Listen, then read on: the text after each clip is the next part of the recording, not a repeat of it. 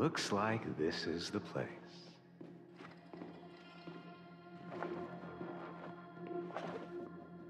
Pretty good choice, actually.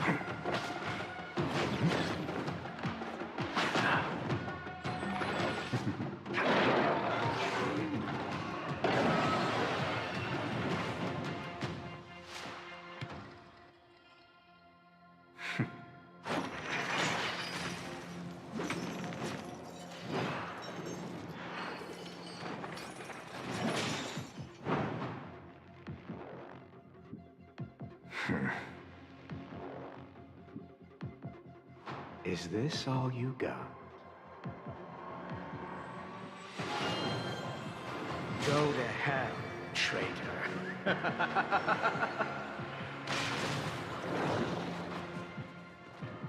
This is the prize.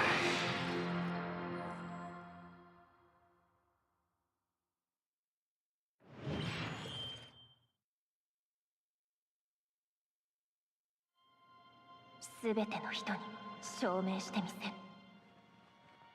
お母様、デラビガ家も決して屈しない。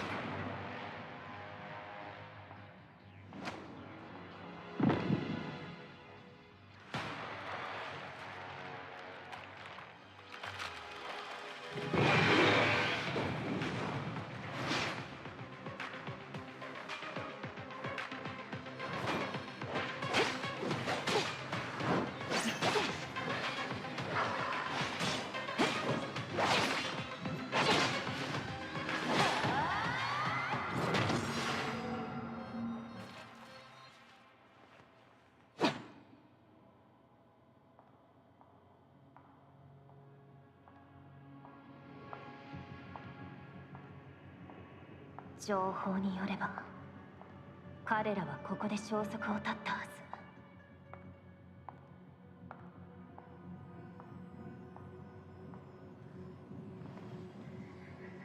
これは。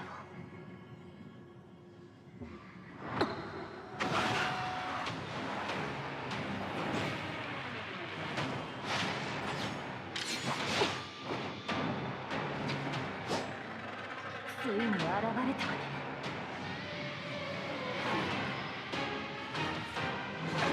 今度こそ必ず仕留めてみせる。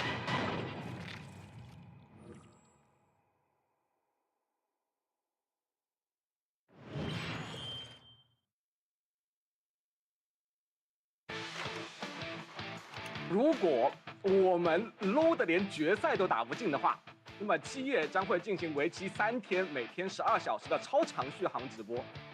白冕呢会随机在直播间抽观众送出若干的大月卡，而我光之瑞拉，我会直播拉开我的关注列表，并且对每一个我关注的 VTuber 进行一层深情的表白。你们不要管我亏不亏，就问观众爱不爱看就可以了。大家好，我是来自群星会战队的光之瑞拉啊。另外2位代表国服出战的选手分别是大家都很熟悉的七叶和白冕一只白兔。各位外服的老登们，不要觉得服务器早开2个月自己就是欧 money 了。新的挑战者已然出现，群星的时代即将来临，群星会战胜一切。我们会将你们拖入完全未知的领域，让你们溺毙在未知的混沌之中。 Watch it closely and you will see why Korea has produced so many world-class pro gamers. We are here to prove it once again. You can look forward to it. Hello, I'm Storyteller. I'm the leader of the Korean team. Hi there. So I checked out the other teams' names like green tea or bread. Sounds delicious. I think of it as a nice meal prepared for the Korean team. Yeah. Sure, it's a restart was just released in Korea, just released, but we'll treat that like a small handicap, like having no napkins at the dinner table. You know what? There's a saying in Korea, games aren't about winning, they are about to making your opponent angry. So, careful, we are bad for your blood pressure. My goal, okay, if we don't win the whole thing, I will DIY my bird on blue. I'm Rick Bor, the captain of the French team Baguette. My team is a fully French team. Yes, we are going to crush them. 就是希望能打到最后这样。大家好，我是来自台服 RCS 战队的 Chucky。因为我们接触的时间都不长吧，但我们也是不容小觑啊，希望可以互相都可以打出很精彩的比赛。Of course, our goal is to become a champion, and our team is hopefully become the world champion. I'm Akazan and from team Kesatria Merah Putih. I don't think they worth mentioning because the victory is ours. There's only one goal. It's either you win or you are just a loser. So the goal is to be the champion, of course. I'm Sean B, and my team right here has two of the strongest players in the global server, which I'm very proud of. I think they're both top 10 at the moment. I know that I think the other team for the global server has Brett, which is pretty much the strongest player in this entire game at the moment. But we're gonna show him that he probably just got lucky. Okay, he hasn't fought me yet, so maybe that's the problem. Our tournament goal is to win this entire thing without dropping a single game. So we're gonna go 3-0 across every single match that we win. This is Tomias. We are part of Team Scarlet, and my team members are Chad and Brett. Very, very amazing players. You might know Brett as the previous Hyperlink winner champion. I think if we're against anyone other than the other Global 1 team, they should just pack up and go home right now without even playing the full best of 5, because it will be a waste of time for all of us. 今ね、いろんな環境を僕すでに、どんな風に環境になってるかっていうのをリサーチ結構やってるんですけれども、その中でまだね結構誰も使ってないようなキャラクターに、戦法も組み合わせて、結構ねサプライズボックスのような、戦法を出していけると思いますし、それを僕も、チームのリーダーなんで、メンバーたちにも展開して誰から何が飛んでくるかわからないような状態で戦えればなと思ってます。その中でやっぱりチーム名にあるようなエンターテインメント性を持って優勝を取っていきますのでよろしくお願いします。はい、チームドキエンターテインメントの JJ です。よろしくお願いします。せっかくね、リリースしたての、初めてのオフィシャルな大会で結構気合入ってると思うんですけど、残念なことに出場時間が、短くなってしまうと思うんですけれども、泣かないようにだけしてもらえればなと思ってます。はい、ずっと笑顔になってるの僕たちだけだと思うんで、はい、ハンカチ用意しといてください。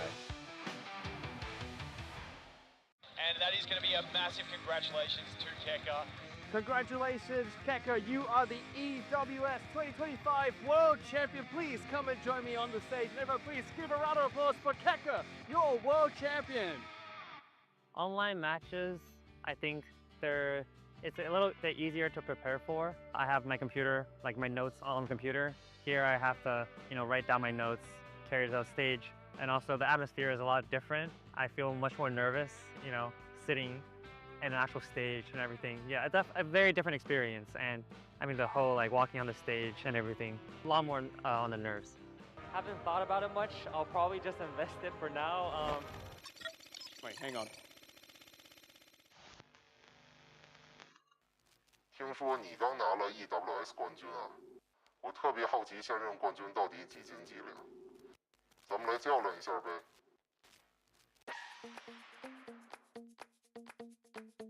很高兴这次来到上海，希望能与对手来一场精彩的对决。 Okay, let's see where this one comes out, and he does drop it, and that is going to be where the game is going to be decided. Oh, Keka goes down in the show match. Maybe Kulimba's feeling generous though. 这次比赛感觉到了比较浓厚的竞技氛围，希望大家都可以享受这次比赛。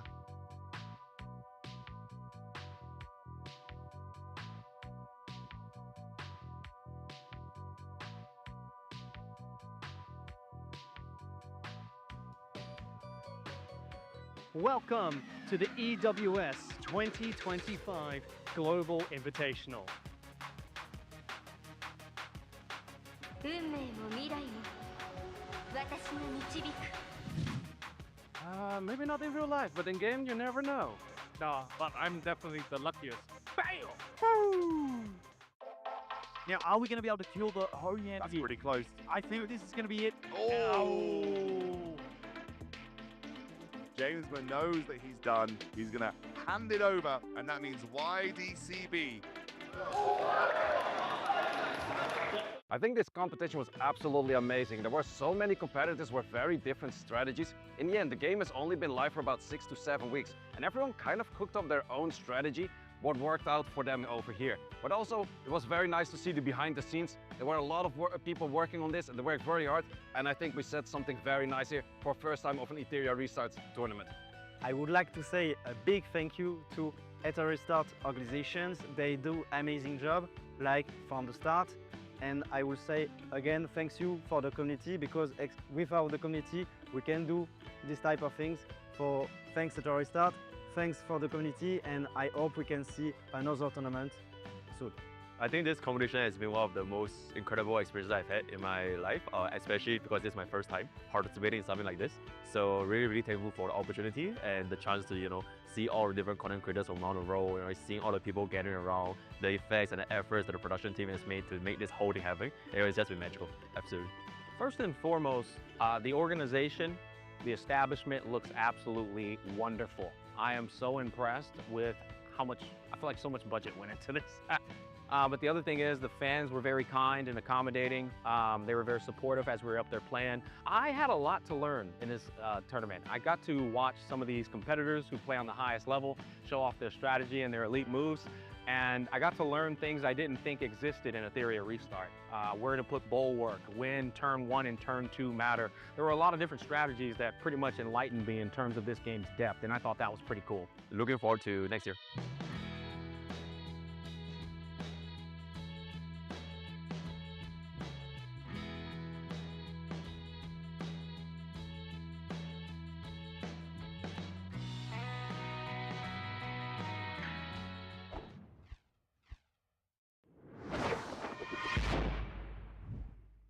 I'm never playing the same things every day in Ethereum Restart, so... It's the thrill of gambling and winning. This competition was absolutely amazing. It's way more stressful because actually online you are probably at your house, you are in the comfort zone, but offline you are definitely not at your own. So you have to stay focused and do your best to win. Well, luckily everyone over here is really friendly. We all get along. We get to talk after it. You get to share those moments with other people. I would say the biggest difference is being on stage, waiting for your matches. Everything is getting you more nervous. Little win for Keka, but that's the revelation used, and that's going to get revived. Congratulations, Keka. You are the EWS 2025 World Champion. Please come and join me on the stage. And everyone, please give a round of applause for Keka, your World Champion. Well, in terms of turn-based, I think this game is really different in that I think there's so many more strategies and so much more builds for all these characters, so much team compositions. I think there's just a lot of depth, and the end game is way harder. You really need to put in a lot of effort to make your builds the best. I think a lot of other games I played, it was more casual. I didn't really have to try that hard, and there's not much competition. Yeah, I think it will be nice to have more events like this. I think it's super fun, bringing everyone together, and I got to meet a lot of excited people who were very excited about the game, discuss games, strategies, just talk about the game in general. I learned a lot from all these players. So yeah, I'd love to see more of these events that bring players together. So my favorite character in Ethereum Restart is Yelly. She's the recently released unit and she's incredibly cool. So much damage, armor breaks, lots of follow-ups. Also what we love to see in these kind of games, how many times can she actually go for that extra skill 1? If she takes those 4 or 5 times, she can definitely take out a unit, and that's what I would like to see. Plus she's really good in both PvE and PvP, and that's what I love to see in a unit. For the gameplay, I also really do like the shells. The shells add so much dynamic to all of the units. We'll definitely see it here in the tournament. Revelation is very strong, so much damage, but then there's also the counterplay by things such as Lighthouse or Amber. There's just so much play to what the shell can bring to the character, and it's always when you see the draft, it's not just looking at the character that's being drafted, also you have to look at what is that shell located at, what could it be? Maybe a shell says something like, hey, this should be a speedy unit because of the Swift Raid, Swift Rush combination, or maybe something completely different that throws you off guard, and that's why I like to see it in this game. I think for most of my banners, it has been pretty okay because I actually summoned a lot on the permanent banner. So for the permanent banner, since there were like 50 PDs, I do get a lot of LD summons very early on. But if I want to summon the targeted banner, then I'll go to all the way at 80 PD. I think the most exciting things in Eta Restart, especially the PvP, is games will never be the same. Like, first game you will fight, I don't know, compositions will tank and the game will be more longer. Next day again you can play against a cleaved composition, so they will maybe one-shot you. So you need to be every day like, oh, can I counter the opponents? And that's things excite me because I feel I'm never playing the same things every day in Eta Restart. So เกมนี้ค่อนข้างจะแปลกใหม่สำหรับผมนะที่มันได้มีความบาลานซ์ของเกมค่อนข้างสูงมากแล้วก็ผมชอบมีความ RNG เนาะมันไม่แบบมีเมตาอะไรตายตัวเกินไปนะครับมันสามารถเลือกตัวละครได้ค่อนข้างเยอะนะครับก็เลยตื่นเต้นตรงนี้มากมันเหมาะกับการเล่น RTA มากๆเลยนะครับสนุกแน่นอนที่ผมคาดหวังไว้ว่าการแข่งขันเนี่ยก็คงจะสนุกขึ้นมากนะครับกับวงการเกม Absolutely destroying my opponent using surprise tactics, and I really like to rely on RNG units, like gambling units, to turn the tide, and then watching their spirit get destroyed. That's my favorite part of it. I base my strategies around speed. I mainly use two things on all my strategies: variety and speed. I always try to counterpick my opponent's units when they go, if they're a turn 2 player. The most exciting part of PvP for me would be the drafting phase. Seeing all the different top people trying to throw counters at me, the way people find answers to my draft, the way I find answers for their draft is what really, really makes the PvP aspect of the game really fun. For me, the most exciting point in the Eta Restart is no matter how much money you put on the game, no matter how much time you have to invest on this game, always possible to do your best and learn from defeats. That's the most important thing in PvP, I think.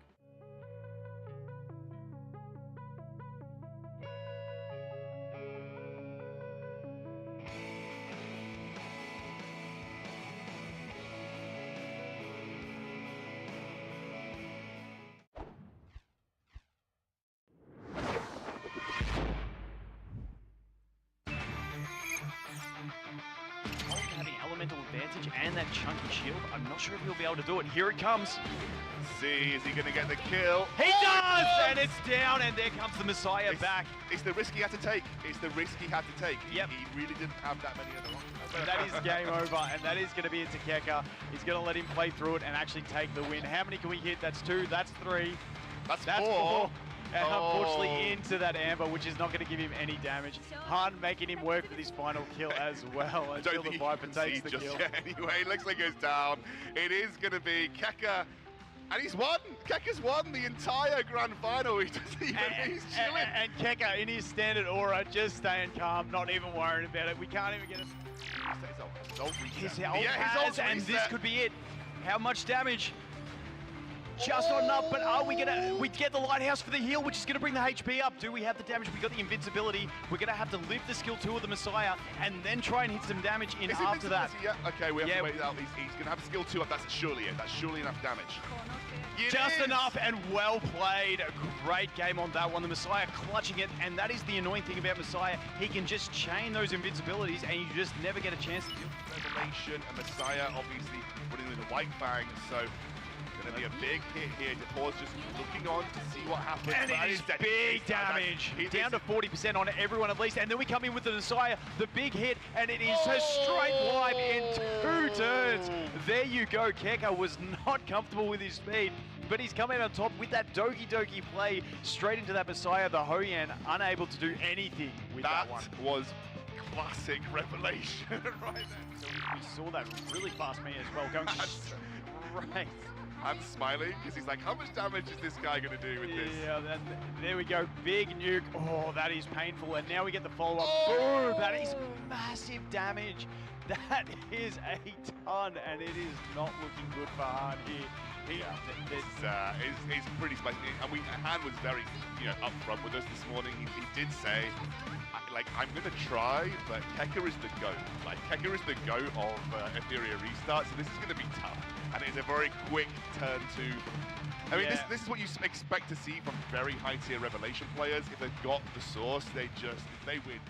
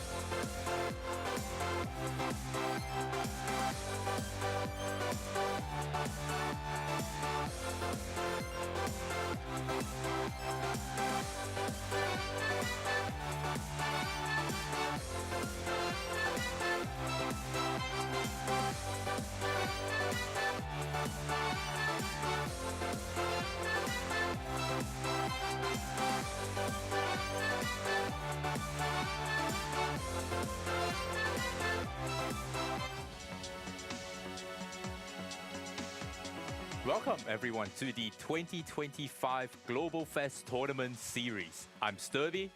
And I'm Jay Zizo. And we will be your host for tonight. Now, everyone here is super excited for this because we have gathered all the top players from every major server in Ethereum Restart to battle it out, form teams, and try to take the title as champion in Ethereum Restart. Yeah, it's going to be super exciting because now we have the global launch, so we're adding every server. So we're talking the server from China, server from Korea, server from Japan, server from Taiwan. And then I think I'm still forgetting, no, I think that's all plus the servers that we already know. But also outside of that, Ethereum is now globally launched. Watch the Global Fest tournament, support your favorite hyperlinked team. And the start of the celebration together. Players from all over the world. Enter the coupon code that you now see on the screen, GFT2025, to claim limited time rewards prototypes of 3 times. Awesome, and that is GFT 2025. But I'm super excited for this. We know a couple of players from the global, from the Europe, and from the Asia server. But I want to see what the newest servers can bring to the table. Yeah, absolutely. And the big question is, they haven't been playing for that long. So might you ask us, how are they going to compete with servers that have been competing for 5 to 6 months already? Well, actually, everyone is playing on an account that's not their own. And the account has been given a lot of resources to work with. So in the end, not all of the accounts are the same, but they got a lot of resources. And then it's still the question, what do you gear up? How do you gear it up? Where do you place the shells? And where are you going to be placing all of your modules? This is a full best-of-5 format. We're playing here today on October the 18th, and we're going to be playing tomorrow on October the 19th. So if you're watching right now, today is not the full stream, full tournament. There's going to be more action coming your way tomorrow. Yes, and the best-of-5 tournaments means everybody gets to play at least one, because there are going to be teams that has 3 players, there are going to be teams that's going to have 4 players, and that is going to be a very, very interesting tournament. But before that, let's take a look at the actual format structure. Welcome all hyperlinkers join the 2025 Global Fest Tournament. This is the first global team competition for Ethereum. We will select the top 8 teams, and each team will have 3 players competing.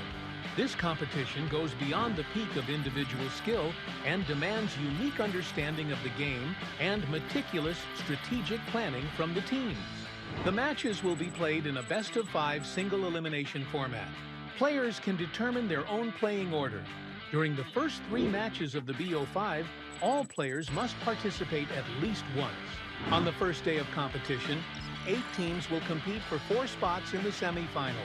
The next day, the 4 teams will continue to compete in a BO5 elimination match to determine the champion of the first Global Fest tournament. Which team will ultimately prevail and claim the final victory? Let's look forward to the grand opening of the 2025 Global Festivity Tournament. Wow, and that is actually super exciting now, understanding what the format is going to be like. And you can see that all the teams are based off the factions in Ethereum Restart. What do you think about them? Yeah, that's very interesting, but these names might not say you that much. But let's look at what we have. We got Labels Live, we got Fancy Club, we got 13 High School, we got Ethereum EOS, we got Astro Union. The one is RCS, and then we also have Doki and Hydra Bank.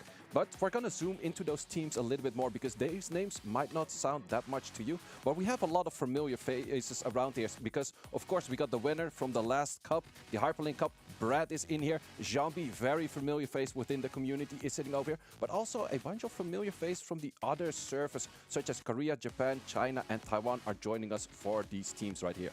Yeah, and there are also a couple of EWS finalists in this actual tournament here. And you can see in the brackets here, we have the first match being the Astro Union against Ethereum EOS, match 2 being the Doki Doki Entertainment and Labels Life. 13th High School and Fantasy Club will be match 3, and for our last match of the day, it will be Hydra Bank against RCS. And it's going to be a very interesting one. I think you're much particular about the 3rd match, right? Yeah, 3rd match is very interesting right there because the 3rd match, we have the 13 High School, which is a European team. And on the other side, we have in that 3rd match, we have the global team too. So that is a global team against a European team, which are 2 veterans right there, which is going to be the 3rd match. But first, of course, we're going to zoom into the Astro Union against EOS right there. So Astro Union is a team that is the China server team. I'm very curious to see what they can bring to the game. And on the other side, we have an Asian team. So the Asian team has been having a little bit more playtime. But then again, there's also been having a lot of betas in China itself. So they can probably already develop the meta itself. But the big question is, are they going to be playing the playstyle that we have seen in, for example, the Hyperlink Cup? Because that's where we saw a lot of Bruiser style. Also, of course, we made a bit of predictions ourselves, and we went for the funny thing. I went for all of the safe routes. I went for all of the teams that already have been playing this game for a longer time. Sturby was like, I'm gonna go for all of the opposite teams, so we have a bit of friendly banter, a bit of in real life RTA here at the stage as well. Yeah, and you know, what's the best thing about this thing is that, you know, we can't get to play in the tournament, but we decided, you know what, we're just gonna do the champion's call, and I'm just gonna call everything that you have not called and see whether it pays off. Yeah, let's see who's going to be winning on that one, and I'm very curious to see if the teams that actually have been playing this game for, I think, 4, 5, 6 months right now. It's been a long time. Like, time flies when having fun, and I'm still having fun with this game. How about you? I am definitely having fun. I have been, you know, grinding up RTA my own self. I've been playing it, and, you know, well, you know, the internet is not as great that I would expect it to be while I'm here trying to play RTA. But I'm still climbing, I'm still understanding the meta so that, you know, I can bring more technical analysis to the actual matches, because we don't know what the new servers are going to bring to us, right? All of them are new, and, you know, they have not actually experienced the real format of what Etheria is. And you can see, we are going to introduce the teams here. This is going to be the Astro Union, the team that I am voting for. Railer, we have Chi, and we have Whitefree in this team. I'm pretty excited to see what they have in store for me.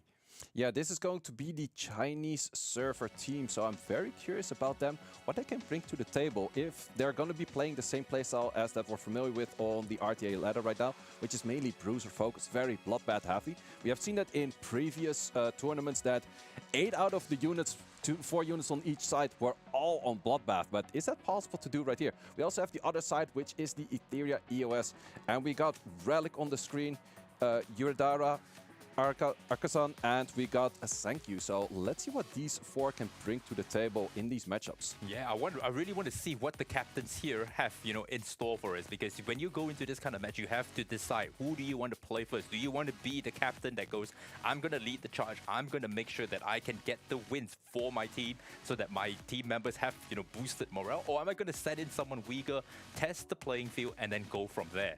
You know, there's so many strategies that you have to understand. You know, some players maybe prefer playing a bit more aggro, some people maybe prefer playing a little bit more tanky, and you know, the matches are not going to always be the same, because now you're not just fighting against units, you're fighting against a different player. Yeah, you're fighting against a different team, because I can bet you all of those teams are in voice call with one another, deciding on the strategies. They have 30 seconds to lock in their units, 30 seconds to lock in their skills. And there's always a bit more discussion to it of like, okay, what is the best play? Because something can look like a good play, but maybe there is a better play or a better unit into the draft, because that is definitely what we see with these turn-based kind of team or turn-based kind of games. The draft is so important. Having the right units on the field with the right shells, with the right modules, with the right gear is very important. And let's see if these players over here did their homework. Yeah, 100%. And we know that, you know, the first match that we're going to see right now is the Astro Union against the Etheria EOS. We have Railer DL on the Astro Union side against Sankyu. And you can see that the leader for China is going in first against one of the other members that is just a team member. Yeah, let's see. Is it also one of those options where you just simply go for, okay, do we put our best player first, or do we go for a comfortable player first? So I'm very stoked to see this match going. And we can see that, you know, they are already into the match. We can see we have Messiah pre-ban on Radial side and Doki Doki pre-ban on Sankyu's side. That tells me that he probably wants to play some kind of, you know, CC for Sankyu. Yeah, it's also showing that we're scared of the cleave, and that's something that we definitely saw in the early game. Scared of the cleave, scared of the Messiah, but I'm absolutely loving that Plume first pick. That's what we have seen a lot on the tournament. It's also sitting on Amber, but also the Lily is sitting on that Amber, and we have got a Lilium locked in on the bottom side. And you can see Railer DL right here. He's thinking about it, that he wants to pick up the Fushu, because Fushu is naturally a counter to Plume, thinking how Plume interacts with, you know, Fushu when she puts up the Moonlit Veil, and he's now thinking about locking in the Veronica, making sure that he can constantly cycle his units. Yeah, we got Veronica in the 3, so that's going to be a protected unit right there. Anything you lock in the 3 is going to be not banned by your opponent. Let's see if what Senkyu can make for a good 3 himself to counter his enemy team, because he's not showing too much yet. The newly released unit Aya might be pretty interesting. A Heinrich, and it's sitting on a Dark Moon. That's not that common to see him on a Dark Moon, because in the end the Dark Moon hits on one target and you extend the debuffs on that specific target. But if you first have to strip something, Dark Moon is not gonna do that much except for a bit of damage. Yeah, and you can see that he's pairing up the Heinrich with the Mio right there, because you cannot get rid of that Heinrich, and Heinrich is a direct counter to Veronica with the buff block. You can't get the Soul Ward, you can't spread the buffs, and that can be very devastating when you're going into a Mio as well. And a Freya is being picked up that is on Codex of Magic. This is an interesting one. It's not on, you know, the ones that we are quite familiar with, like Revelation, for example. And I want to see what is he trying to do here, because there's still no damage picked up from Rayla DL. Yeah, it's an interesting take, because Freya has a really good support for damage deals, or really good support to take turns when you're working with a lot of debuffs. In this case, the main debuff that you work with is, of course, Plume, but outside of that, not that much. And it's looking like a full support team right there, and the Freya looks very awkward over there, but there's still a lot of healing going on. So let's see if Senkyu can make a good 5th that counters all of that, because there's a lot of sustain on your enemy team with potentially multiple units on shields, multiple units on healing, and we don't see any kind of healer yet on the side of Senkyu, but he could definitely go for a full CC route. But if he goes full CC right now, no, he's actually gonna go for a more damage heavy route, so he's gonna lock in a Yelly. That actually makes a lot of sense, because you can see from Rayla's DL side, the only real damage he has there is from the defense break from the Plume, and then the S2 that is going to be coming out from the Veronica. And I don't know if that is going to be enough, because there's not enough, you know, damage. I don't see the damage here. But at the same time, if you look down at Senkyu's team, his team is relatively squishy. So if the Veronica can survive, there is still a potential chance here. Well, I would say top team is very bruiser heavy, very healing heavy, whereas the bottom team is not healing at all. So I think that you just have to try to survive. So let's see where this first turn goes to. It most likely goes to this Lily, often one of the fastest units in the game. But let's see where it goes to. It does go to the Lily. Can we boost up this Yelly to enough speed? Because it might be that it's not good enough for just too much of a speed gap. I think you should be pushing up the Heinrich here, because you want to definitely land all of that debuffs, especially the buff block, before the Freya puts up, you know, the Dream Weave, and that can just cancel out everything. And that Dark Moon going into the Plume, which means that is the highest attacking unit, and that's exactly what he did. He strips everything off, and he's put up the buff block. Now that Veronica is a bit in an awkward situation, she can S2, but she's not going to get the shield, but she can definitely do some damage here. And that Freya gets a little bit of sustain there, but what is he going to do here with this Codex of Magic? I'm very interested to see why this is on Codex of Magic, because you don't usually see Freya on Codex. Yeah, Freya on Codex is definitely a thing that we don't see too much. We like to see the Revelation, or sometimes even something that just can give you a lot more speed. But Codex is definitely one of those speed contesters. But you can see the freeze will be definitely coming out from here if I was Radial. Yeah, let's see if he goes for the freeze at this moment. Definitely taking his time. No, it's going to go for the steal of the turn meter. It's trying to get a full rotation cycling off, but did not fully get that. And therefore, we have the turn going to the Fusho. But Fusho is still looking at those buff blocks. Cannot really provide the shield. Can't provide the shield, can't provide the speed up, but the most important thing is that now the Moonlit Veil is up. That means every interaction you do with her now is going to boost your team. It's going to, you know, heal up the team, and that is going to be a very disgusting, you know, position to be in, to be honest.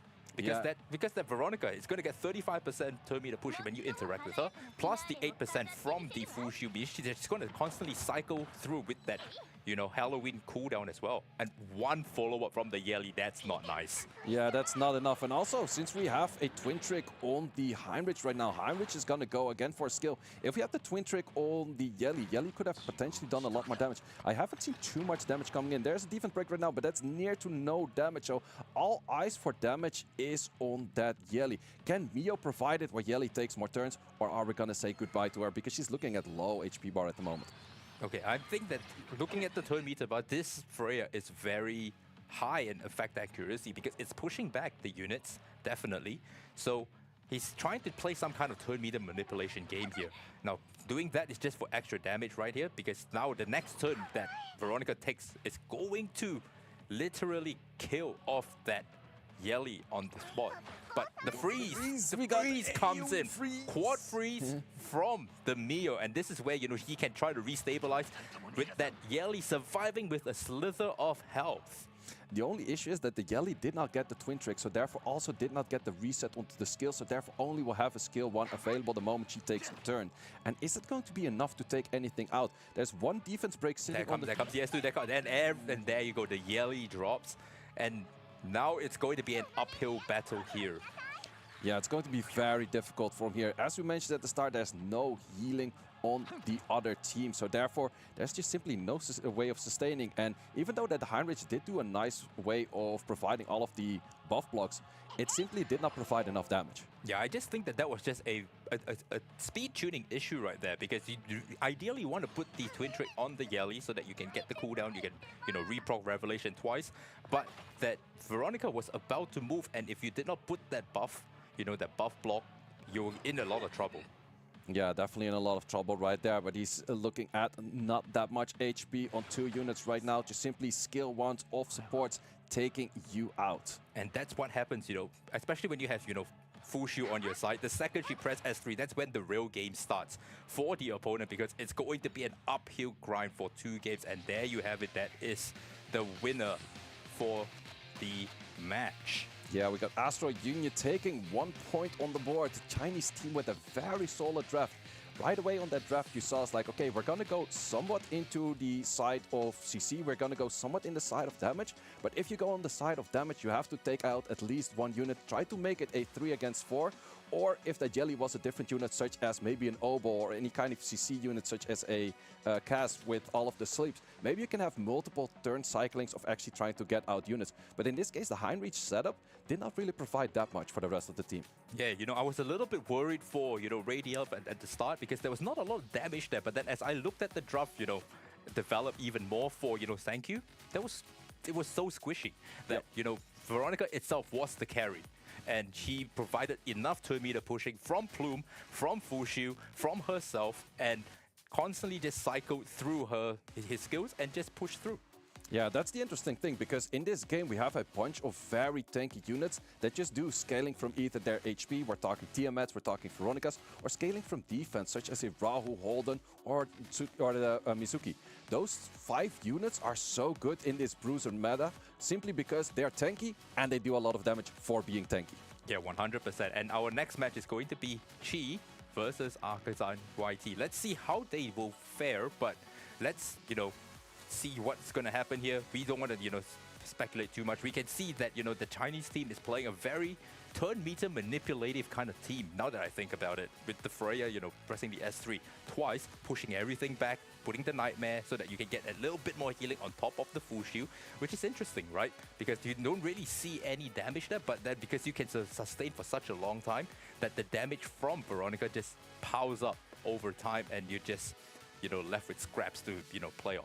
Yeah, it's definitely one of those very strong playstyles, but I also really did like that Plume first pick. I think she's so pivotable, strong in this meta, where we've seen it with the Hyperlink Cup, like everywhere where there was a Plume and the match went to the distance of multiple turns, multiple rotations of every character, there's just so many stacks going on that unit, and then it works so well. However, you still have to pair it with good units where it just works out so well.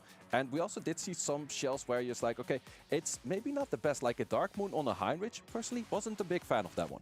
Yeah, I really like the Heinrich on, Dark Moon, because if you were to pick into a Lilium, the Lilium is naturally going to be the highest attack, and you can, snipe them if they're in Void and just completely, demolish them. But that whole play was just something that you can't, control, and he's just preparing for, all the scenarios possible. So I think that is okay, because I personally myself, I run, my Heinrich on it. And you can see on the board right now, we have Chi against Arkasan.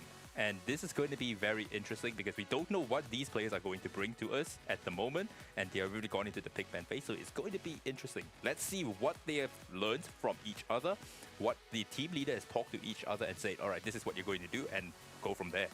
Yeah, last time around we had pre-bans on the Messiah and we had a pre-ban on a Doki Doki, if I'm not mistaken. This time around, once again, Messiah is being pre-banned. That is a unit they don't want to face off to. So that just tells me that, the Chinese team just don't want to play against, Cleave, whatsoever, and they say Messiah is the main bane or the main crux of playing aggro or cleave. So let's just get rid of it, and we're going to play a very different strategy, because he did that, but then he played turn meter manipulation. And you can see he's already picked up the Plume and the Lily, all the tempo that you could find, and they're all on Amber. Yeah, Amber, I was looking at the same thing. Like, why the Amber on the Plume? Like, sure, on the Lily, I can kind of get it, where Lily gets like a good rotation of like, oh, you kill the Lily, Twin Trick still remains if it's sitting somewhere. It could be very interesting. And on the other side, we actually have two very fast lock-ins with a Holden and a newly added to the game, Aya. Now, Aya is a very interesting one because she provides so much tempo for cleave, for aggro, for standard, for any playstyle, even, you know, your tanks or your CC, and that's interesting. Wow. Ho-Yan on 3. Ho-Yan on 3, but my big question right away, who is she gonna kill? How's she gonna kill? I don't see a tech buff yet. I see a defense break. It can definitely stick in there. I see the quill stacks can definitely stick in there. But Ho-Yan is definitely a difficult one. She's crazy good against a Yeli because she hard counters that. But I don't really see the option. What is actually interesting is a Messiah pre-ban if you want to play a Ho-Yan, because Messiah's biggest thing that he likes to counter is passives. Ho-Yan is all about the passive. Yeah, 100%. He's picked up that Tiamat right there just to, you know, provide that extra bulk with the damage share so that, you know, the Ho-Yan does not just die immediately. And the Born being picked up as, you know, a Messiah replacement to counter the Ho-Yan. Even though, you know, he's elemental disadvantage, that's fine.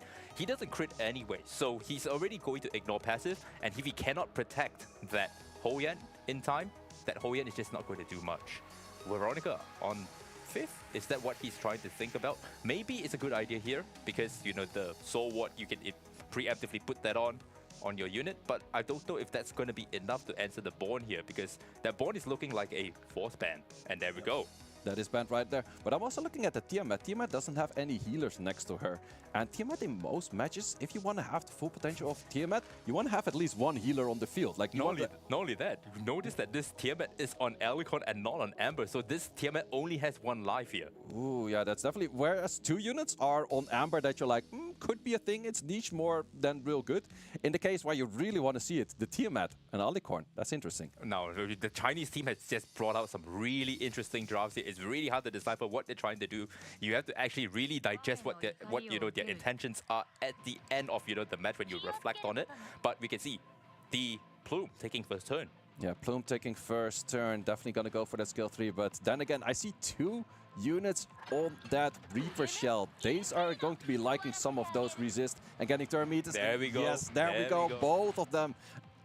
Action advantage right away, and you can already start cleansing. Both of them can actually start cleansing already. There's not too much defense break sitting for that Ho-Yan later on. Oh, there will be no defense breaks. I don't know how this Ho-Yan is going to survive here, because there is no healing except from the Count with the lifesteal, and that is his pseudo attack buff, if you want to put it like that.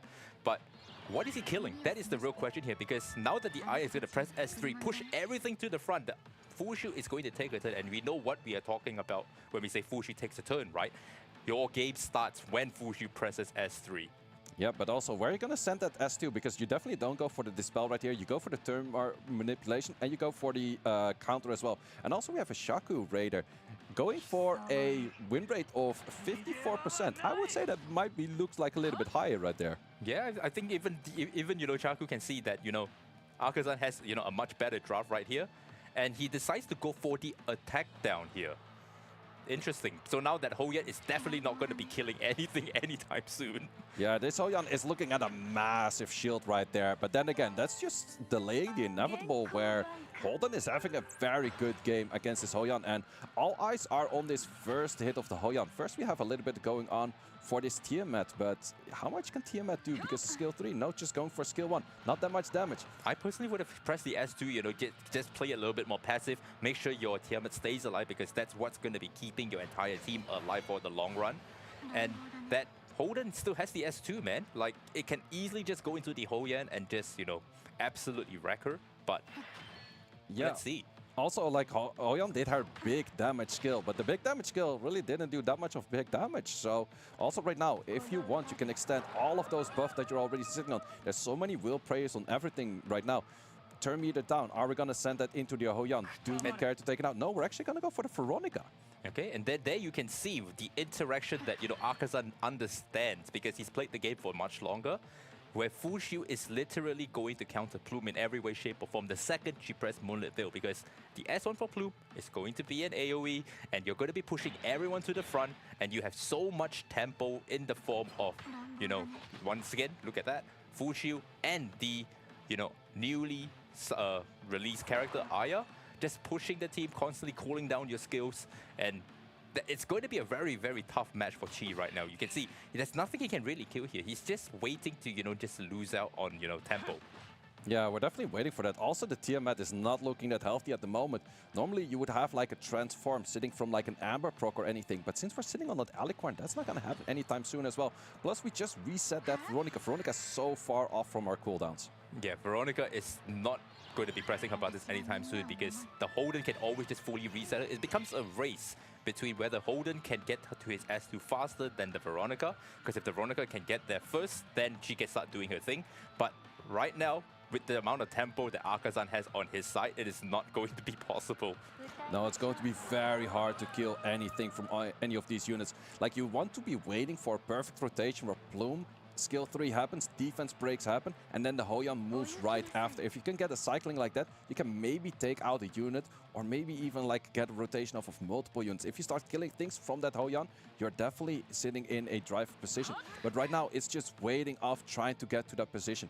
We have a skill 3 available right now, but once again, the cleansers are moving in front of that Hoyan. Yeah, 100%. You can see that the Aya is just, you know, tracking right behind the Holden. So if he presses S3 right now and he doesn't land everything, that is going to get purified, you're going to get counter-attacked, and it's not going to look pretty for you. You see, he decided to just press the S2, but because the Tiamat is still alive, he now goes into the transform, dragon form, still doesn't do a whole lot of damage. That Artisan proccing again.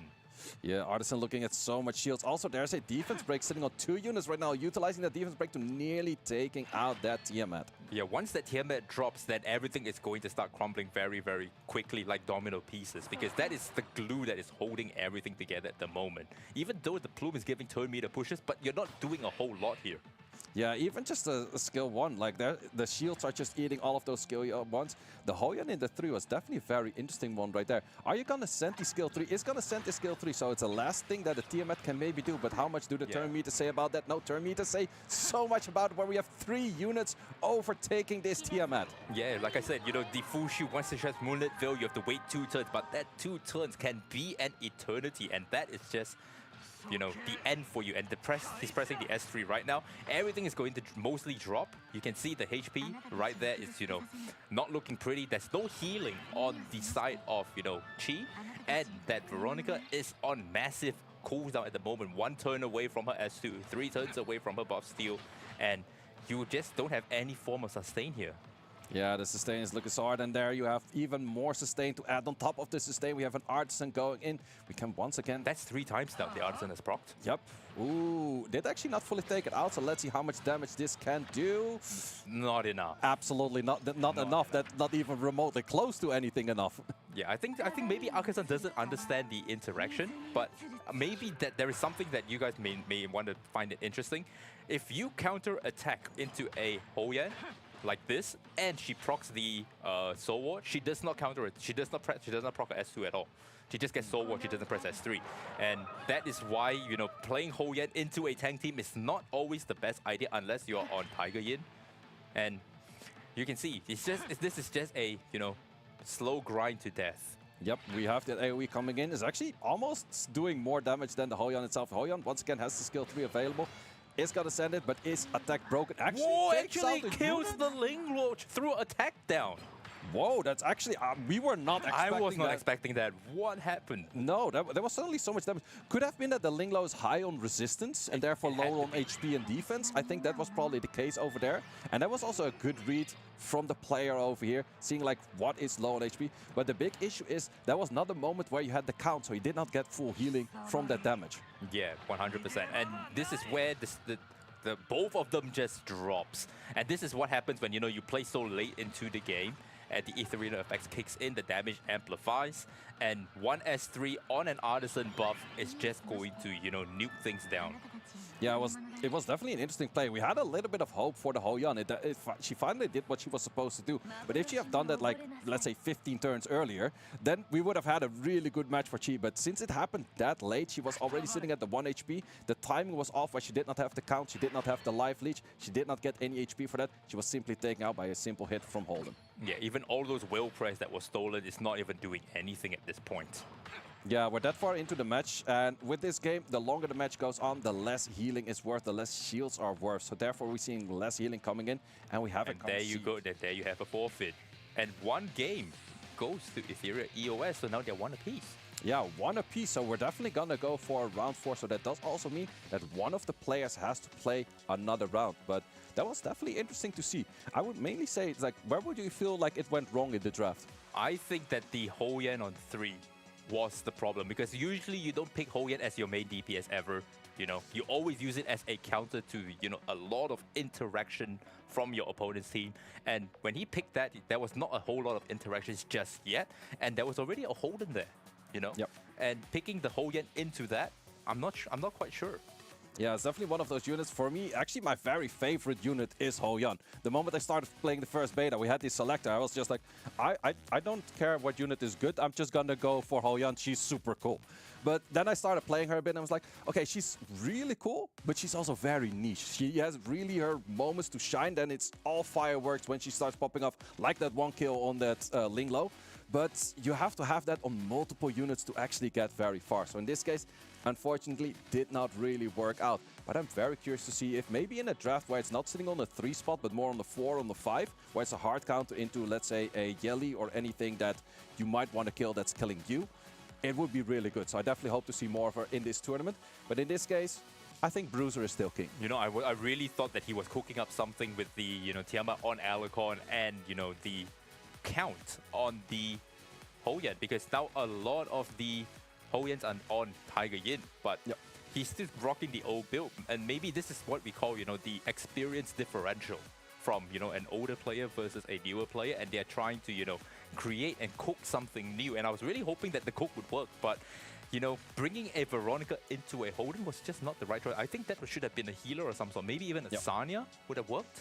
Yeah, we actually haven't seen Sanya yet, which is normally like a really strong pivotal unit in this meta, or even a red Chucky, which you often do tend to see, which is just often played around, especially with a Tiamat. Tiamat on the field made me expect a healer in the 5th to just pair well with that Tiamat, but in this case we didn't have that. Also, we have the next matchup coming up. We have Relic playing against White Free. White Free. So let's see what these two gentlemen can bring in this match. And they're in the pre-bans right now, and I want to see, because I have Astro Union on my prediction. I want them to win. And let's see what they have. Oh my goodness. Lilium pre-ban for White Free and Relic pre-banning Plume. Interesting. And this is interesting because, you know, he's banning Plume, not knowing that he's going first or second, and he got the right call because I'm really, really shocked. I'm shocked. Yeah, let's see what we have. This time around, we do have a Tiamat, as we do like to see Tiamat. Tiamat sitting on the Amber, best shell for her, without a doubt. Maybe you could argue for a Lighthouse, but I would definitely recommend to go for that Amber. And it's sitting next to a very strong healer in the form of a Fusho. Yeah, you can see that, you know, Relic is picking in combos where you have the Fushu plus Tiamat, and the interaction between Fushu and Tiamat is very, very intricate, where any kind of damage the second Moonlit Bill goes up, it just boosts Tiamat's speed, turn meter up for healing, and she's going to get into dragon form so much faster. Wow. Bats B on 3 with a Mio on 2. Now we're seeing something. Okay.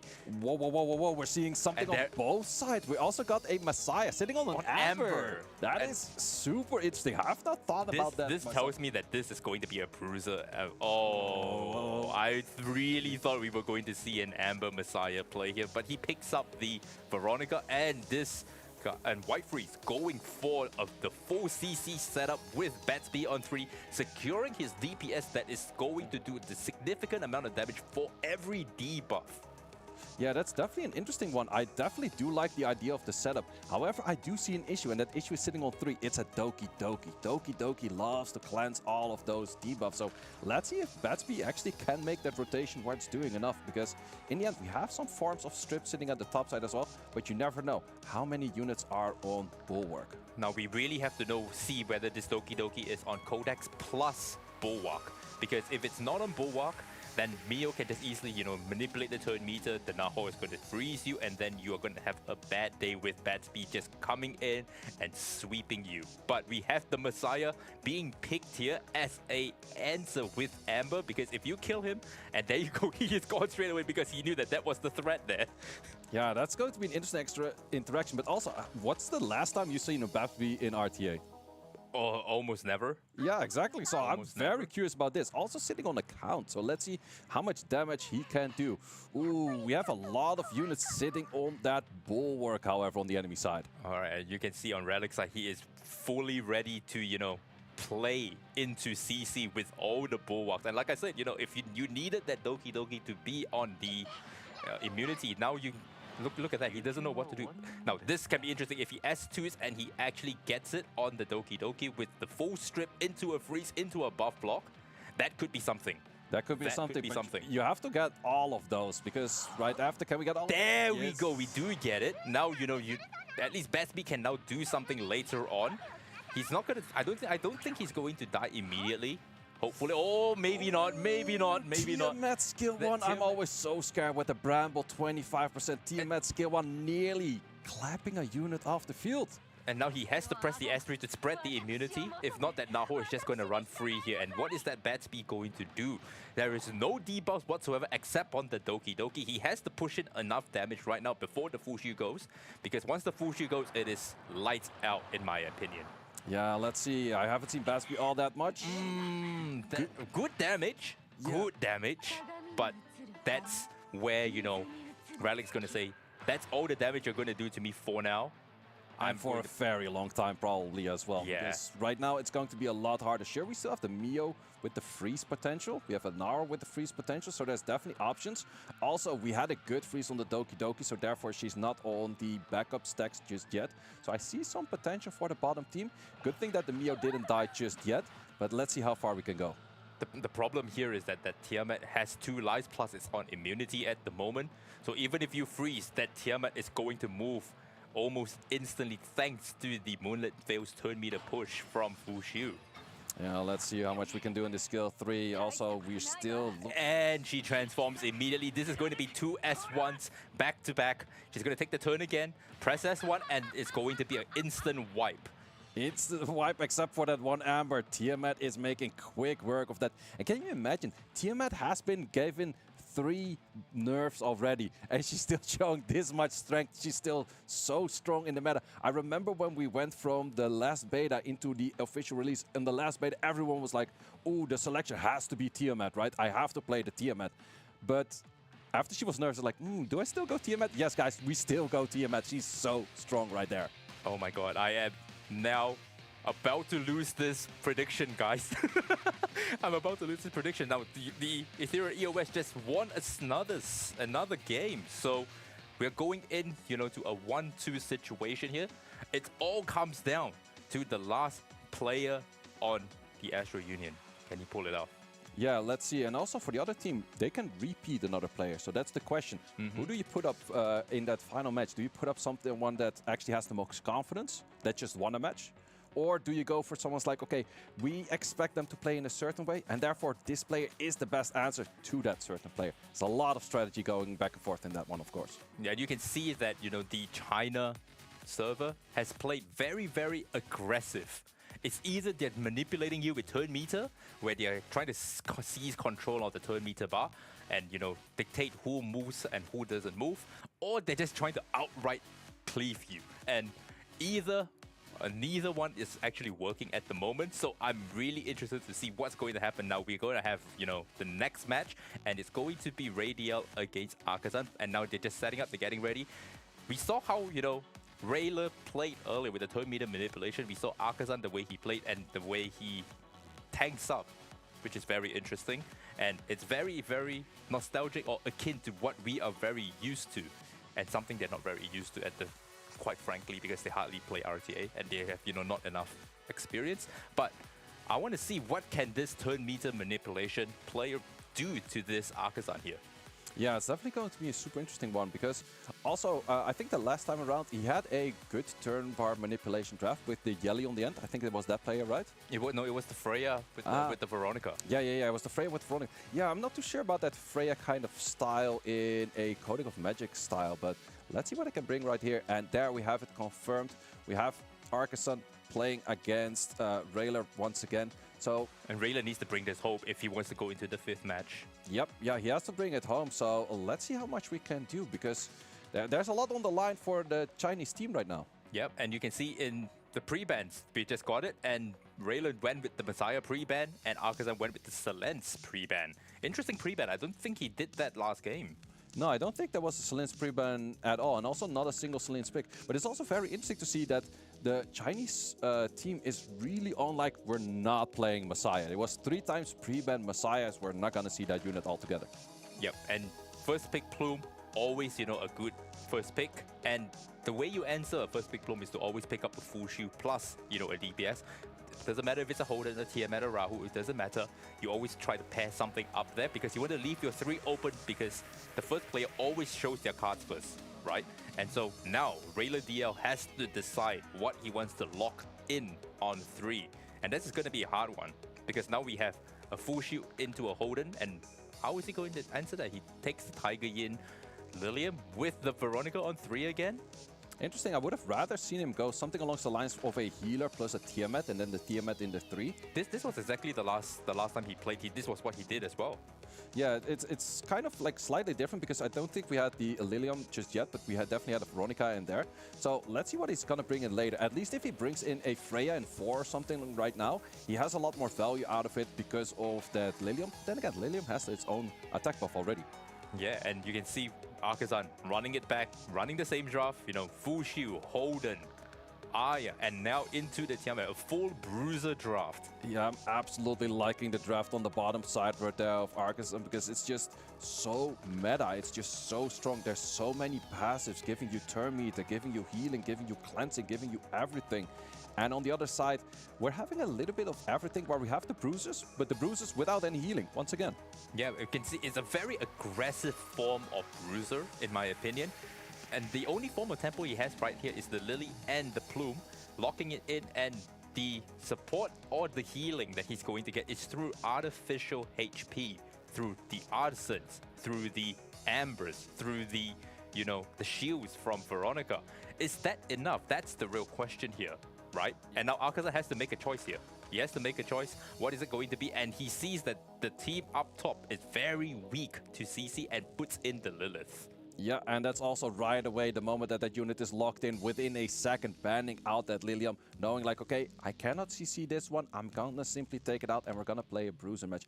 I still see options for Rayler to have a potential very high damage with a Plume into a Rahu. We've talked about it before while we're doing the rehearsals and talking about this earlier and talking about the game. It is the defense differential between the 2 units that is making more damage on the Rahu. Yes, and the Plume Rahu is a very, very, standard combo that we've seen where one side defense down, one side defense up, and then AoEs. And I want to see what happens here because you normally don't want to put the Twin Trick on the Rahu. He puts it on the Veronica, so now he's going to get even more cycling off the Veronica with the Plume's passive. Is this enough is the real question here because we have a full shield Tiamat combo going on, plus the Lilith. And that Lilith is going to be very scary. If he can't deal with the Lilith quick enough, it can be an issue. Yeah, I'm also definitely once again looking at that Aya because sure, we're going to defense break right now, but how much is that Aya going to be cleansing? And it's cleansing off nearly every defense break. Well, we're still sitting at 2 defense breaks right there. But this is also once again the moment where the Fushu will soon start taking turns. Yes, and you can see the Reaper steps help the Aya take the turn. Now there is a chance for him to press the S3, push everything to the front, but he decides to save it. He's thinking he might be able to, use that later on to cool down all the skills, which makes sense. Makes sense because it's not on Codex, so he doesn't have to, waste the first S3 to get initiative. He's already getting initiative, but the Rahu cuts. Yeah, Raho is cutting right now, and let's see how much damage this Raho can potentially do. If defense break, defense buff, not that much damage. Actually, one of the most damage is once again the Tiamat skill 1 coming back at you. That Bramble proc from, Akazan. That's twice now. And the first time he did it, it was against the Mio, and the Mio nearly got taken out immediately. And now, there's so much you can do here. You can shield up, you can taunt, you can just do single target damage, and do not, sneeze at her damage into an elemental disadvantage, guys. Her damage is absurd. Yeah, damage is really great. Let's see how much we can do for resets. Only a reset on the Fuja. Once again, the Bramble coming in and into already the transform. Ooh, that's so much. Ooh, not as much damage. We have a counter and a piece coming in right now, but there's a lot of things to steal, and you want to be stealing a lot because your team needs it. Yeah, the defense buff really helped here. You can see the defense buff from Rahu really keeping this team alive. Not a lot of damage, but that Bramble proc after proc after proc, that is just yikes, man. Yeah, the Bramble was working overtime for this Tiamat. She not a sleeper on that bolt right there. Also soon we're gonna have no immunity, and we have a Lilith moving very soon. But once again, right after that, there's that Tiamat coming with full HP. And here we go. Once the Lilith engine starts, it is very difficult to stop. Who is he going to stun here and push the turn meter back? I think it's going to be the Veronica here. Yeah, it could be on the Veronica or it could be on the Rahu. So the Rahu's not going to take the next turn coming in right now. It's going to go for the Veronica. Good choice right there. But we actually have some more turns coming in. And that's the reason I was thinking about the Rahu, because the Artisan was up there and there's a lot of shield coming in. Yeah, I don't think that it's going to be, a big deal right now, because the Twin Trick unit had to be stopped. If not, that Lily is just going to constantly cycle. That Lily is also on Amber, mind you. And you see, once he does that, it's going to just constantly keep moving and moving and moving. I wonder what's going to happen here, because he's on relatively low HP. The only way he's actually going to survive is that Veronica, and that Veronica is now going to be perma-locked by that Lilith. Yeah, Lilith is making quick works of those, and still every time the turn goes, like every AoE, I'm just looking at this, I didn't want to call it out, but it came with a little bit of delay, like every time the AoE comes, every plume hit comes, I'm just slightly scared, man. There's that Tiamat on the other side. The Tiamat loves those hits. This is how you create PTSD into a new server, guys. This is the thing that we have, survived and dealt with. We in Global, we in Europe, we in Asia, we know about this interaction, and, China is now experiencing it for the first time with what, an Amber Bramble tier can do. It is not fun. Yeah, it's just doing so much works. Every hit you do, every time. I'm just scared to press that unit because that unit just hurts, and it's being tanky, and it's tanky for hurting you, and the other way around. There's just so much going on, especially with these two insane healers. Fucho and Aya pair so well with that Tiamat. And that's what I say, guys. Like, this is how PTSD is made. Right? Every S3 from a plume, every S1 from a plume, you can have a chance to proc a Bramble on the Tiamat and just absolutely wipe you out for no apparent reason. Yeah, it's just such a strong combination, but also the read on the Lilith, seeing like, okay, there's not too much work of immunity on your enemy side. Once again, high HP damage dealer coming in right there. Plume is doing pretty well with applying all of those stacks, but there's just too many turns on this Tiamat. Yeah, and you can see, quick work.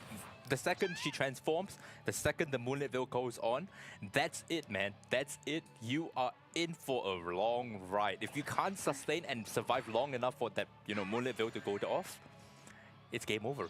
Yeah, it's just so difficult to deal enough damage at that point or even survive. Like, the surviving part is the hard part. But once again, we see... And you know what the worst part about it all is? Aya has pressed S3 twice, which means now she gets to press S3 again. So there's going to be 4 turns of Moonlit Veil. You are just never coming back. She is on perma Moonlit Veil at this point here. Yeah, that's, the combination of the two units, they have such a good interaction, especially with the unit that loves all of that healing. The Tiamat is sitting right next to it. And actually, where Tiamat was doing so much work early on with countering, the moment half of the team is dead already, it's like, I did my job already, I don't need to counter anymore. And you can see, even though it's a 4-turn cooldown on the skills for Lilith, it's a 3-turn because she gets an extra turn. And there you go, quick work for Akazan. And there you have it. The Etheria EOS takes this match 1, guys. I lost. And, at the end of the day, I didn't get the pick. I let Seishizo pick, and I just said, okay, I am just going to pick everything you did not pick. So I deserve to lose. You know, that's how my Champions Call has always been anyway. I always go into the Champions Call with the educated guest. I check like who's playing longer, who's making probably like the most educated guess. Where's the gear sitting at? Well, in this case, we couldn't see. Where's the unit sitting at? We couldn't see as well. But it was showing that like the longer you play this game, and it's also for me, I played tournaments way back in the days with the Fusion Invitational Cup. And if I look at the plays from them back then, what I was doing, I'm like, I had no clue then. Like, I would be playing so much better right now, and it's definitely the experience that comes into like outside of just the modules that you grind, the shells that you grind. Everything just helps if you get more experience, you have more interactions with the game, you know how it works. And here we see the match result with a 1-against-3 with Etheria EOS taking the victory. And at the end of the day, this is what experience means, right? Etheria EOS had played the game for much longer. They understand the meta of Etheria. I was really hoping that China could bring in a fresh new take and, you know, spice up the meta a little bit. They tried, but at Fushu, Tiamat, Bramble, it's just everything that, you know, a whole combination of things that we have already experienced and we understand. If you do this, this is how you answer it, and if you're going to answer it, which of the 3 Trinity bruises you have to pick up, and if you're not going to be doing that, can you do enough damage before the Fushu presses S3? Because that's when, you know, the game is over for you. That's your ticking time bomb, guys. That's your ticking time bomb, especially when you're playing aggro into bruises. If the Fushu presses S3 and you're not done with 1 or 2 units on their team, that's it. Pack it up. It's going to be difficult for you to actually get back into the game. Absolutely. So what would you say if your enemy is drafting a Fushu Tiamat? What are the counts that you like to put on the board? So when I see a Fushu Tiamat on the board, I look at it and I instantly go, I either need to play very aggressive or I need to play CC, right? And if I'm going to be playing CC, I need to be playing it in a way where, you know, it's not that obvious, where you just bring like a unit there with a wound and they are going to try to counter that. And then you can see that they started to protect themselves from CC, and you can just instantly just get rid of that Fushu whatsoever. Leave the Tiamat, you can just survive that, tank it out, and then go from there. Because it's a very dynamic situation where when you're playing this kind of game, if you go first pick Plume and your opponent understands, I have to take Fushu here, then the game really begins, you know? The 3 Trinities have to be taken from the roster. Then you pair them up and you try to make a whole holistic team from there. And that's the meta that we are in. And if you're not going down that route and you're like Seishizo, you're gonna go Suki, Bayo, and Messiah. Yeah, I just love them clips. But first, guys, we're gonna look at some highlights.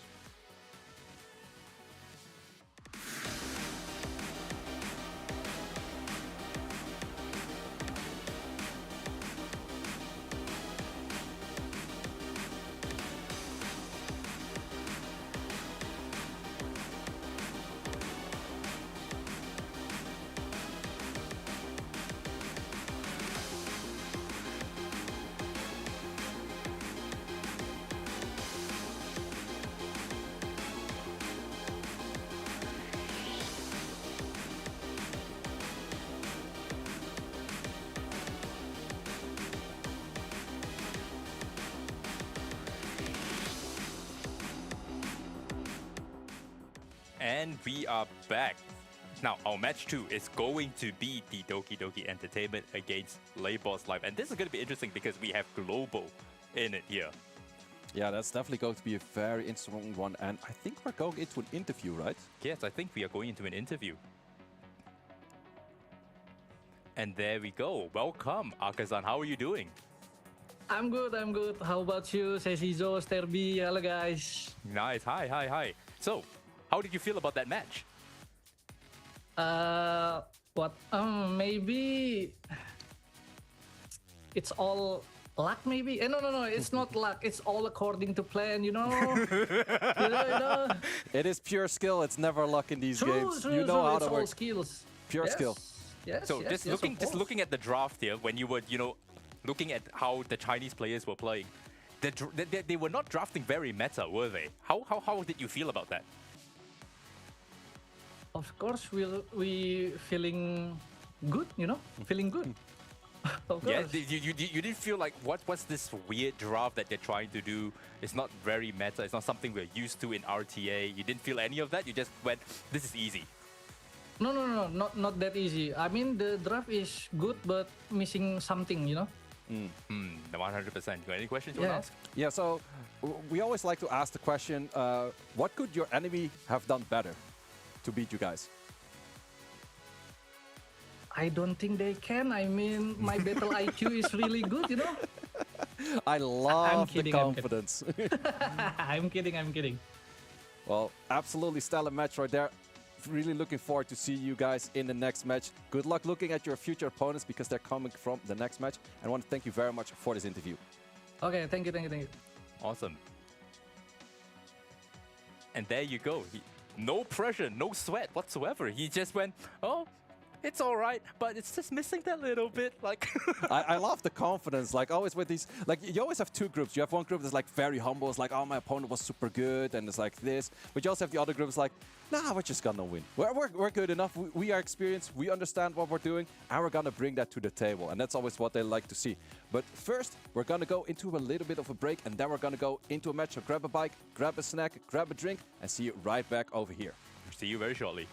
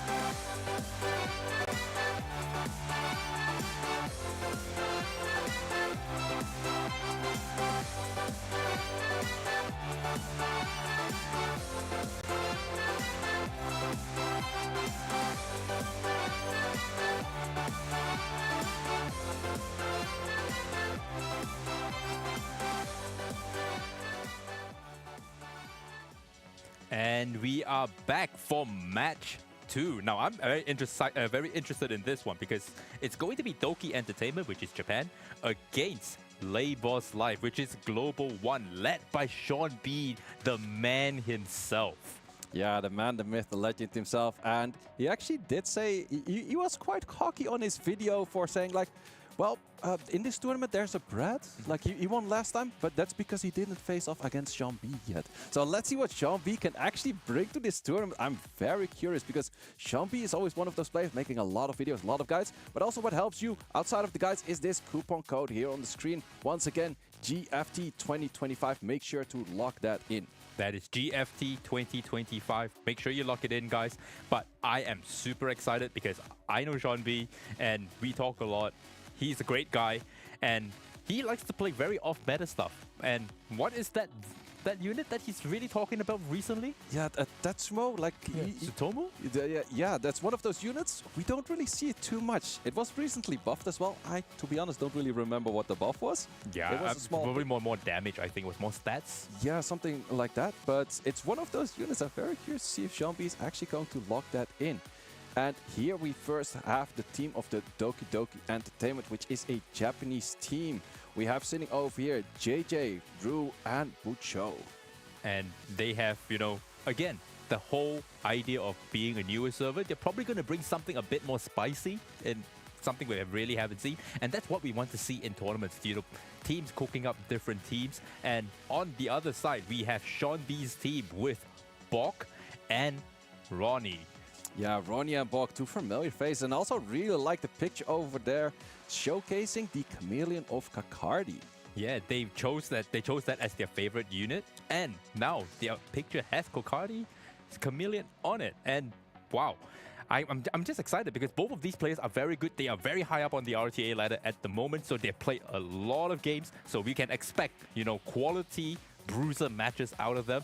Bok, on the other hand, we have to pay attention to Bok here because he plays very obscure units and it's very scary, especially when you're playing a draft or a whole roster of units that is just not something that everyone is very used to. For example, you know, Born. You don't really see Born, right? But Bok is one of those players that if you see him, you have to ban Born because that Born will absolutely cleave you. Yeah, and also on the other side, the Japanese players we actually do not know that much about. So once again, it is a new server coming in. Let's see what kind of playstyle they like. And actually, if we go to other games, from the Japanese side, they always loved cleave.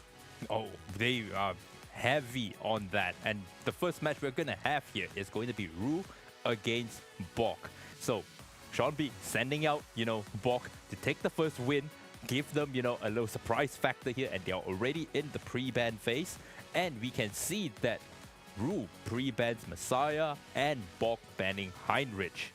Once again, lots of pre-bans sitting on that Messiah every time. We have a Fucho being locked in. This time around, sitting on a Halloween. On the other side, we do have a very common draft early on with a Holden sitting on that Artisan. Let's see what he likes to lock in for that second spot. And we can see that, you know, the Holden Sanya, very, very standard picks here at the moment. Everyone is leaving that on 3 ready for an Aya, in my opinion, because you have to remember that Bok is a, you know, a long-time player in this space right now. So he knows exactly the draft and the flow of how to draft stuff. And immediately locks in the Tiamat on 3, now securing the combo between the, you know, Fushu and Tiamat. But at the same time, also stealing off 2 of the 3 Trinity Bruisers. But I'm also seeing right there a Kakardi sitting on Revelation. Is that really a unit that you normally see on Revelation? Not that much, right? No, because Revelation usually does its most damage when you are a multi-hitter, but Kakardi is only a one hit. So unless you are able to time it in some way, shape or form where, you know, you press S3 into S2, I don't see... That is a very interesting shell idea. Yeah, especially sitting on the 3 side, and on the other side, Walk is just, he's locking in meta after meta unit. We got the Tiamat. Oh, actually taking out the Linglove would have been a perfect fit for that Tiamat right there. Nope, we're just gonna lock in both, just in different order. Yep, and this is a very, very strong team. The Tiamat will have some form of support, whether it's through the Fushu or through the Linglore. It doesn't really matter. And locking the Kokardi on 3 is so bold because you have to deal with the Tiamat. And if you cannot deal with the Tiamat in time, you're kind of, you know, in trouble. Yeah, also, we're looking at multiple AoEs. The Tiamat AoE skill 3. We have the Veronica AoE skill 2. Rahul maybe does a little bit less because of wrong element, but those AoEs still can potentially take out the Kakardi. And Borg is just making sure that, you know, at least one healer is going through, and one DPS is going through, whereas on Rue's side, it's full damage, and like I suspected, the Sanya gets banned out. Now it's a race to damage. Yeah, let's see who's going to be taking that first and who can make the first rotation in this first matchup. So we can see the Rahul getting banned on that side. So both teams getting rid of, you know, one getting rid of the one DPS to, you know, cut down the tempo a little bit. The other one getting rid of the healer to actually cut off the sustain. So it's all about a tempo game right here. Who can gain more tempo? Who can deal more damage? Who can actually, you know, do significant, you know, tempo swings in this game is going to win the match. We also got the Shaco win predictor sitting at a 60% for Bok, and I would say I would have to agree looking at the draft over here. But let's first see what this Holden can do for Rue. And right here, right now, nothing much going on. He's just trying to strip off all the shields, but not very successful in that sense. And the Revelation kicking in, that is... At least he got rid of the shield. If the shield was gone, I think that would have done, you know, maybe a decent amount of damage. Yeah, but it was not feeling like all too much. Also, there's no real sustain for that Kakardi the moment that AoEs do tend to happen. So I'm gonna have to see like how far this Kakardi can actually survive, because it's one of those units that likes to play a longer match. Yes, and you can see we are almost going to transform very, very shortly. This looks like it's going to take a while, but trust me, this is going to happen very, very quickly. And that is significant damage on the Holden. The Holden is already going down. If the Holden goes down before the Artisan procs, that's spelling trouble. But we have a defense break sitting on this unit right now. How much damage can we do on defense break? Nearly taking out. It does take it out. It fully takes it out, but the Amber, that is, we said it before, Amber is so strong, and it's like, you nearly take me out, let me return the favor. Yeah, the timing there was just not great because the Mizuki did not put the wound on. If that wound was there, that was chance. There was a chance. Yeah, that was a really good chance right there. But once again, we just see that the Amber is doing so much value. But even after Tiamat is gone, you still have to deal with a lot of healing. You still have to deal with the Veronica skill too. And any of the HP that is gone on the side of Rue is never going to come back. Yep, and I like the whole Kokardi into Fushu because the amount of turn meter push you get from his S2 makes up the differential when, you know, you press S2 and the Fushu is going to push your entire team. It makes up for that. But then again, you're fighting against a Tiamat and a Veronica. They are just going to, you know, get to that Kokardi, and that Kokardi is just not going to do anything. It's just a clean sweep. And this is what meta is, guys. Bok easily takes one for Leibor's life. Yeah, very well played right there, but also definitely locking in the Fushu, locking in the Tiamat, locking in all of the heavy AoE damage dealers. And I think every time we have seen it with the newer server players is that they have a pretty solid draft, except one unit. And we have seen it before with a Freya on the Codec, which was a little bit off. We have seen the Messiah being a little bit off here and there. In this game, it was the Kakardi being a little bit off. And that is well utilized by those players that are more veteran, have more matches under their belt. And you can definitely see that, like, okay, you have one unit that's slightly off. Let me utilize that one, and I'll take out your whole team. Yep, and it all comes down to experience here.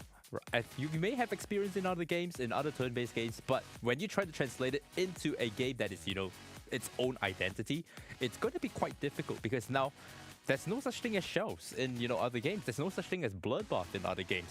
The way you tank in other games is very different from how you tank in this game. The way you tank is you literally just slap on bloodbath on your units and you just mitigate damage that way. And you can see that the newer servers are having trouble trying to adjust to that. They think that bloodbath is a gimmick. They think, oh, we will just pressure you on and on and on. But then you forget that you have units like Full Shield, you have units like Tiamat, where each time you touch Tiamat, if it's on Bramble, it can just proc Bramble, and PTSD can be created from that. And you have Linglor, all these Reaper Stabs units, Aya. It's just a whole conglomerate of things that is just going to, you just have to experience it. You can't find, there's no two-way around it, really. Absolutely. If you would have to put it for the matches we have seen thus far, and the tournament's only just a short way on the way, which unit stands out for you the most if you have to just pick one? Tiamat.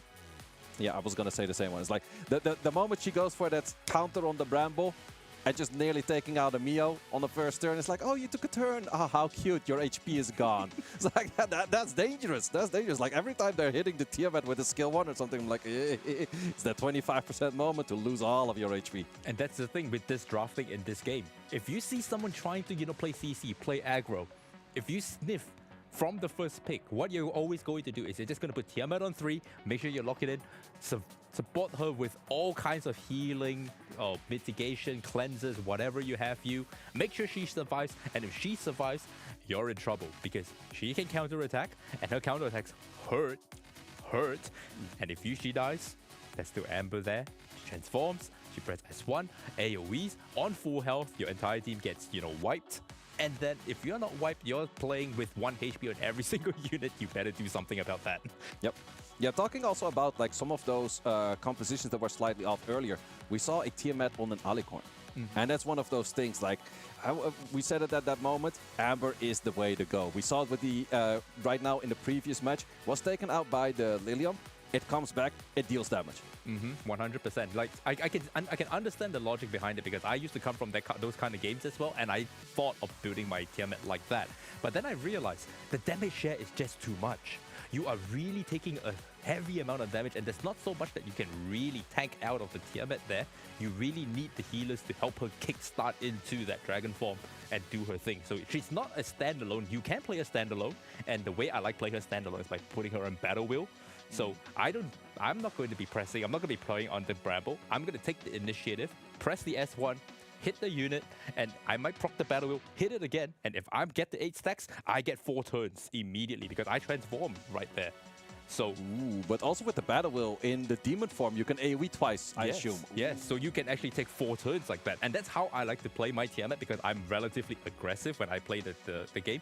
But that comes with experience. I understand how to maneuver the Tiamat. And playing her on Alicorn doesn't really do much. And you can see when that Tiamat was picked on Alicorn, there was just not enough CCs for that, the Alicorn to even do any work. So it was almost like a dead shell, right?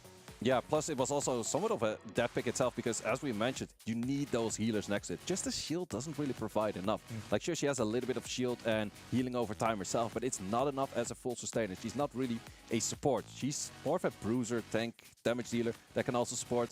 It's one of those kits where you list a unit and it's like, it does this and that and that and that and that. Okay, maybe it's pretty good.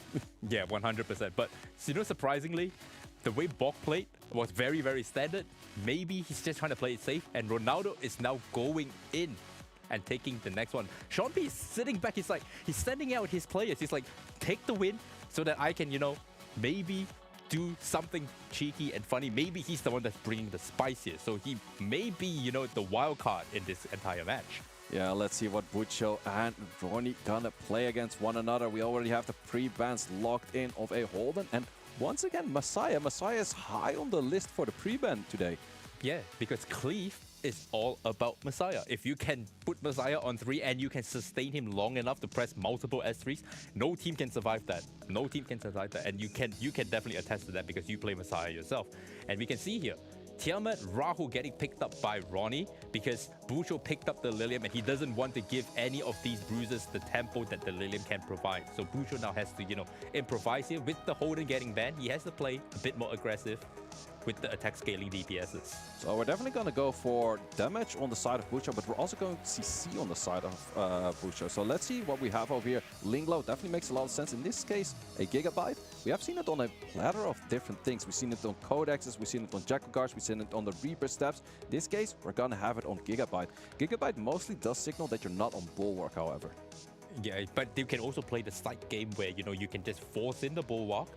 But I'm more inclined to think that this Gigabyte is more HP on this thing than Res. So he's just trying to play, you know, that long game of just stacking will press, cleansing and cleansing. And your Revelation Hoyan. Once again, an interesting revelation right there. Revelations, as mentioned before, revelation hits for every hit you do. So if you multi-hit AoE, you have all of those multi-hit AoEs. Freya, we're talking 16 hits because 4 to 4. That is just how you want to play the Revelation, but Revelation is nerfed, especially if it's on a single target hit. I once again don't really see what this Hoyan is going to kill. Yeah, I can see, you know, the newer servers, they really like to play Hoyan here, but they're playing Hoyan on all the wrong shells, in my opinion, because maybe Revelation is something that they are more accustomed to. They haven't had the chance to farm into Tiger Yin or, you know, into Chloros. That's fine, but I would have definitely went with the Count instead. Yeah, Count or Tiger Yin is definitely my way to go. But also, if you're playing Hoyan, you would at least be able to have something on the defense break. But on the top side, I see 0 defense breaks. Yeah, 100%. And the Born picked up here to answer the Hoyan with the, you know, passive ignore here. What is he going to bet? Oh, okay. So, interesting. The Tiamat getting banned and the Lilium getting banned here. Now, this can be very dangerous for Ronnie if that, you know, Hoyan actually starts doing things, because you can cycle that Mio quite... Wow, everything is on immunity, so this Mio is absolutely doing nothing at the moment. Yeah, he actually went for the Psych. My Gigabyte is still on immunity. It's still on that Bulwark set, only the Rahul. So Mio is taking pretty much a useless turn right now. Can still go for the skill 3, but it's not going to provide that much right now outside of just the speed buff. Yep, like, you know, I anticipated that you could just force the Bulwark on the Gigabyte here. And that's what he actually absolutely did. And you can see that Ronnie is already emoting. Yeah, we do see an emote on the screen. Once again, is this emote for this Hoyan? Is it actually going to take anything out? And not just yet. But the big question is, we first have a heal and then the Born comes later. Because I would say if you go for a Born skill 3 at that moment, you would probably be taken out by a Hoyan counter. This is actually a dangerous position for Bucho right now, because the Lilith is about to move and that Hoyan is going to stay unlocked. Actually, everything is going to stay unlocked. If that Hoyan drops, that team just does not have enough damage to punch through, I don't think. Ooh, that is a massive shield sitting on that Hoyan right now. But first we have this Lilith moving. Where are we going to place the stun? Because of course we're going to go for AoE hit. Can we land all of the bombs?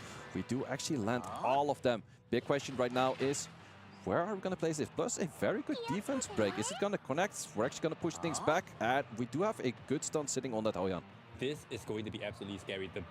The Born is going to move next. And Born now actually strips 2 buffs, if you guys didn't know.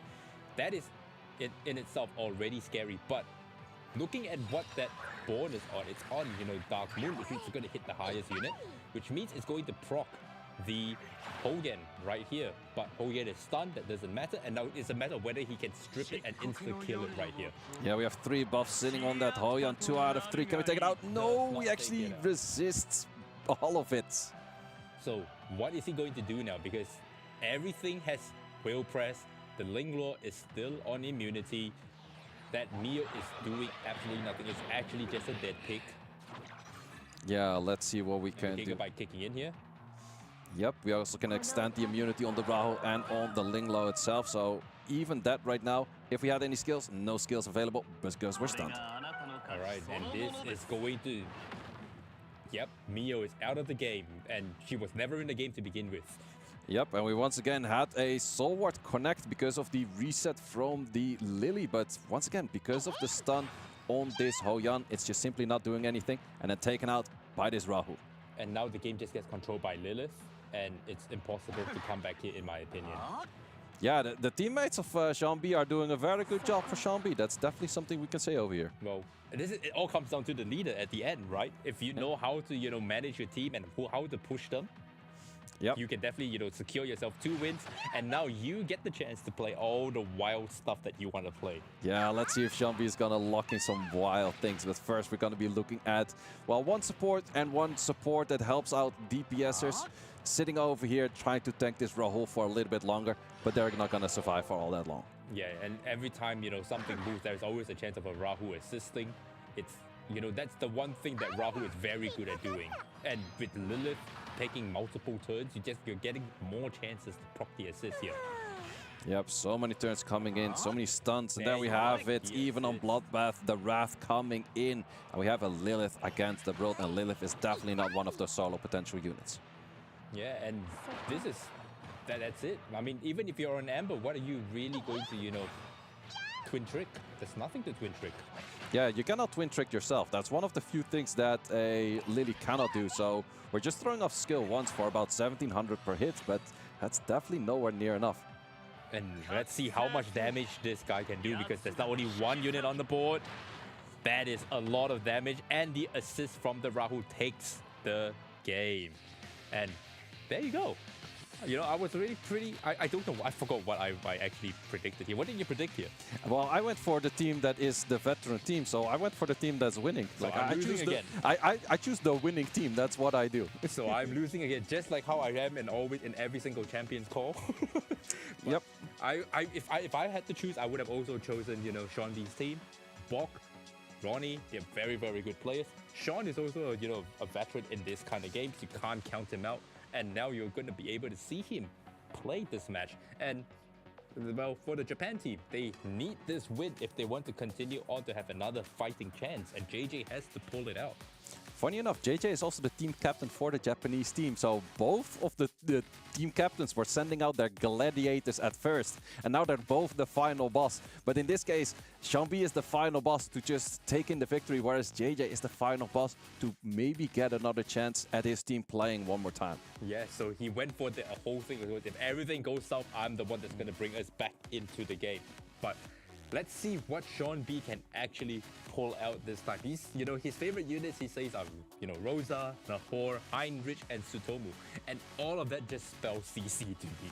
Yeah, that plays a lot of CC, but also a lot of Rosa. We've definitely seen in the early days where Revelation was super strong. People love to go Rosa. We got a 6-time multi-hit with the 3 hit on the skill 3 plus like the additional hit on that. Worked so well on Revelation.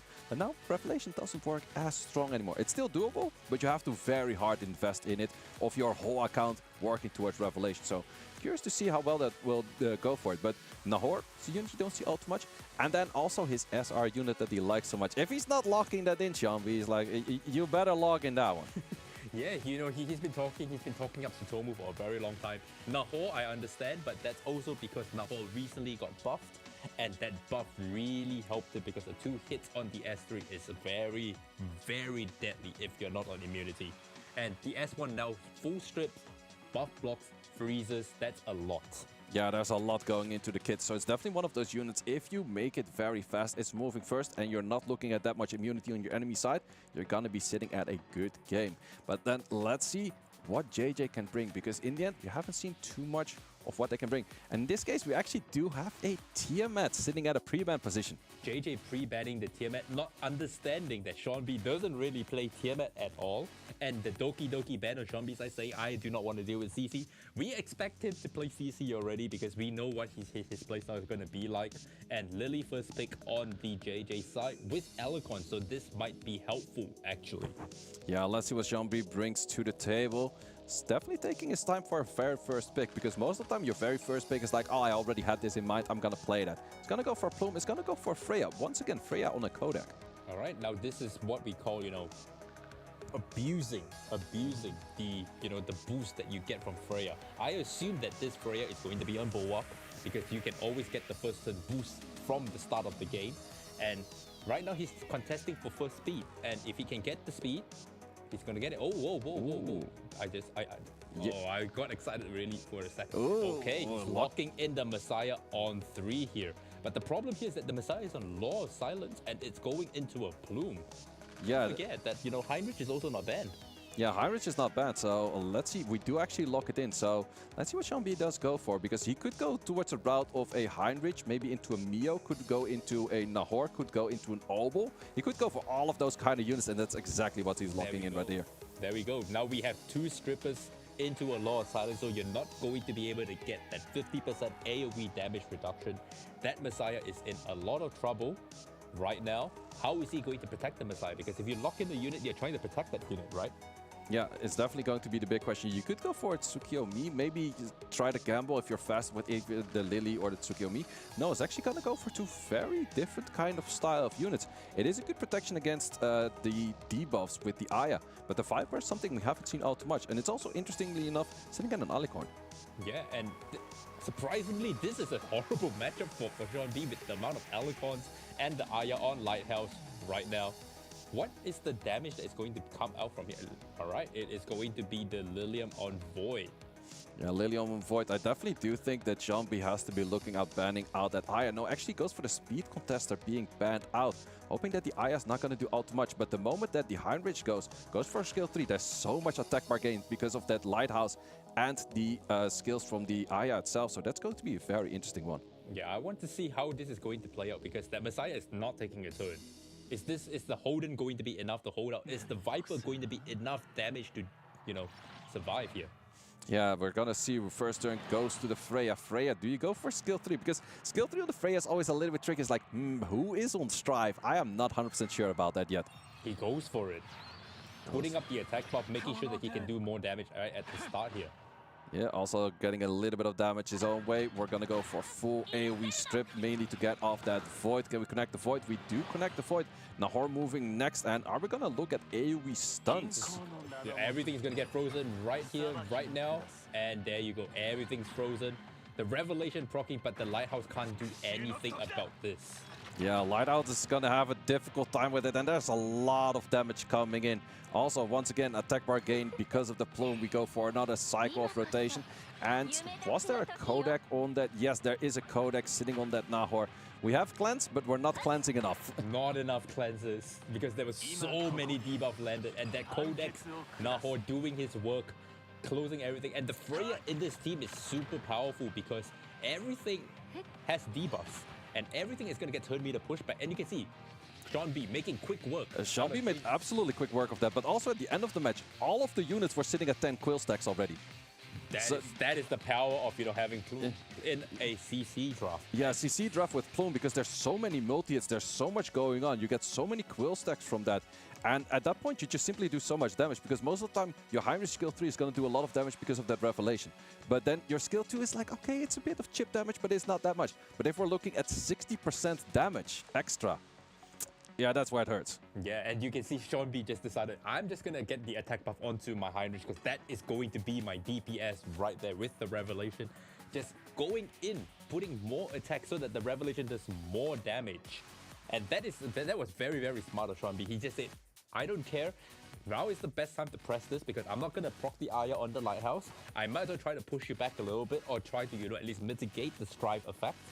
And then, keep pushing forward up to the point of the Nahor pressing the S3, freezing everything. Now you can't gain turn meter, so Strife doesn't work anymore, but you can still get pushed back, so the Freya is still working. And then the Heinrich just cleaves everything. And you can see, quick work. Yep. All 3 going to labels like we predicted. I, of course, lost because I didn't choose any of my predictions. I just went the opposite route of what Say chose. Yeah, definitely interesting to see. But also, Sean-B showed it's like, I can make a good draft. Like, sure, I let the other 2 gladiators go first, but in the end, the most convincing victory itself was the man, the myth, the legend himself, Sean-B. So, as what we can tell here, he sent out 2 of the most, the highest ranked RTA ladder players, Bok and Ronnie, and then said, I'm going to put on a spectacle. Right? He wanted to be the star of the show. So he decided to go last, style on the opponent, and show off that, Global is the superior server. And that's what he was going for. Yeah, that was definitely very well played right there. And it's also interesting to see because what are they going to be playing against next, which is actually the team we saw in the previous round. But that is going to be a match of tomorrow, because we still got 2 more matches, different matches going in today. But I think we're going to go into a little bit of highlights in just a second. But once again, for that last draft, I really do like the style with the plume. The plume and the Freya, it's something that I also really like to use myself because you have so much pushback going in. You have strip plus pushback, and that is just because of the Freya into the plume. And so many things work so nice with that. And then on top of that, the Heinrich, everything just worked very well together. So in the end, sure, we have a very high bruiser meta, but if you get in the right units at the right timing, you can still play a CC comp. Yep, and that is the thing again. We are definitely seeing the the whole experience versus no experience, and we are going to actually showcase that in the highlights.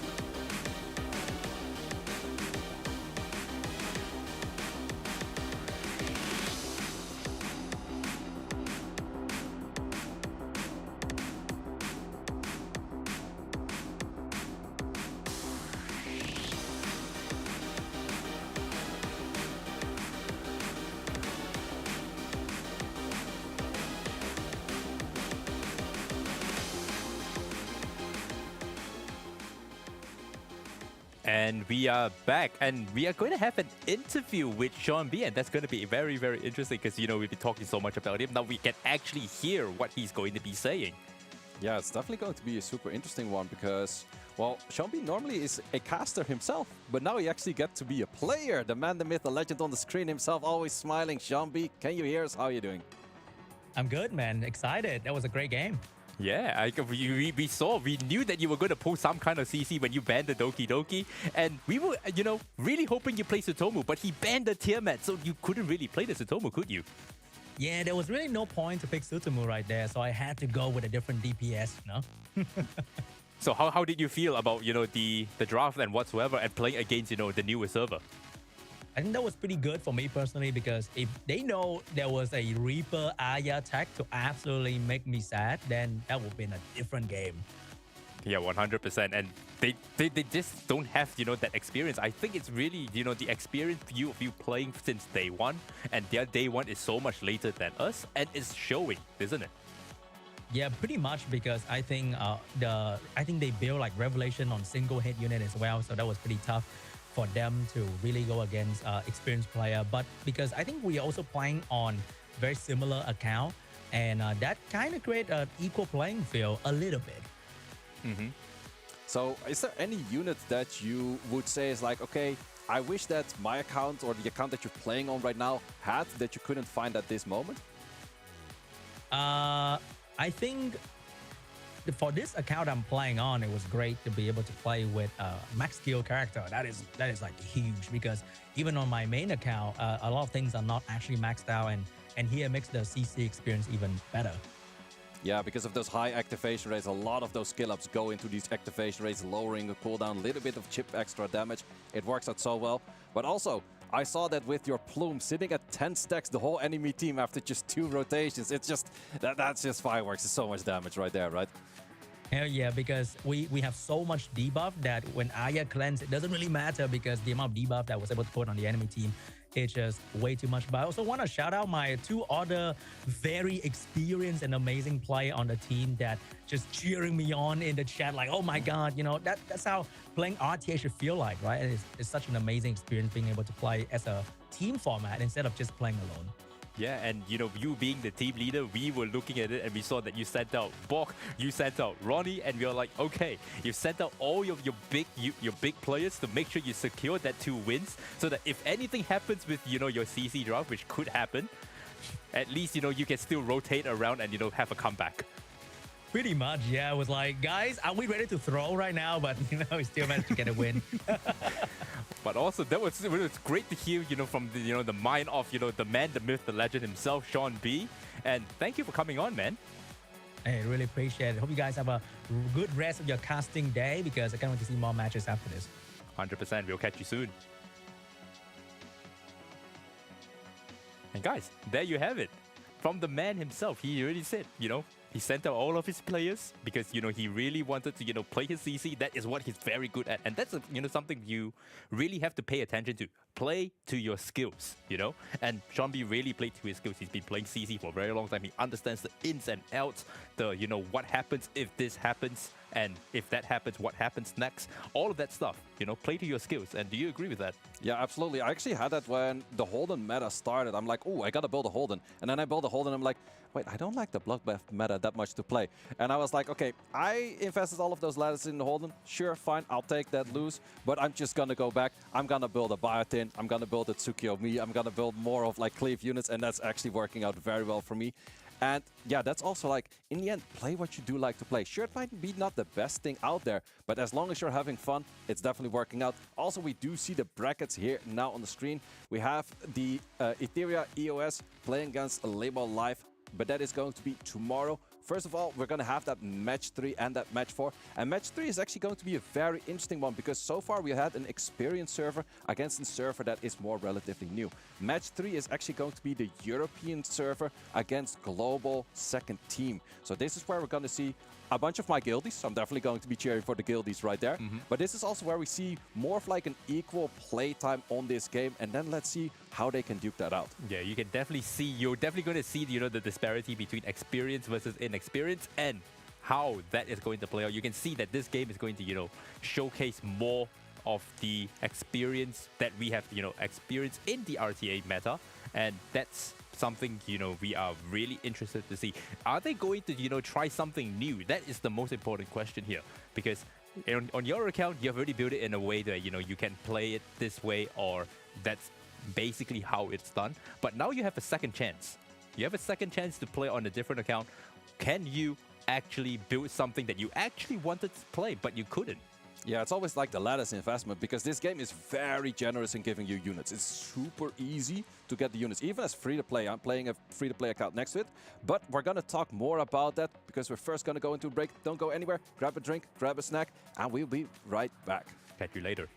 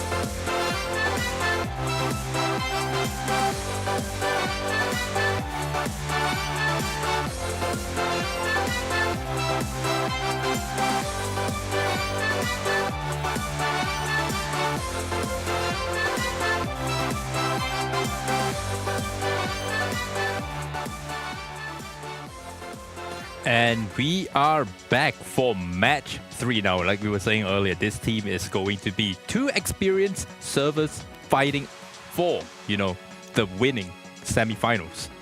Yeah, once again, this is going to be a super interesting one. And as we're talking about just before the break, we're talking about your latest investment, talking about also what these players can experience. We saw that with Sean B. Maybe you can actually gear up a few things that you normally don't have because you just have more availability, more units with skill ups. And then you might be like, ooh, I always had that one piece that I was missing.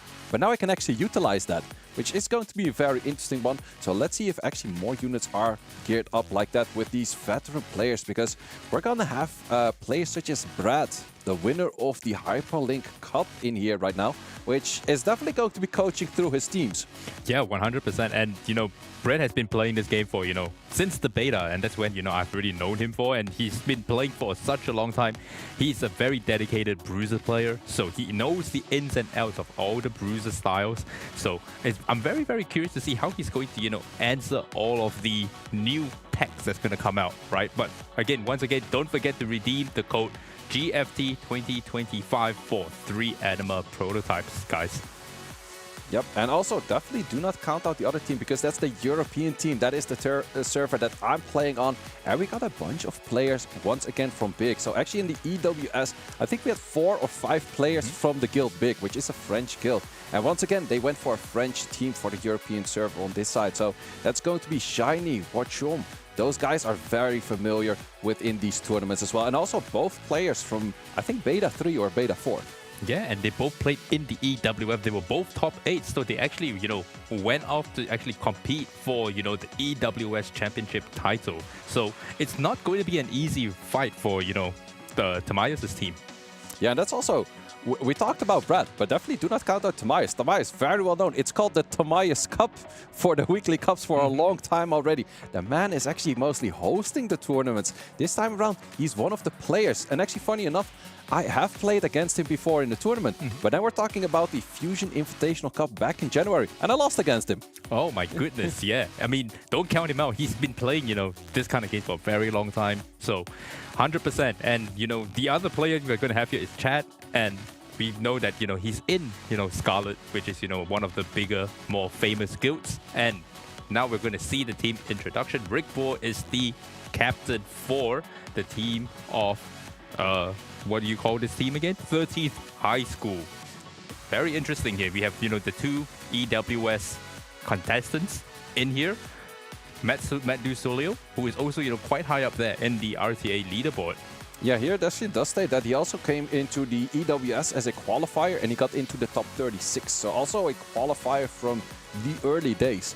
But then there's always the question, you were good in the early days. Can you still bring up your game plan all the way now? Metas have shifted. But what I can say from both Watchom and from Shiny, they love the Bruiser style. I actually can tell you about Shiny, he did not even want to build at the thing. He was like, I need RTA units. I need to Bruiser. I don't know how I'm going to work it. He had an 8-minute Doki Doki run on Ado.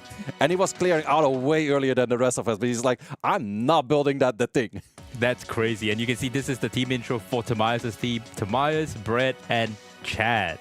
So this is going to be, the Hyperlink Cup champion. He was probably going to be, the entire anchor of the entire team, in my opinion. Yeah, this is going to be a very interesting right here, because if someone understands this game, it is Brad. He also streams. He really loves to share his knowledge on that stream, talking about like interactions between certain units, talking about... I've seen it before in interviews. The moment you have an interview with him, he gives you a whole rundown what went right, wrong, bad, good, great, and everything all combined together. Yeah, 100%. If you try to ask him, why do you want to do X, Y, Z? He is going to give you a massive, thesis on why he chose that. He drops the whole alphabet in like 6 essays, and he's gonna make like a note for it, and you have to put that in like some kind of AI tool to just like chunk that all down together, because the man loves this game so much. He loves to talk about that, and that is why we like to see him here, and that's also once again why he won before. But that was on his own account. That is with his comfortable playstyle. That's with his comfortable units, comfortable style. Now he has a different account. He has different gear. Maybe some pieces that he was looking for weren't on here. Once again, he's a very well knowledgeable player, and let's see how he can make that work on one of these matches right here. Yep, and you're going up against, a very experienced server. This is not, the previous matches where, it was an experienced versus inexperienced server. We are going up against 2 servers who have already played Season 0, who has played Season 1, and now we are in SS1 season of RTA. All still grinding. Like, I play, RTA quite, competitively. I've made, 23rd place in the EWS qualifiers, and I'm now, about maybe rank 100 and 203. I can't remember, but I've seen Matt Dusolio, I've seen Shiny, I've seen Watchom. Shiny was actually my opponent for the EWS qualifier, and this is going to be interesting because I know all of these players. I know the players on the opposite side. Which one did you predict again for this one? I went for my boys in Europe in this case, because they're my guildies. I cannot go vote against them because I've been with them in the guild since I think the last beta. Last beta, I asked to join the guild and was like, hey, I recognize you guys from a different game. Can I join you guys? And they were like, yes, please. So very happy to have them in there. But we have this first match coming in with Medusale and Brad. Brad taking it off first for Fancy Club, and let's see what he can bring to the table. Yep, and they're already in the pre-ban phase. They are deciding what they want to pre-ban. Brett coming out immediately on the first game, and both of them bans the Mew. Ooh, that's actually something we haven't seen too much. A double ban on the exact same unit. Brad instantly locking in one of his favorite units. We got a Holden sitting on that Artisan right there.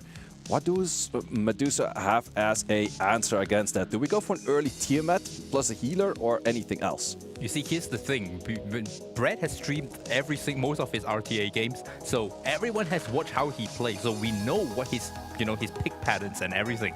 Is he going to change the pick pattern? That is the real question that we gotta ask. And you can see he's just picking up the entire trinity of bruisers. Oh my goodness. He picks all of the Bruiser Holy Trinity. Most of the time you pick one and you pick a support, or you pick two plus a support. The man is like, no, I want to play these, you're not gonna play these. So that's going to be the big question, because you still need some kind of a support, but I do think that he's going to be looking at a Red Chucky on 4 or Sanya on 4 and 5, any of those two kind of units. Linglo is still available, so we're definitely looking at those kind of units. But let's see what Medusa can do, because he's looking at damage, and Veronica is a good damage dealer right there. But you need a little bit more than just that, so let's see, can he make a good fourth? No, actually more going for a steal on the fourth for taking out a good healer. Yeah, you can see that because Brett has taken every single good bruiser that is out there right now. Matt Dusler is a little bit shook. He doesn't know what to pick now, because he's probably built the units like Brett, and Brett just goes, okay, you want to play that? I'll just take all your DPSs. Now you have to improvise. And on 4, he's going to pick up the 2 tempo units that he has right here, which is, through Aya. And he's probably going to pick up Doki Doki here because of the Lilith being on 4. And if he wants to ban the Lilith, he has to, pick the Doki Doki so he can force a ban there. Yeah, the only thing that I see in Brett's draft is that he only has one potential healer, which could be banned out. But then again, there's so much Bruce potential and so much also shielding potential with double Artisan that I think he can get away with that. Just your Tiamat is looking at a little bit more of a dire spot. But let's see if Medusa can make a good 5th that is becoming a must ban, or just something so devastating. We're going to go for a Lily, so that's a little bit more all-round. I do see an option where Fucho is also being banned out, so we're potentially looking at no healer at all. Yeah, and this is an interesting draft here, because the only damage that's going to come out here is either through the Lilith or definitely through the Veronica here. What is his ban here is going to be more of the tempo side for Brett, so that he has to take his turns naturally, and if he can't take his turns naturally, and if he has to just rely on natural speed, then he's going to crumble. Whereas you have Fu Xiu that's going to constantly heal. You have Plume that's constantly going to be pushing. You have Veronica who naturally pushes with the Lily. And so now it's going to be a game of tempo here. Yeah, it's definitely going to be a game of sustaining, and we have one side with more heal sustain. On the other side, we have more just straight up shield sustain. So let's see what's going to be better. Plus, we have a Plume on one side. The longer a match takes, the stronger Plume quill stacks will be. Even though the Doki Doki pushed the entire team, there is still not enough speed to, move past the Plume here, which is not good. It is not good, because you can look at the turn meter bar here. The Lily is still going to take a turn, because the Doki Doki took a turn, you get pushed by the Plume, and that is still not enough for Brett to take the initiative. And now he's going to press the S3. Is any of these on Strive is the real question here. The Holden is on Strive, so the Holden cuts here. What is he going to reset? Is he going to reset the Lily, or is he going to just press the S3 to strip away the immunity so that he can, start landing defense breaks from the Rahu? Yeah, it's going to be the big question where he's going to place this. And it's also going to be the question coming up later. Where's the Twin Trick? We're going to go for a Dispel. So let's see how much we can do. It's a good bit of damage already, but we have the Veronica moving right now. And he did not get the Veronica's immunity, which means there is still a chance. Okay, he did not. He chose to just start shaving down the HP of the units. And that's also because the only form of, sustain that he has is through the Tiamat's S2 or through the Artisans here. So he's going to start, chipping away at the damage here, start cooling it down, put the Twin Trick onto the Veronica here so that he can cycle through that S2 a lot faster. And now the Fu Xiu puts up the S3. That is going to take, a long time for Brett to break through. Can he break through? That's the real question here. Yeah, that's going to be difficult. Also in the case where Tiamat doesn't have a side healer, Tiamat is more likely to do her skill 2 at the first rotation. Whereas there was a defense break sitting on that unit of the Plume before. So you could have done a bit of damage if you had more of sustain next to it. But having to go for that just now, makes it where Tiamat is just not participating in this match as much as we have seen in previous matches. And you can see he did not want to press the S3 on the Rahu at the moment because he wants to sync up the Artisan with the S3 so they can do a lot of damage, or a significant amount of damage. And the other reason is because he does not want to give the defense buff to Matt Dusalil to steal off him. Yeah, let's see. All of the damage is gonna be more AoE damage on the team of Medusa. Do have some counts coming in, but there's some massive shields sitting on those units. And now the Doki Doki has a chance to press S3 again. Whether he presses that to take the initiative is probably going to be the case because his team is very, very slow. And now all tempo is actually out the window besides the Strive on the Holden. Yeah, and you also have the Twin Tricks sitting on this Veronica. Currently, Veronica does still have the S2 available, so you don't have to go for skill 3 just now. Just goes for skill 1. Does get counted, but we have a little bit of attack bar gain right there. And then simply we're just going for the S2s. The S2s are good damage, especially on those defense scaling units, but that's where the Artisan comes in, and it is a massive shield. And this is where, you actually really want to press the S3 on the Veronica to steal that shield so that you can constantly stay alive. But it doesn't really matter here because the full shield has already put up the Moonlit Veil. Your entire team is just turn meter push through Plume, through full shield, through Lily, through her own exclusive passive. This team is just a tempo monster. Yeah, so much coming in there, but on the other side there's just so much shield. So looking at this Veronica right now, not having any skills available, so it's gonna be taking a little bit more time. We do have the Halloween coming in over here, just lowering those cooldowns by just a bit. Yeah, this is fine because, he's now just playing the game or just waiting out the Artisans because he can't steal it. And, at the end of the day, it's all about the Holden and the Veronica interaction. If the Holden can, cycle faster than the Veronica, constantly, presses S2 to, reset all the skills, then we are in a good position. But if you can't do that, then you're in trouble.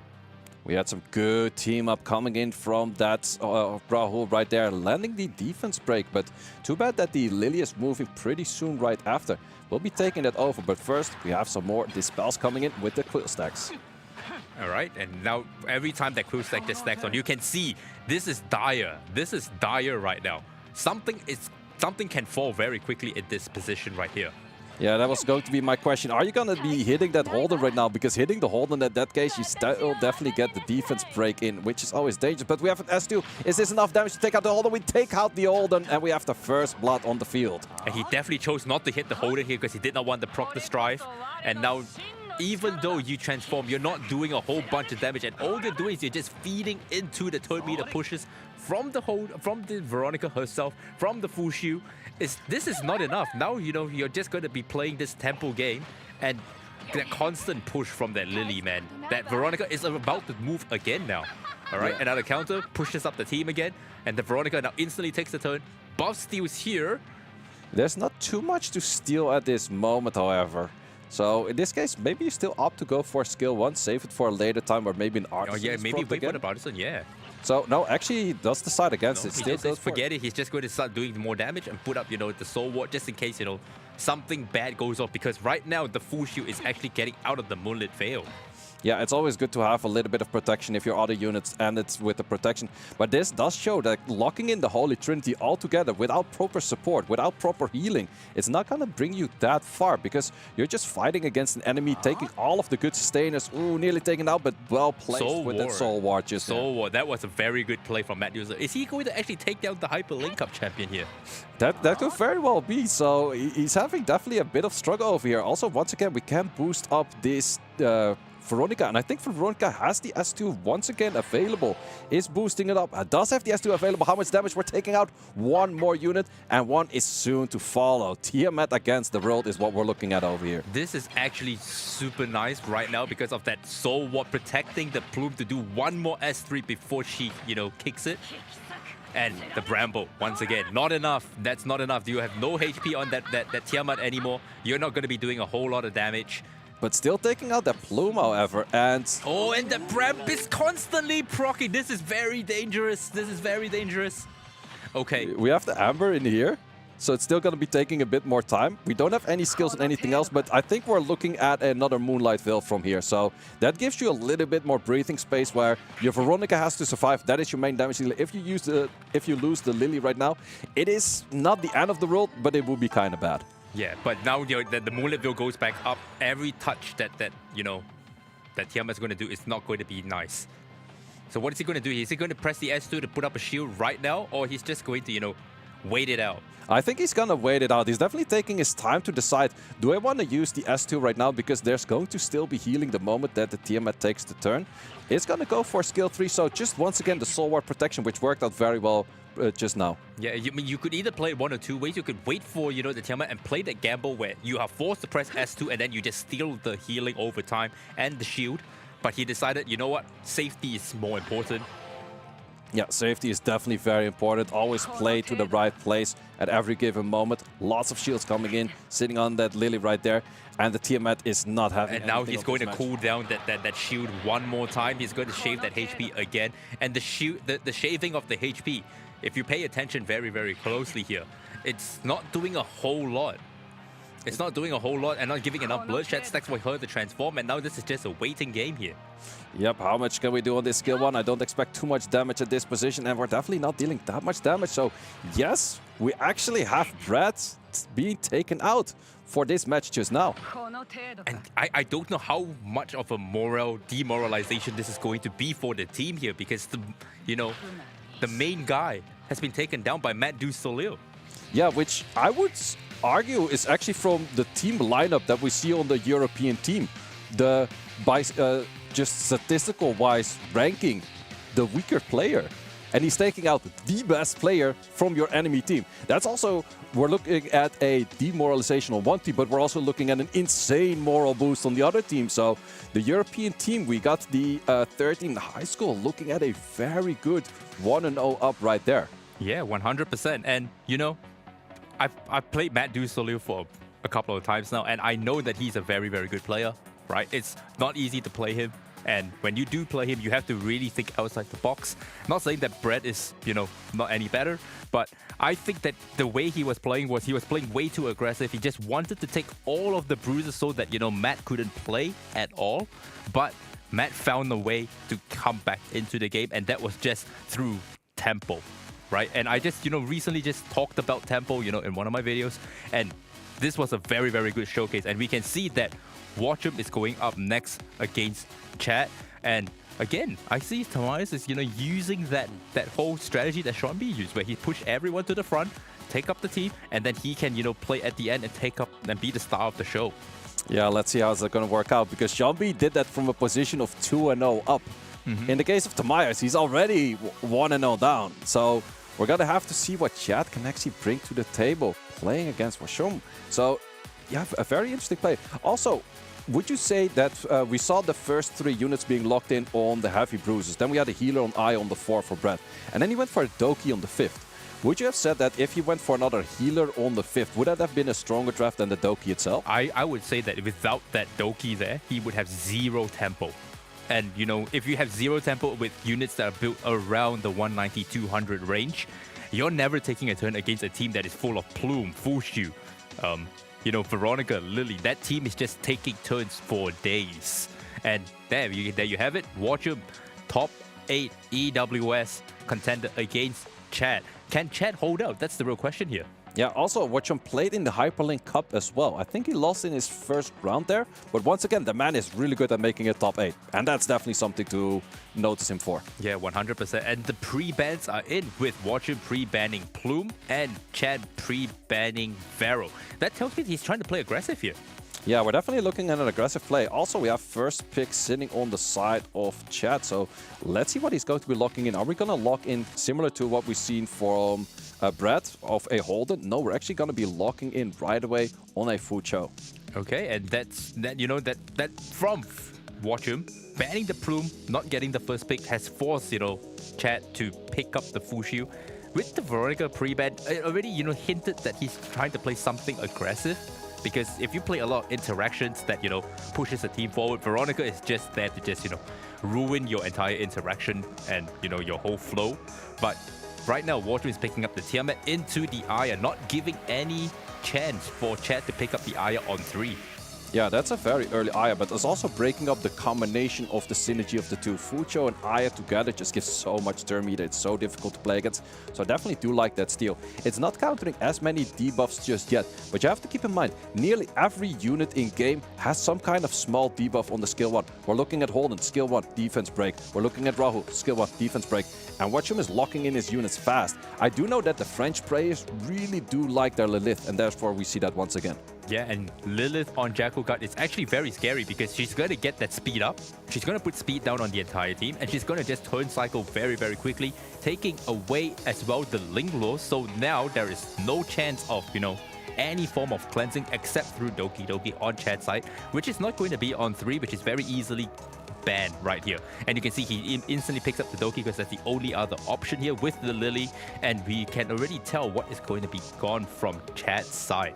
And I don't think Chad is an you know, a bruiser player, because the way he picks is very, very standard, and there's no, you know, real thought process behind it. Yeah, there's not too much synergy in the draft. I would agree on that as well. Also, the Mio, once again, very strong draft, because Fucho could be on high resistance, but most of the times the units that you're facing is not super high resistance, so Mio has the full potential for landing freezes, landing wounds, landing pushbacks, and the moment you connect all of those, it could be very strong. Plus also sitting on the Jackal Guard, but not being on the field. Let's see what we have to ban over there. Yep, we also have the Doki being removed from the field. Yeah, 100%. We already knew that the Doki was going to get banned because you are playing a Lilith draft, and if you can play Lilith into that team right there, this is going to be a difficult thing. The only thing that I'm a bit worried about here is the Lilith pushing with the Fushu, because that interaction there where, you know, every time you pop something and you press S3, you're just going to constantly, you know, get them out of their stunts. That's not what you want to see. Yeah, let's see. First of all, we have the Holden going in potentially for a skill 2. What would you like to reset? Also, do you have enough accuracy to actually reset anything? Because if you go into the Ling Low or anything right now, you're probably not going to land that. Yeah, and it's very scary here because don't forget that we have Aya on this side of the team here that's going to constantly cycle the Ling Law and, you know, the Lilith S3 and the Ling's S2. And you're just constantly going to have that you know, one button press, which is just your S2 on your Ling Law and your S3 on that, you know, that Lilith.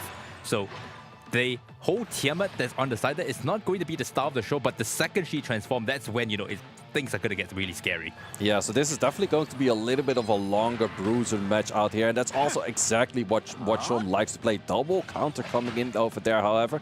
Are we right away going to go for the explode, and where are we placing that explode? Going to go for the explode on the Holden. And that Holden has gone all the way to the back of the turn meter bar here. He's going to put up the defense buff, but I don't think that that's going to be enough here. Yeah, it's not going to be enough. Are we going to look at a reset on the skill 3? Because in the end, Holden right now is being stunned, so it cannot take any of his turns right now. And if you were to reset a Ling Low, it would be very strong. What kind of resets are we getting? I could see 2 increased cooldowns. I think it was on the Tiamat, and the other one, I'm not too sure. Yeah, but you know, even on Tiamat, Tiamat really doesn't care about any of his skills, to be honest. All she really cares is the S1, and he's going into the Lily, getting rid of the Lily very quickly so that, you know, there is no more tempo. And now we get the push. Everything is cooled down. You can see that the Ling Law is already on 1 turn for her S2. So immediately a Rex turn, when she gets her turn, she's going to end the transformation happen already.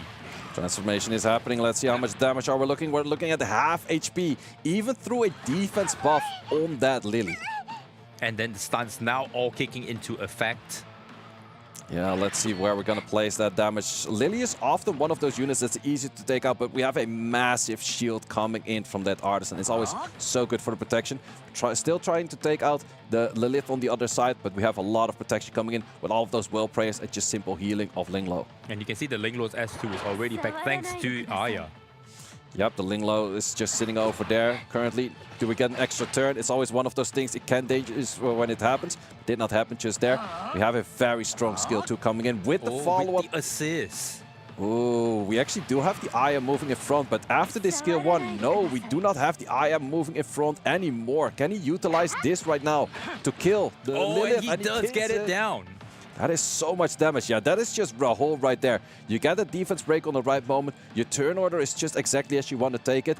And then you simply start taking out units by those heavy damage dealers on defense. And there you go. Now, this is where, and then we get a counter on this side. But it doesn't really matter because the full shield is still there to give out all the healing and, the turn meter push thanks to your, Tiamat being a transformed dragon form. Yeah, it's definitely going to be all eyes on this Tiamat. Can you actually take anything out right now? We're going to go for the damage on this Aya, but Aya does really like to get some hits on herself because every time she resists something, it's just an attack bar gain right there. Yeah, but I really think that, Watchum should have pressed the S2 on the Linglor to get rid of the defense break earlier. And he, tried to save that for one turn, and that probably cost him the game, to be honest. Yeah, Tiamat definitely has to go for an uphill battle over here because it still can get counters at any given moment. And he's definitely fighting an uphill battle right here. And I think we might be looking at one apiece for the two teams right here. But we still can't count out the Tiamat. The Tiamat with the Linglor can still do a significant amount of damage. Yeah, but you still have to go through two heavy bruises, and if one of the two artisans is available, the other artisan is also available. So that's, once again, a lot of shielding coming in. And we still have Fucho on the field. However, the Fucho is soon out of that Moonlight Veil. So that's going to be a little bit of off time where you maybe have more potential for damage. That is the window of opportunity for Watchum.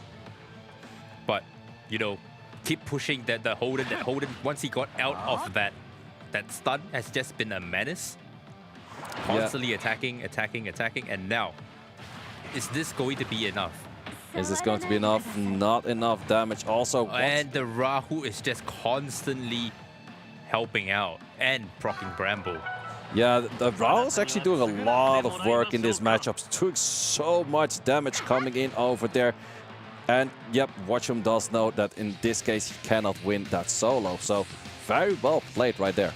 I looked at the draft and I just thought it was a very standard cookie cutter bruiser draft from chat.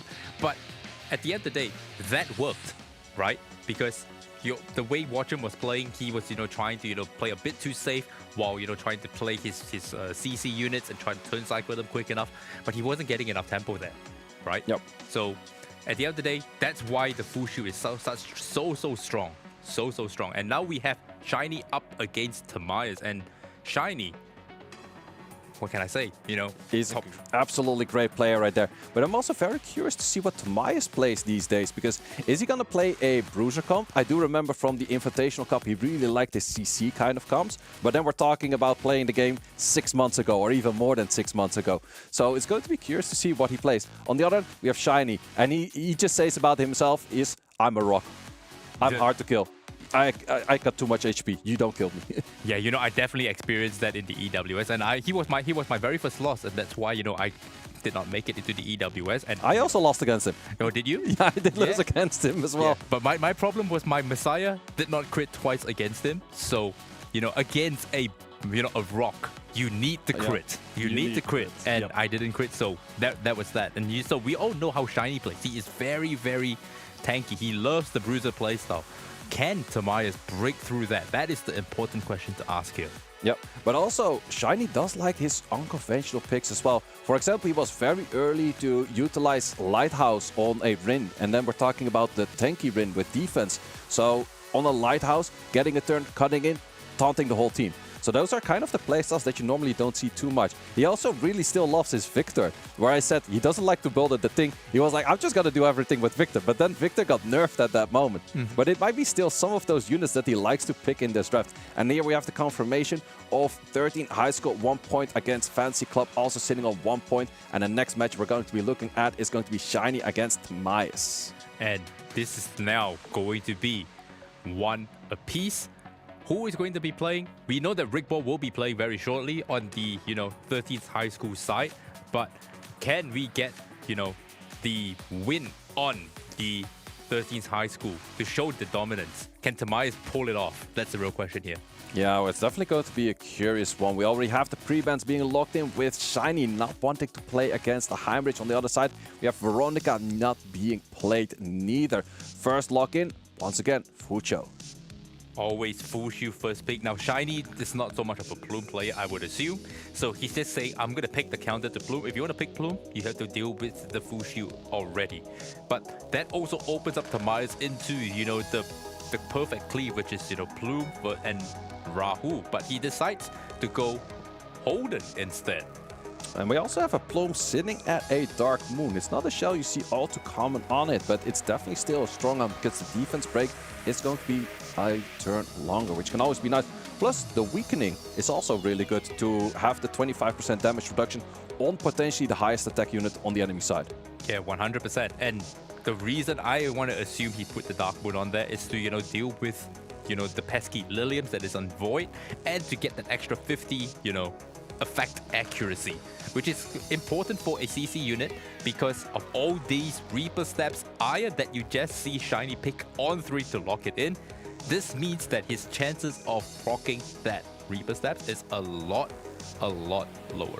Yeah, that's definitely one of those units. Reaper Steps is so difficult to deal with if you're going for full CC. So let's see what Tobias does have as a counter on his 3, because there's a lot of options. Could go into a Tiamat, could go into more healing at this moment. There's a lot of options. He only has 2 seconds left on the clock. He does actually lock it in on the last moment, going for a Doki Doki, which I'm not too sure what it's countering at the moment, but probably just more of a tempo play himself. Yeah, I think he just wants to use that to, grab the initiative and then push from there on, because that's what Doki Doki is very, very good at doing. The way she pushes units, it's a ladder style. It's not like an instant push like Aya. But it also provides you a second layer of, giving you up data streams, which means you get more healing and you get more speed and more attack. My bad. That's what they do. But that Lilith really threw me off. That Lilith pick. I'm also not too sure about the Lilith, because Aya's already sitting on the 3. Sure, you can explode it on one person, but then Aya's just gonna cleanse that off, right? Mm-hmm. So curious to see about that one. I definitely do really like the Tiamat on the 4 though, because Tiamat has 2 crazy good healers sitting next to her, and that is the position she likes to sit in. Plus, once again, adding in that Lily. I think that Shiny is looking at a very solid draft just now. Yes, Shiny has all the tempo. He has a tempo on 1, 3, and 5 actually, and then he's just supplementing it with, the bruises that works very well with tempo. We all know how Rahu functions. He just wants to, assist when all of your supports are attacking, and Lily is just going to be there constantly cycling your units. Now, the real question here is whether Tobias wants to deal with a Rahu, or does he want to deal with a Tiamat, a Selence pick? I actually somewhat like that, because you're countering the Tiamat passive, you're countering mainly the Aya passive, if you land that. But then again, there's Reaper Steps on it. Landing your Forgetfulness on an Aya, you're going to be looking at a lot of accuracy to make that work. Plus, I could see a world where you just simply ban out the Holden, and then there's not too much damage on the bottom side. Yeah, 100%. And, this is what I mean. When you played the game for so long, you look at all of these obscure picks, it's very hard to discern what kind of style is he trying to go for here. Yeah, I'm also a little bit confused about the Lilith ban over there, because I think you had the Lilith handled with your Aya, but maybe the Selence was kind of throwing him off guard, where he wasn't too sure if he was gonna get enough cleansing off in that way. Yeah, and you can see the Doki Doki's taking the first turn. He's going to try to steal initiative here, but and nothing is on immunity, so the Selence is free reigning right now. Yeah, Selence is definitely free reigning. Also, you can just simply go for a pushback. Most of the time, players do tend to go for the Lily over here, so the Twin Trick is not available in the first rotation. But let's see where he does want to place the turn meter decrease and also the cooldown increase. This is where it's, very dangerous, because if you don't play any immunity and the Holden moves first before your units, you can see he's deciding whether he wants to, cooldown reset what unit, and he decides to control the Rahu, making sure that the Rahu cannot get any rev stacks through the S3, and just pushing him all the way back and just keeping him at bay. Yeah, we're also landing everything right now. We do have a counter sitting in over there, which does give an armor break, which will actually remain for quite a bit of time. Plus that armor break, there will be a lot of interactions being utilized in that. And the Forgetfulness does connect on all 4 units. That is a very high accuracy Selence right there. And I mean, to be fair, you don't really need to put so much effect accuracy on her, because she hit 4 times. Everyone forgets that. Yeah, she has 4 times hit, so she definitely has a lot of chance to hit. But my eyes are on this defense break right now. Can you utilize this defense break to take enough damage and maybe potentially already take something out? Or are we looking at a bad spot right here? We cannot go for anything for the passes right now, but we still have an Artisan. This is a bit scary because now the Aqua Shield is on, which is the exclusive shield that Selence has, where it actually reflects 85% of the damage. You can see that shield is already starting to chip. Yeah, the shield is definitely chipping, and in this case, the only proper healer we have is Aya, so it's actually trying to get more healing in from the Tiamat, from the shield, from a little bit heal over time. Just try to get anything in right there to simply try to sustain until that forgetfulness is gone. Yeah, but the good thing about Selence is that every time she moves, she is always going to put up that Aqua Shield. So there's no way of you getting rid of that, as the only way you can actually stop her from doing that is by actually hard CCing her, which Shiny is not playing at all. Yeah, there's no hard CC. Also, we were one turn away from that forgetfulness skill once again because it's on a very short cooldown, because it's actually buffed in recent balance patch to only be on a 3-turn cooldown. Plus, you have potential from the Doki Doki to reduce cooldowns as well. Yeah, and the Artisan getting up on that Holden. Now that Holden on defense break, how much damage is this going to do? Ooh, good bit of damage, chipping nearly everyone to half HP already. Here's the thing, right? Everyone has forgetfulness on the Rahu has forgetfulness, so he's probably forgetting about, you know, his own passive. The Aya has forgetfulness, so she's not cleansing so much. The Tiamat has forgetfulness, so she's not getting bloodshed stacks. This is a dangerous position to be in. Yeah, this is actually one of those units that we were talking about earlier. Maybe in your own account you haven't put any lattices in a Selence just yet, because she was recently buffed. And you definitely want to get that skill 2 for the more shields and starting off with the shield. But that skill 3, if you max it out, the cooldown is so much shorter. You have so much chance. And where you finally shook off the forgetfulness by taking the turns, it is reapplied by the short cooldown. Yep, 100%. Now you can see that the whole team is just full of debuffs that are actually quite detrimental. Even though, you know, it's attack down on a HP scaling unit, it doesn't really matter. You see the whole Rahu just drops down because he's forgotten that, you know, he has this defense differential here. Yeah, it's definitely one of those, like, I like the name Forgetfulness as like countering your pass. You just forget that's like, oh, I could do that. I forgot I was tanky. Yeah, I forgot I was tanky. I forgot I was supposed to cleanse. I forgot that I was supposed to get any healing in. I was supposed to transform into a dragon and do good damage. We're forgetting all of that. And fun fact is that Brett was arguably the player to talk about for this team over here.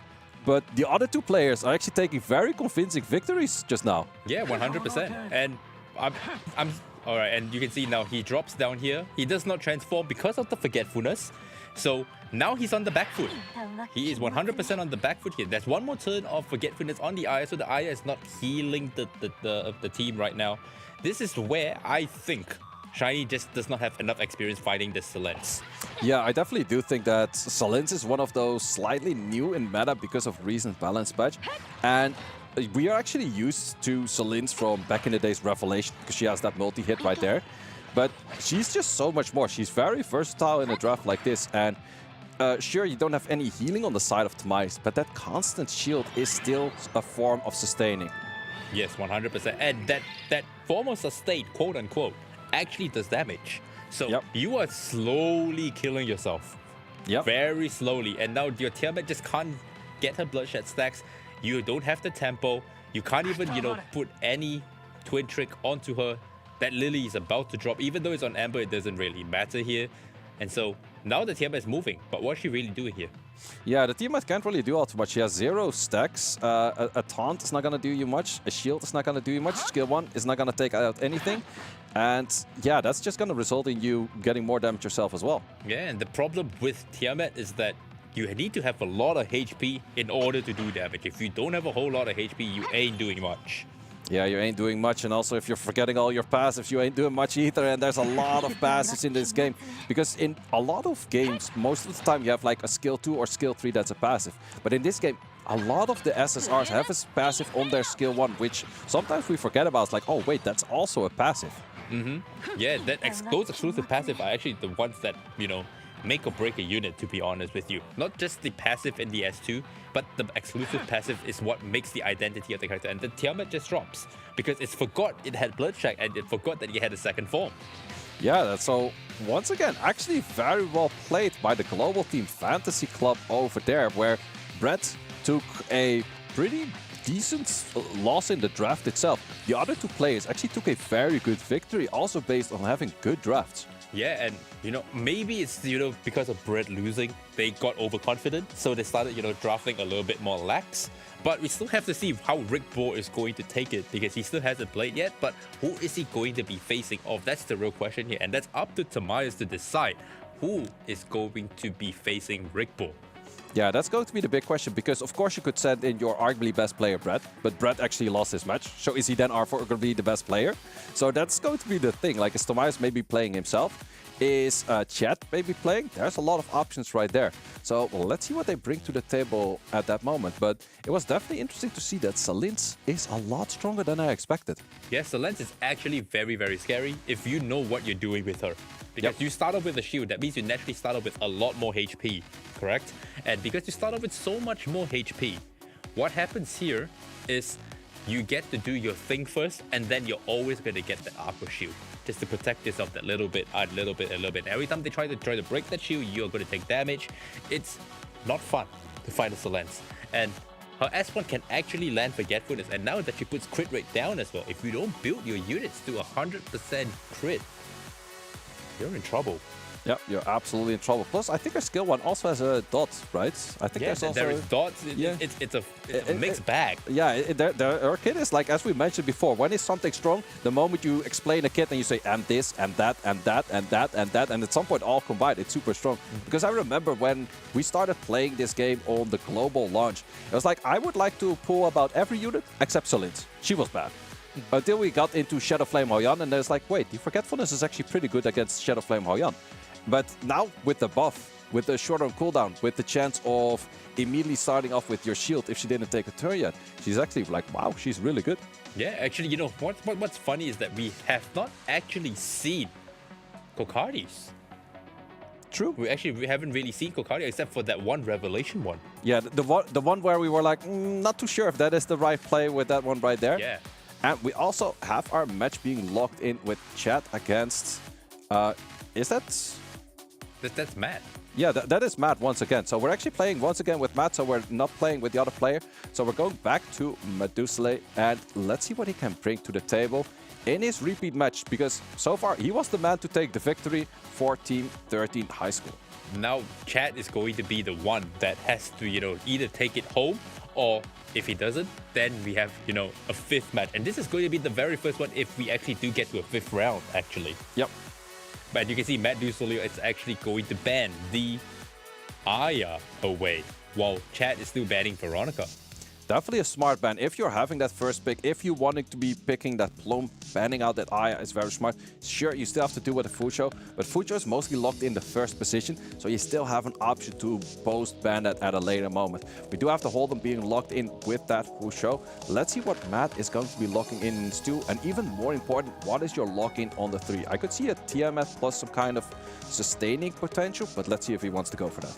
Yeah, and now that he has Plume first pick and the holder has been picked from Chad, that means he's anticipating a Rahu pick at some point. But what does Matt do? He picks up the Lingluo first and then puts the Rahu on 3 to secure himself a DPS, because he probably wants to just play Protect the King. Yeah, really. Protect the Rahu kind of comp is what we're playing at right here. Are we going to see, because of that, on the other side, oh, we're going to go for more tempo once again on that Doki Doki. What are we going to add for more damage? Back again at the Lilith.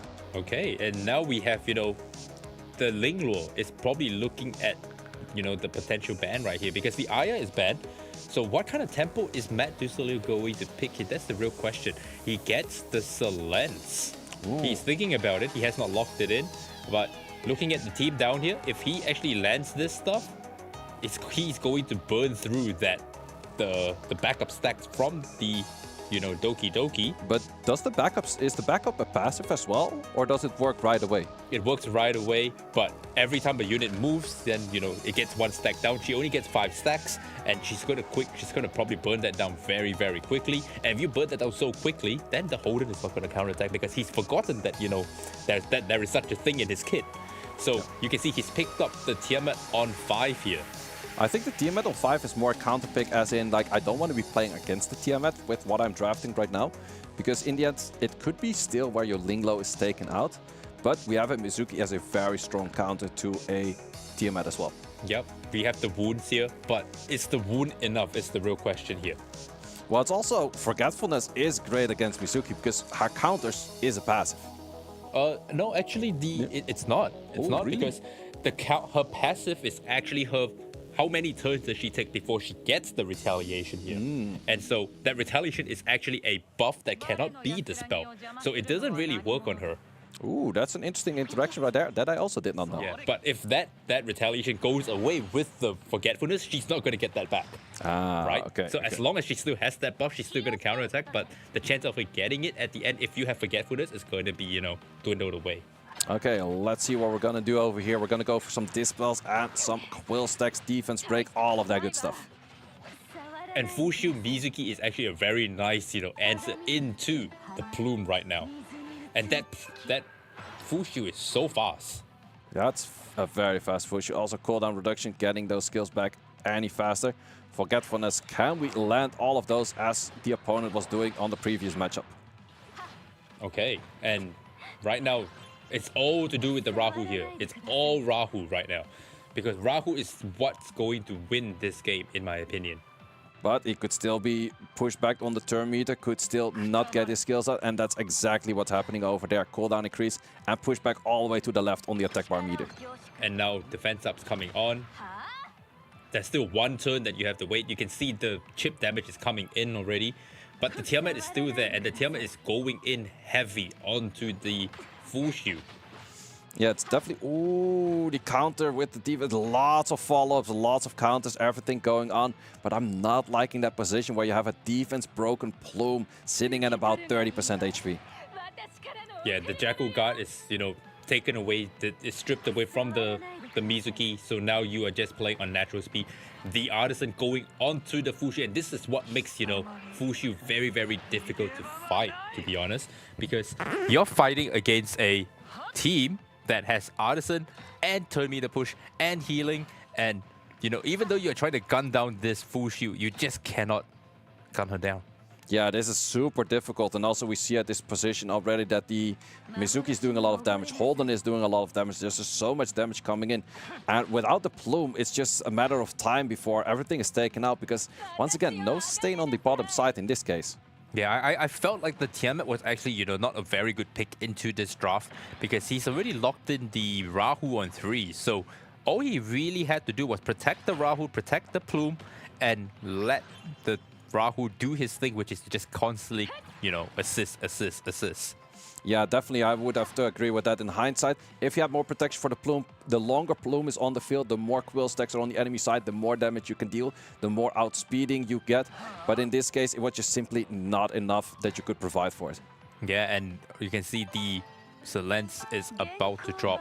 And this is, not the right draft for Selence to begin with, right? You have the Fushu, which is just going to constantly cycle out of that Forgetfulness and whatever, debuff you're going to be put on. And you have the Doki Doki. So you're already fighting an uphill battle here. So I'm not sure if Matt saw that in hindsight. Yeah, definitely interesting. Also, an interesting thing I want to point out. You know what is a unit that I've been missing all day that we haven't seen yet?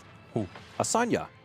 True. A simple Sanya is a unit that's normally on the leaderboards, normally in RTA, normally in all of the tournaments. A very well pair with the Tiamats, a very well pair of trying to survive, a very well pair on trying to protect the king, as you mentioned it earlier.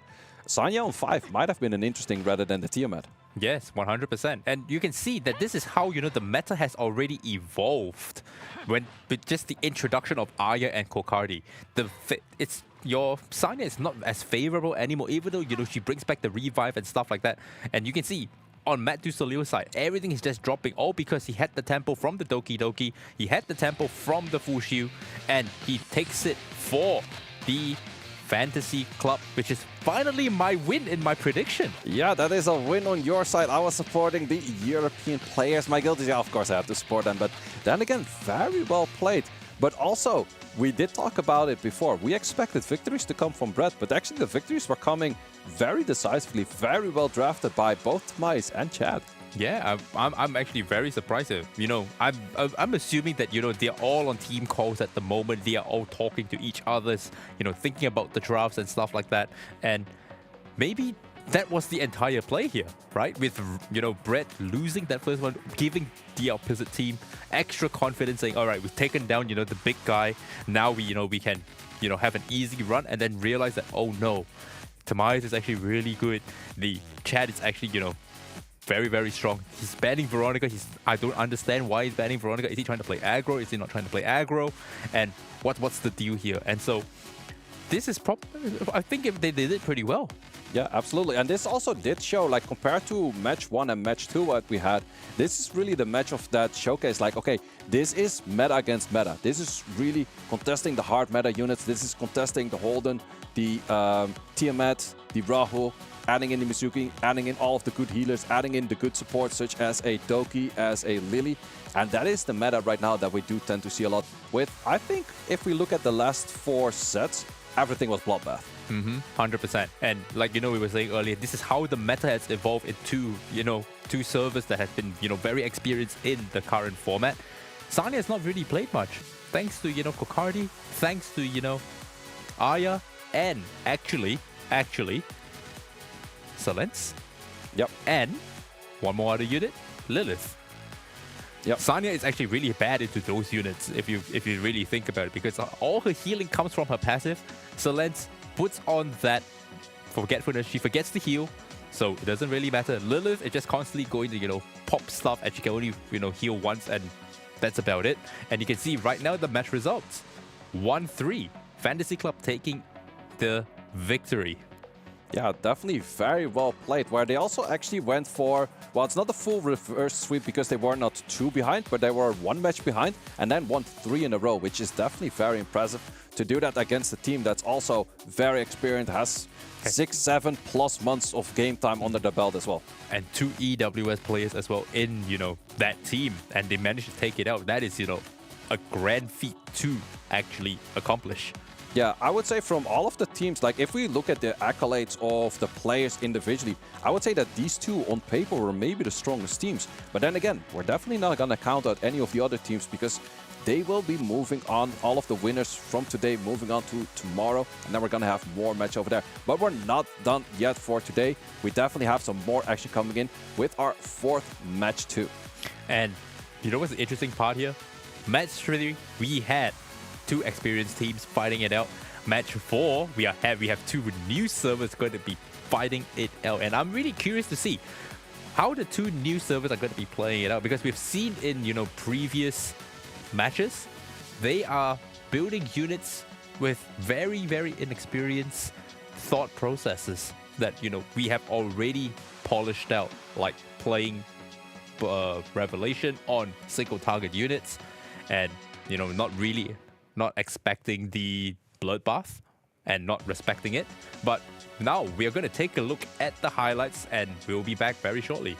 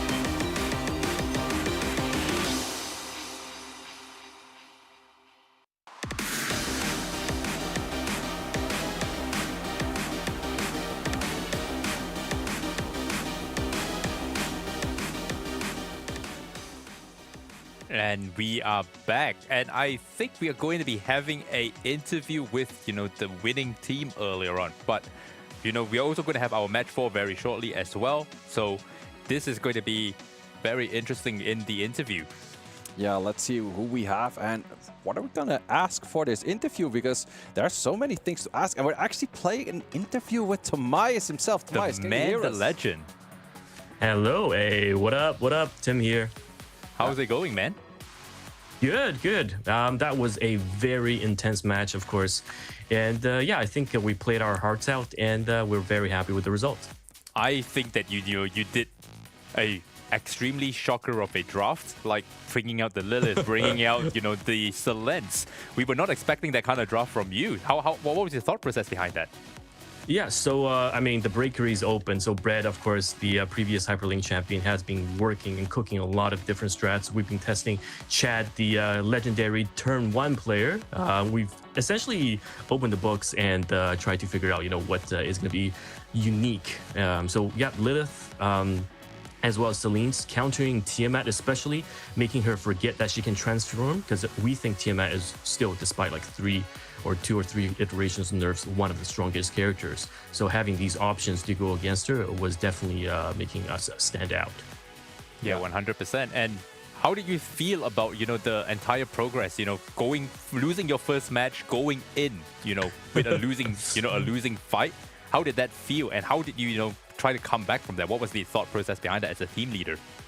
Yeah, no. Well, first, shout outs to our opponent. They played very, very well. That Veronica definitely caught us off guard. So I think you saw from the previous the 3 matches, we essentially all first banned Veronica moving forward because we just didn't want to think of a way to deal with it right then and there. And we had to do some adjustment, but we knew that even if we dropped 1 game, that's totally okay. Chad and I, and of course Brett later on, as he will be playing as well, will definitely carry us through.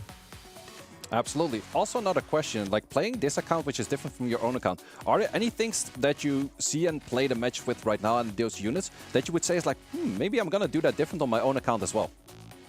This account is actually very, very similar to my own account with the units being built.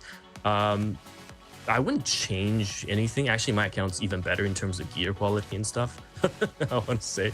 But yeah, it's very similar draft, so I'm quite comfortable with it. And then the final question. Normally, you're the guy to host these tournaments. How does it feel to play? Yes, it feels good to be carried. Oh my God, Brett and Chad's backs are definitely breaking. But no, it feels really good in a player perspective because, we're all in a voice chat, chatting with each other, having fun. And I think that's the most important thing, right? We're all having a very good time. And no, I definitely want to play more as a player if possible. But as always, I like to host. Absolutely. It was great having you here. And we're going to see a lot more from you guys tomorrow. And I wish you guys very best of luck with the bakery and the cooking. Thank you very much. And there you have it, guys. Literally from the man himself, Tomias, the man who hosts all the Tomias Cup, is now playing and has won his very first match. Yeah, it's going to be very interesting. We also have our final match coming very soon. But first, we're going to go in a little break. So once again, grab a bite, grab a drink, and we'll see you right back over here. See you shortly.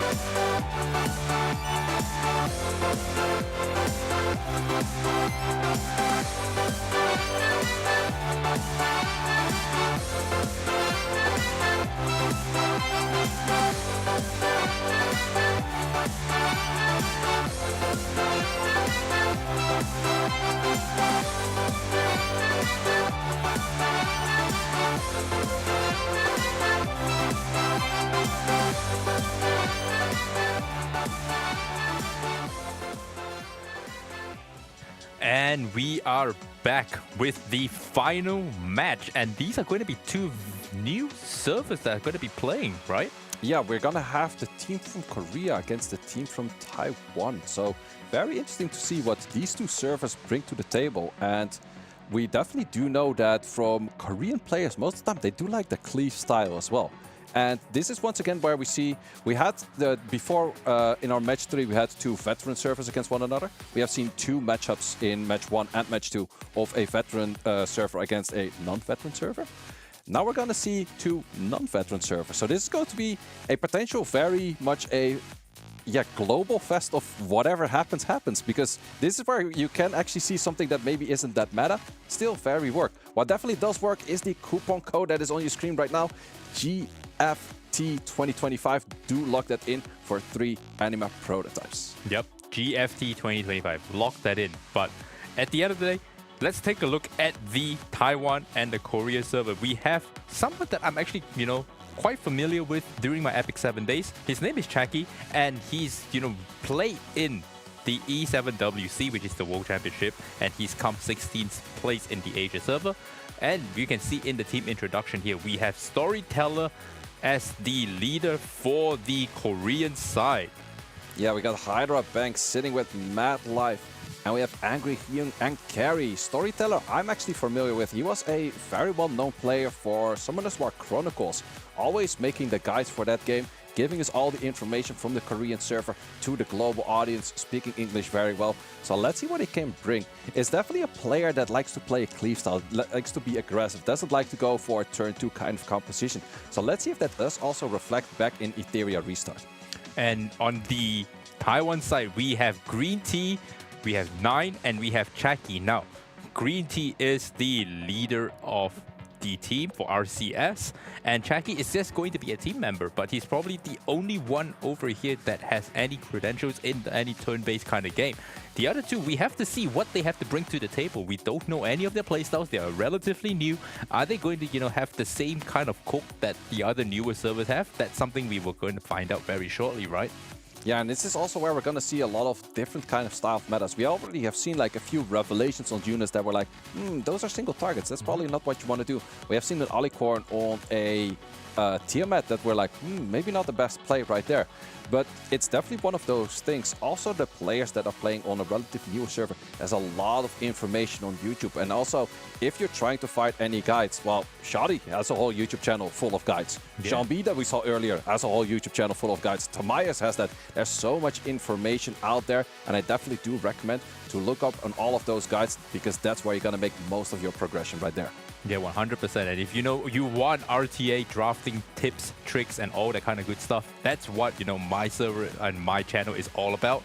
So we're going to take a look at the very first match here. We have Carry against 9. How do you think they're going to fare, man? Yeah, this is for me very difficult to predict of what they're going in. I think the pre-ban already is going to say a lot.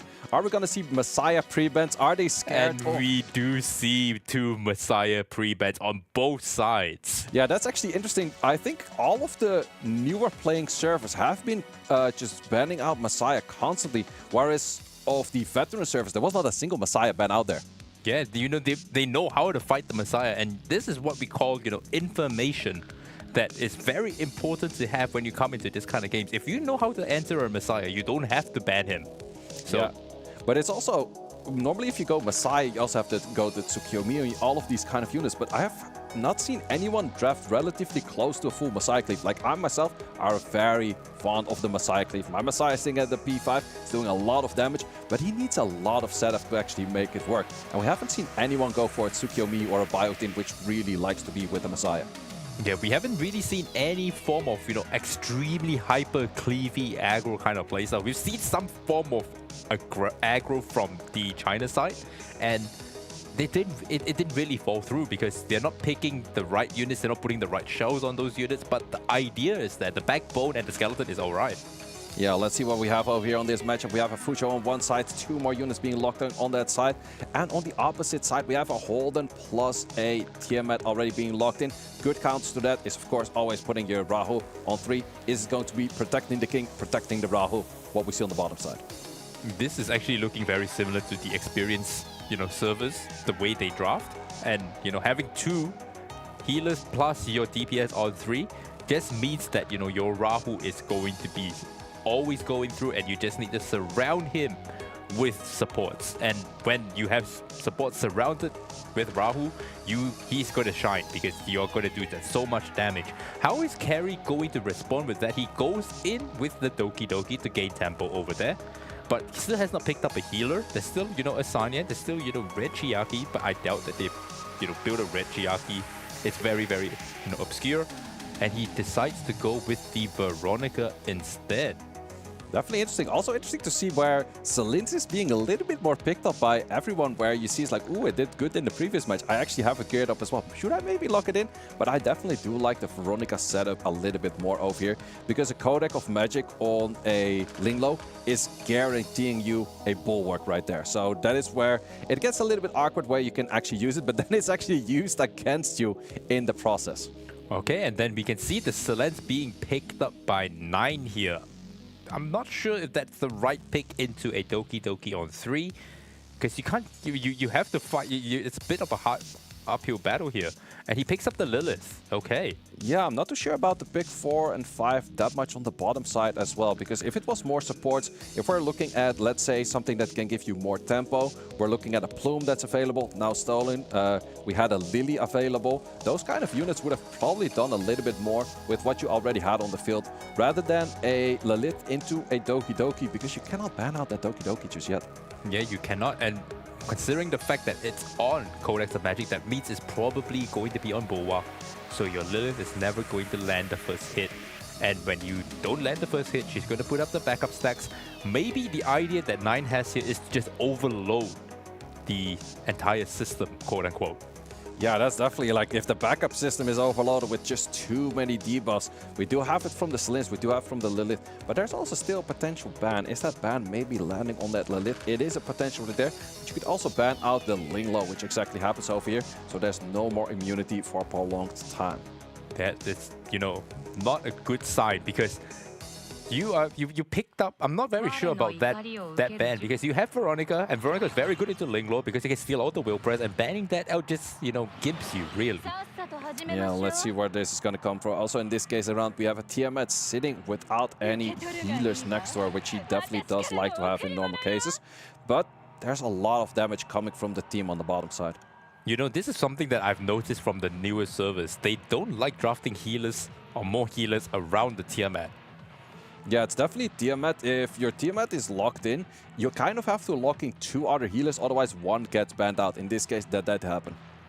And now he's just going in for, for an aggressive draft, but now you're forced to press the S3 first to get, the immunity onto your team so that Lilith cannot gain the tempo that she likes right now. Yeah, let's see where we're going to be placing this. Holden skill too. You have the option for the Rahu. We're actually going to go, ooh, good that is damage already. And that was a very crucial reset. Now there is no sustain. That is important. That was very important, actually. Not having that speed up, not having the Moonlit Veil means that this team technically is playing without a healer. Yeah, that healer is not there. You still have the form of sustain with the Selins, but let's see if that's going to be enough. And there's just so much damage coming in from those bruises right there. Oh my goodness. And now the first load of debuffs is going on. Oh, actually not landing that many debuffs altogether. We did not land the Forgetfulness in the first place. And the Holden is only having the Forgetfulness. It doesn't have the crit down. It doesn't have the crit down. That means she's not going to be counter-attacking a whole bunch, so you're pretty safe on that front. But doing this right now, while everything, only the Tiamat can get the effect of the Graceful Mischief is probably not enough, I don't think. Yeah, it's definitely not enough. So let's see where it goes for the Explode, because it also goes for turn meter down. The Tiamat is looking at not that much turn meter. And we're actually going to go for the reason of the stun for the Holden, also resetting his attack bar.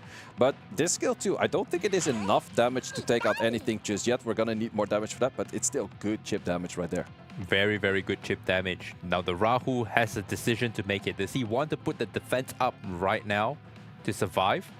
Or does he just want to, you know, hold on and wait for the Artisan to proc before pressing it? But he decides he's just going to do it right now.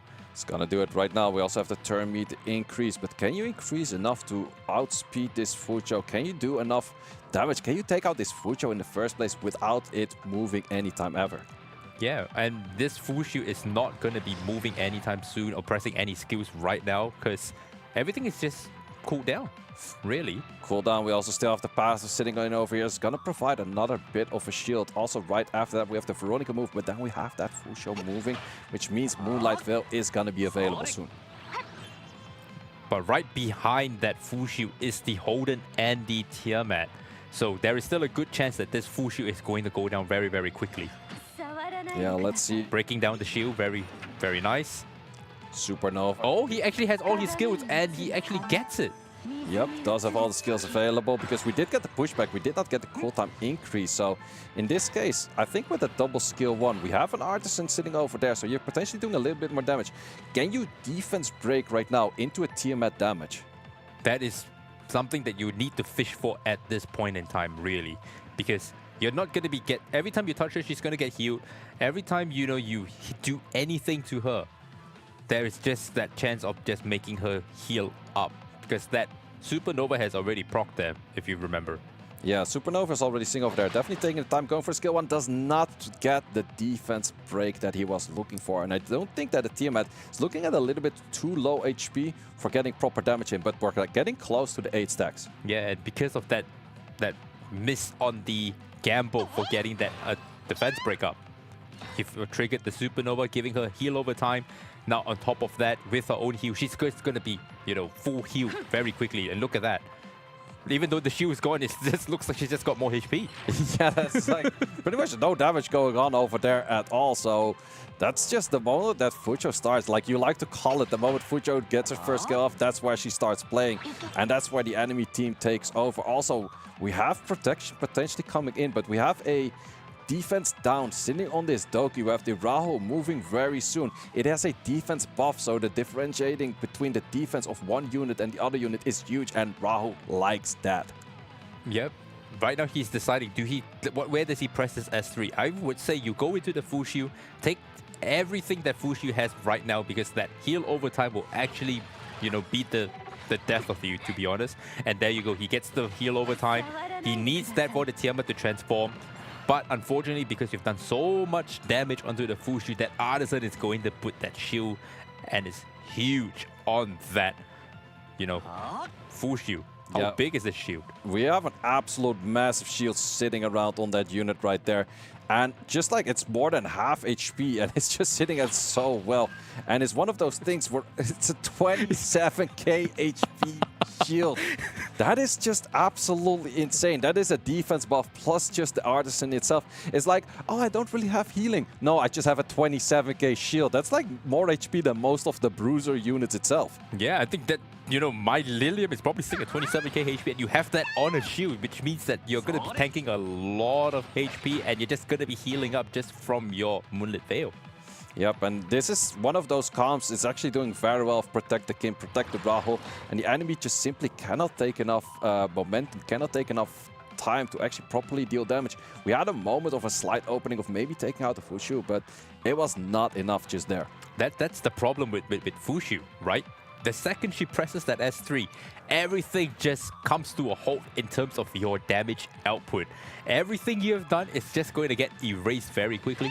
You don't want to touch any other unit, because if you touch that unit is just going to get moved up the turn meter bar. She's going to heal unless, you know, you time it in a way where that unit's already going to take a turn, so you might as well damage it at that point.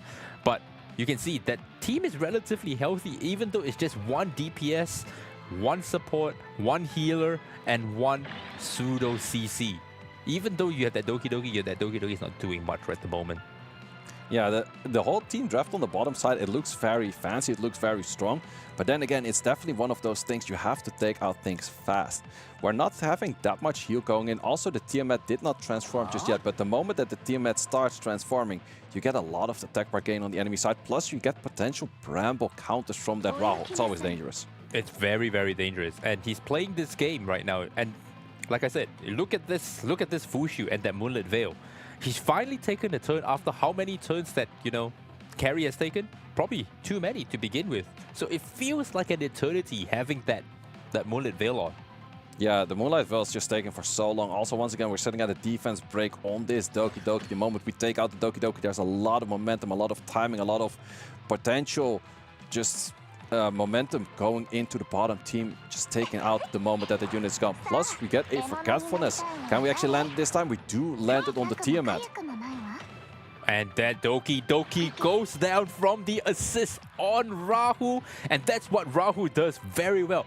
If you put supports on him, he is going to have that RNG chance to just assist you with how many ever ref stacks he has, and you're just going to have a bad day if he decides to be helpful. Yeah, that's one of those things. Like sometimes you're watching a match and it's like, there's Rahu sleeping, there's Rahu not doing anything. And it actually took a while for Rahu to get a team up right there. But team up on the perfect moment, a defense break, that's what you would like to see. And you can see, even though she's on 7 stacks of Bloodshed, because of that Forgetfulness, she is not transforming. This is not a good look for Carry at the moment. He is now struggling. He's not getting any counterattacks. He has nowhere to put his damage at the moment. He doesn't know where to shoot it. And I just think that 9 is in a very good spot. Yeah, 9 is absolutely looking at a super great spot over here. Actually, he's getting a good bit of counters himself in over there. But we're also getting additional turns. He's trying to take out the Tiamat. Tiamat still has the Amber sitting over there. So with the Amber, we also remove all of the Forgetfulness. But then again, Tiamat starts with 0 attack bar at this moment. So we're not seeing any turns from her anytime soon. Yeah, she's not going to get that Dragon Form because of that Forgetfulness. So she's just going to stay in Ice State as per usual. And even though she's going to get her turn, that Selence is going to just cycle through and get her Forgetfulness back already. And he's just deciding where he wants to put the damage right now, because there's no reason to touch the Holden at the moment. That Holden is just a sitting duck with Forgetfulness. Might as well just start hitting the Veronica, because that Veronica is the threat with her S2. Yeah, the big question is, Veronica, do you go for the S2 for the damage right now, or do you go for stealing of speed buff for 3 turns or anything along those lines? It could help you bring a little bit of momentum back in the game, but in the end, you also want to start making those kills. So that's definitely the choices that we see over here. And we do actually go for the S2, but it's not adding that much damage on the Lilith, especially because Lilith is a high HP damage dealer. You might be looking as like, oh, it's looking not that high on the HP bar, but that HP bar might be as much HP as the Roho is having with the full HP bar over there. Yep, and right now, he's just deciding where he wants to dish out the damage. Does he want to hit the Rahu? Does he want to hit the Tiamat that has, you know, insane amount of defense at the moment? Looks like that is his answer. Looks like he's going to go into the Tiamat, try to push her to as low as a HP as possible, so that when the healing comes out of Amber, it's not going to be a lot of HP. And he's doing a fantastic job at it. Now, that Veronica doesn't know what to do, because if you just get the buff stealing, you're not really stealing a whole bunch here, because you don't want the speed up to be wasted on your units. You have 2 turns of speed up. You don't. What is this Veronica going to do here? Sure, you can have Soul Ward, but that Soul Ward is not going onto that Tiamat that needs it, actually. Yeah, in this case, I would just simply go for skill 1, just wait out the turn. It's actually going to go for skill 3. I think it's going to go for stealing. Yes, exactly, the speed buff. Maybe also killing a little bit of momentum over there. We do have an Artisan coming in, but that Artisan is also going on a unit that cannot receive the Artisan just yet. Big question right now, skill 1. If you armor break on an early hit, there's multi-hits. Can you take out this Lilith? Because you do have a lot of defense on your unit, but is it going to be enough? This is his one chance actually because of the Fushu getting out of Moonlit Veil. This is his window of opportunity to actually do any significant amount of damage. Can he pull that off? That is the real question here. He actually gets it off the S1 from the first hit, defense breaking. And now he is free from the Lilith. Oh, he's free from the Lilith, but this Artisan, are we gonna do enough damage on this? I could see this teammate dying with this skill 3. I'm not 100% sure if this is enough damage. We are looking at enough damage right there. Yeah, because fun fact, even though she is on the ice state, she is still damage sharing. So doing the S3 there, putting damage onto the other units so that the teammate takes enough damage to kill herself is the right play there. Yeah, absolutely right there. And also we're getting closer into, once again, Forgetfulness. We do see Holden sitting on potential for counters right now. But is it going to be enough? In the end, you do have the right element into the Rahul, but I've seen Rahuls take out Holdens as well. We have one turn to do any amount of significant tempo swings here from carry because we are a one turn away from pressing that S3, which is your last window of doing any form of significant damage. That Fushu needs to go, to be honest. Yeah, let's see how much we can do. We have an S2 potentially coming in right now. We also do have Holden with skills available right after this. Are we gonna do enough damage? We only have a skill 3. We don't have a skill 2. If you had a skill 3 or a skill 2 available right now, you would have probably done a lot more damage. There is a defense break on that Rahul, but there's also a defense buff.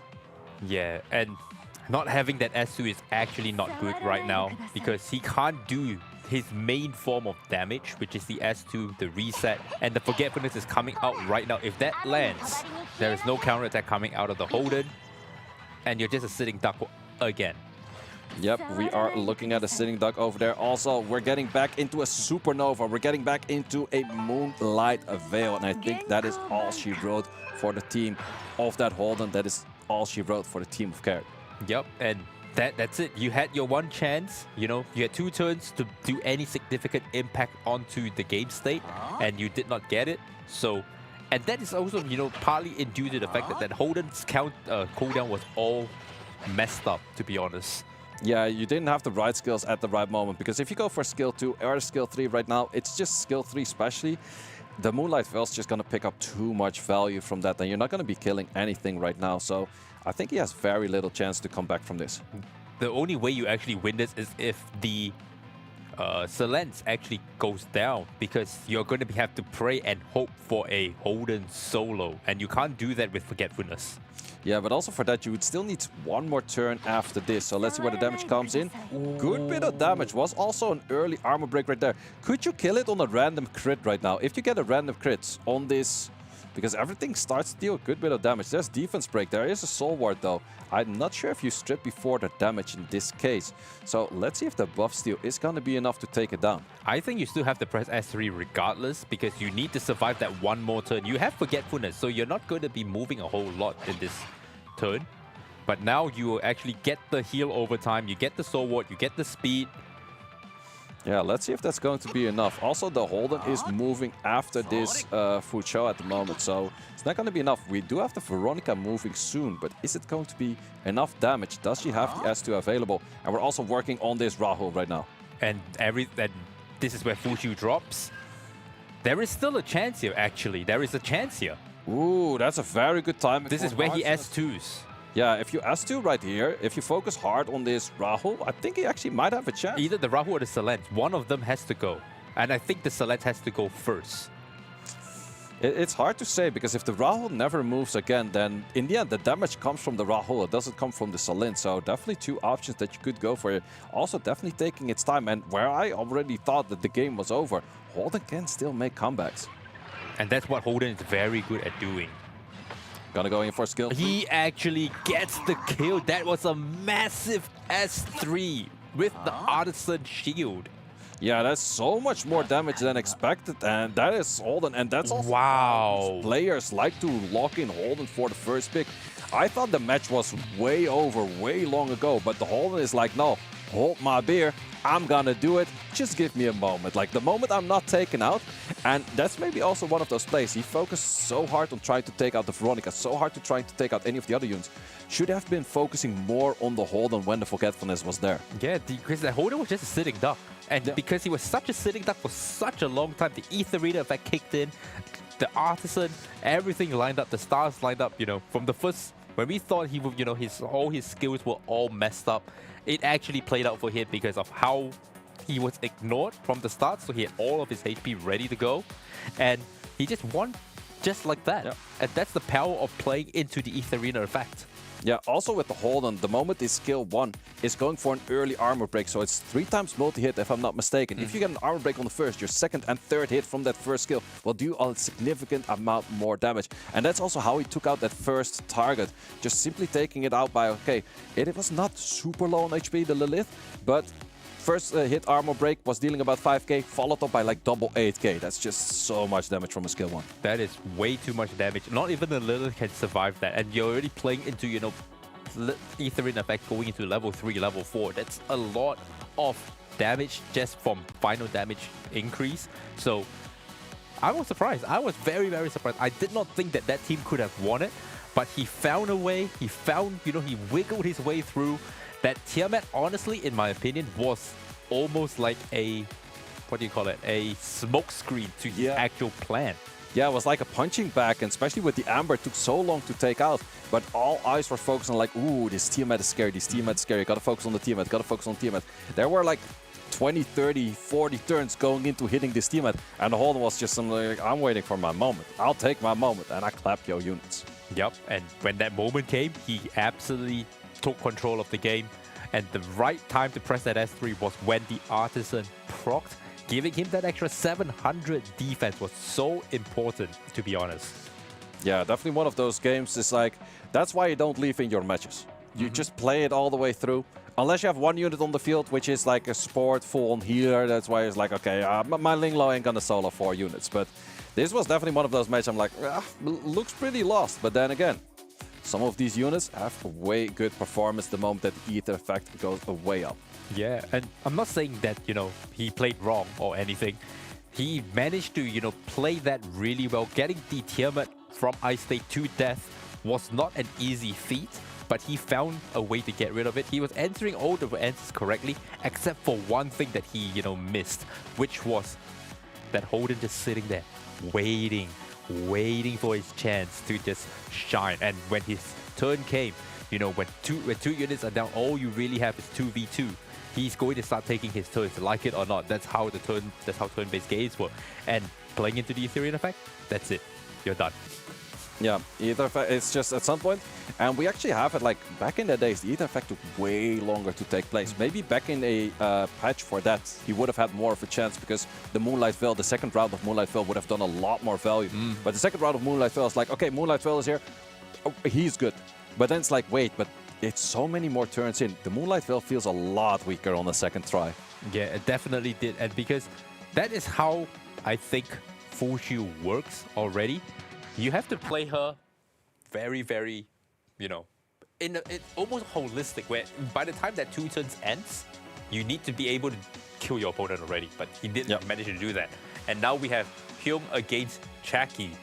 Now, I know Chaki, he's quite an E7 veteran. I want to see how he's going to play in this Ethereal restart, whether he's going to bring all of that knowledge here, or is he going to play in a bit more sophisticated way?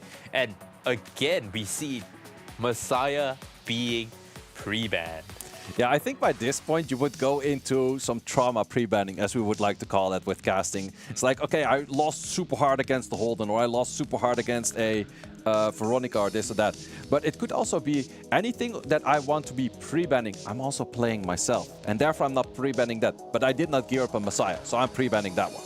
Yeah, and I'm very, very surprised that, you know, they're banning Messiah over anything else, because if you don't have a Messiah build, you have to find a way to answer it in when you're building up your account.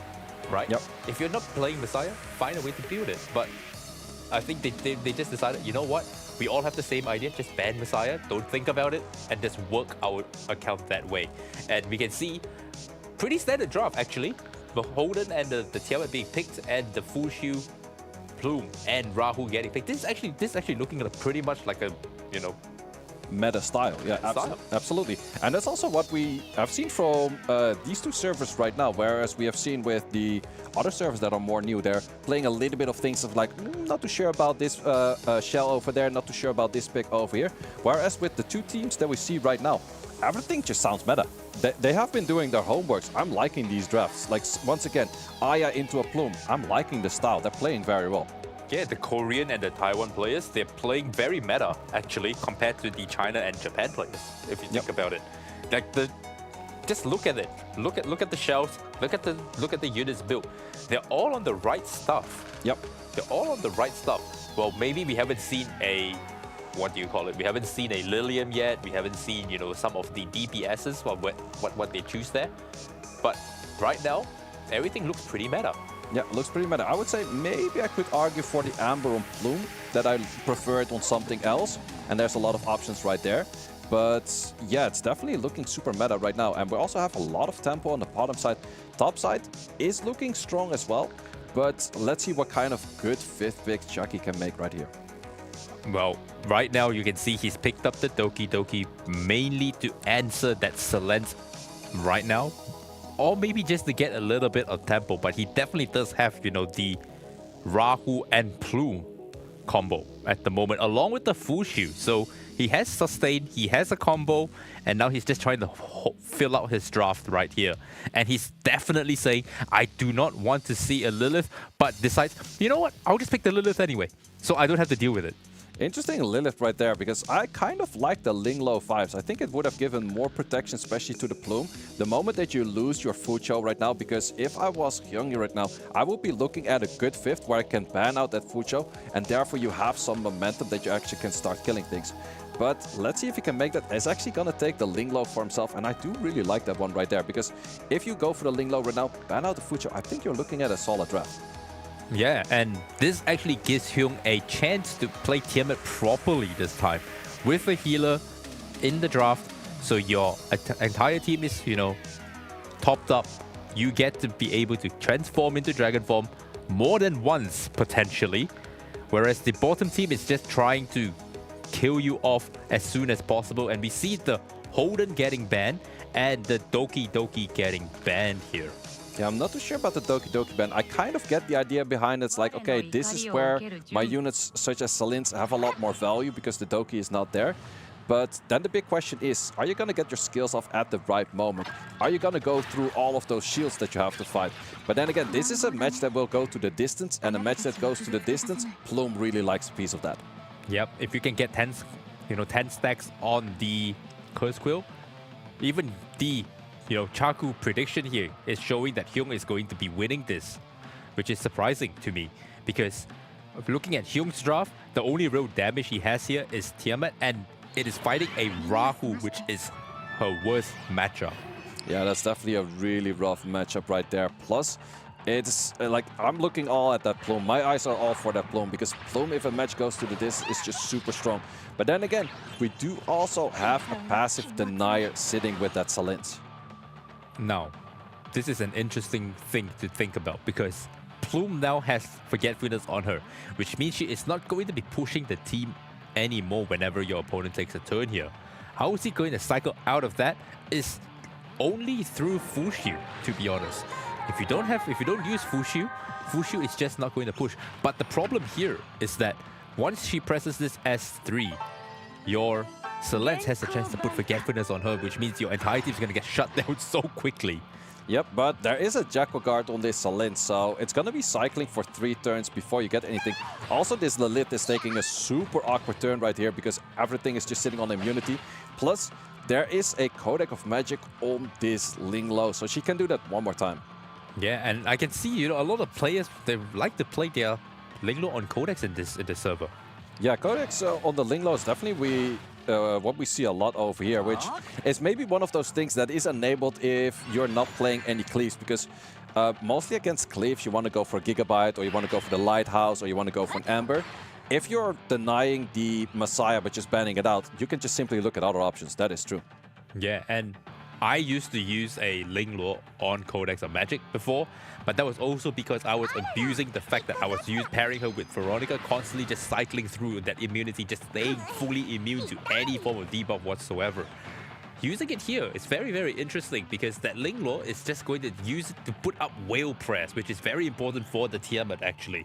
Yeah, Tiamat is looking at 6 stacks already, was also looking at half HP. So let's see where we're going to go for the Bomb Explode. We're going to go for the Aya. So Aya's not taking any turn anytime soon. But what is taking a turn is this Tiamat. And the Tiamat's Whale Prep purified the Graceful Mission so she did not get stunned. Yep, that's one thing to always look for. So in this case, Tiamat is looking a bit lively, but it was not doing that much damage just yet. And you can see that Fushu is now having that Forgetfulness. Nothing is getting pushed now. But we also have the Forgetfulness being gone from the Plume, so all of the turns on the other side are giving the team of Plume a little bit of attack bar gain, which is just the momentum that's working so well for this unit. Plus, slowly but surely, we're getting more and more Quill stacks. Yeah, and that Ling Luo is going to be, doing her S2 now. He's deciding, does he want to put up immunity again? He's checking up the cooldowns. I'm pretty sure he's checking the cooldowns on the Lilith. Does he want to do that, or does he just want to press the S to extend all the will press? He chooses to do that, which means he still has that one turn that he can, survive with just that. And now the Rahu is going to press S3, put up the fence buff, do some damage, and you can see that shield is just instantly dwindled down from Aqua Shield. Yeah, the Salins is doing so much damage. It would be nice to see at an end of a match, like how much damage has the Salins actually done. Because if a match goes to the distance, in the end, she might be doing a lot more damage. Because we just see chip numbers of like 800 over here, 1000 over there. But if you do multiple AoEs time and time again, it does actually add up. We also once again have the Dispel coming in. So we're already looking at 5 Quill stacks. Can we make that all the way to 8? That is a very small number for me to read, but we're looking at a lot of Quill stacks for that Aya already. But we have a counter, and we also have a follow-up, nearly taking out the Aya. The Aya is probably going down very, very shortly. There we go with the assist from the Rahu. That Ling Luo just could not cycle fast enough so that she could press the S3 to cleanse off the defense buff, the weakness. And with 7 stacks of Curse Quill, you are going down.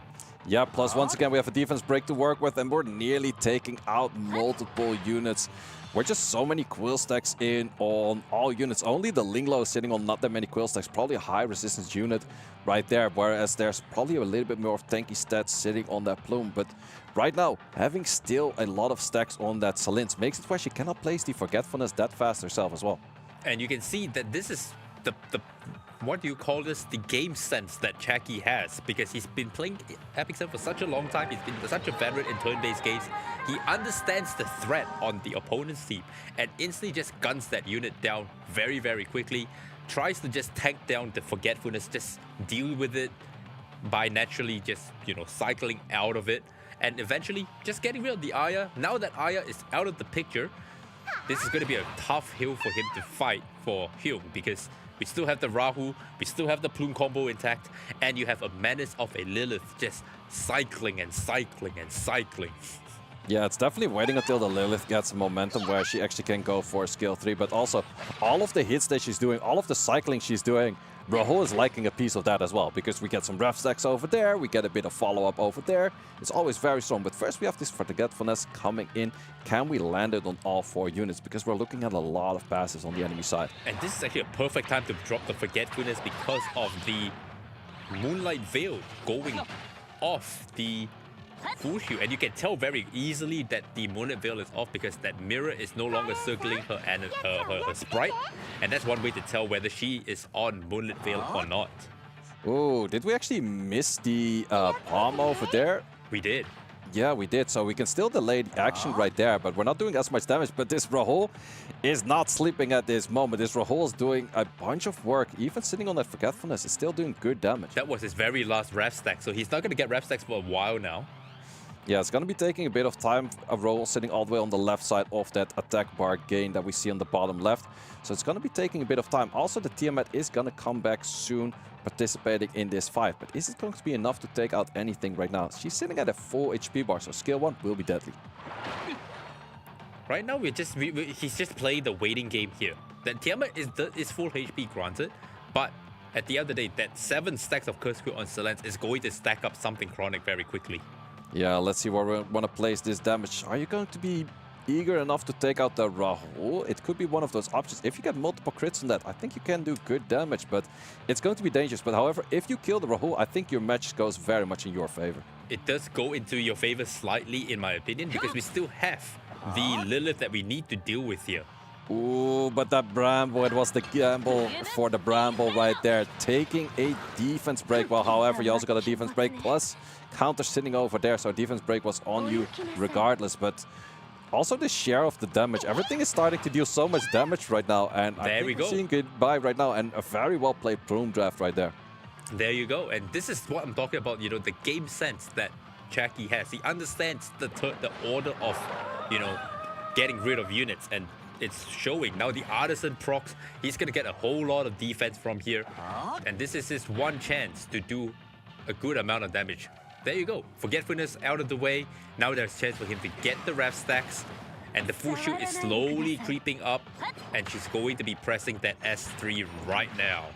Yeah, we once again have that Moonlight Veil. Forgetfulness is gone. And from here, it's too much up an uphill battle for the Tiamat to actually like look at the shields, look at the speeds going in. There's just so much work. Does he proc an extra turn here? Does he proc an extra turn here? That's the real question. No. Oh, Bramble. Bramble, not that much damage. He gets the extra turn.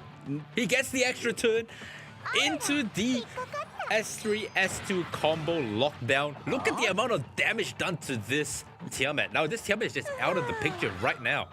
Yeah, and that is a Linglo against the world. Also, even without the explode right there, just the Rahul from the team is like, hey, I got my Ravs back.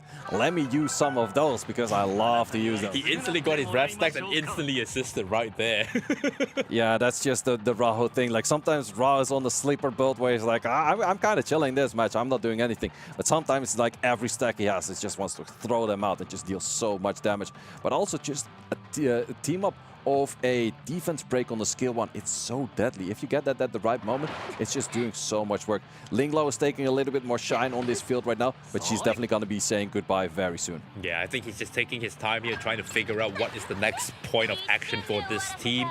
And we're just going to go from there. He's just going to play it out, just to, you know, buy himself some time for the team to discuss, you know, next play. Yeah, absolutely. And we have the victory once again going to the RCS team. So that is the team from the Taiwan server. Very, very strong play. Yeah, I would say I also really do like their drafting on both sides. Even the losing side, I still like their draft. It's not really pinpointing anything. It's like, oh, that was kind of an off draft here, or that was kind of an off draft there, or this kind of like a miss in a shell or anything. They really did their homework. They really understand the game, and that's really cool to see. So I think they will have to play or any of the winner from this match has to play against the team of Tomias and Brett. And I think they're going to give them some good run for their money right there. Actually, I do think so too. I think whichever one goes in from this new server, either the Taiwan server or the Korea server, they are going to give them a run for their money. They played really well. Like, we look at the way they draft, we look at the shells, we look at their builds. Everything looks meta. It's like they've done their homework. It's almost as if one side of the servers have done homework, the other side of the servers just wants to play aggro, but with all, you know, subpar shells and builds. So, yeah, let's see what we have for this potentially final, because we're sitting at a match point for Team RCS. And we're going to have to look at a reverse sweep. We haven't seen any match go all the way to the distance of a full best of 5 thus far. But would this be the one where we have a reverse sweep? Because the potential is there. In this case, we're going to have Mad Life playing against Green Tea. And I think Mad Life, you say he's somewhat popular? Yeah, I'm not sure. I could be wrong on this, and I don't want to misquote where he's from, but I think he was a League of Legends player, but I'm not 100% sure if it's that Mad Life or that is someone else right there. So, yeah, let's see what he can bring in a turn-based kind of game. Yeah, this is going to be interesting. This is like they're 1-1 apiece. We are definitely going into, you know, and 2 more games. So, can we see what Mad Life is going to do here, or even Green Tea for that fact? Because Taiwan server has played relatively well, and he's just shuffling through his plays, and he decides to go for the Plume first pick.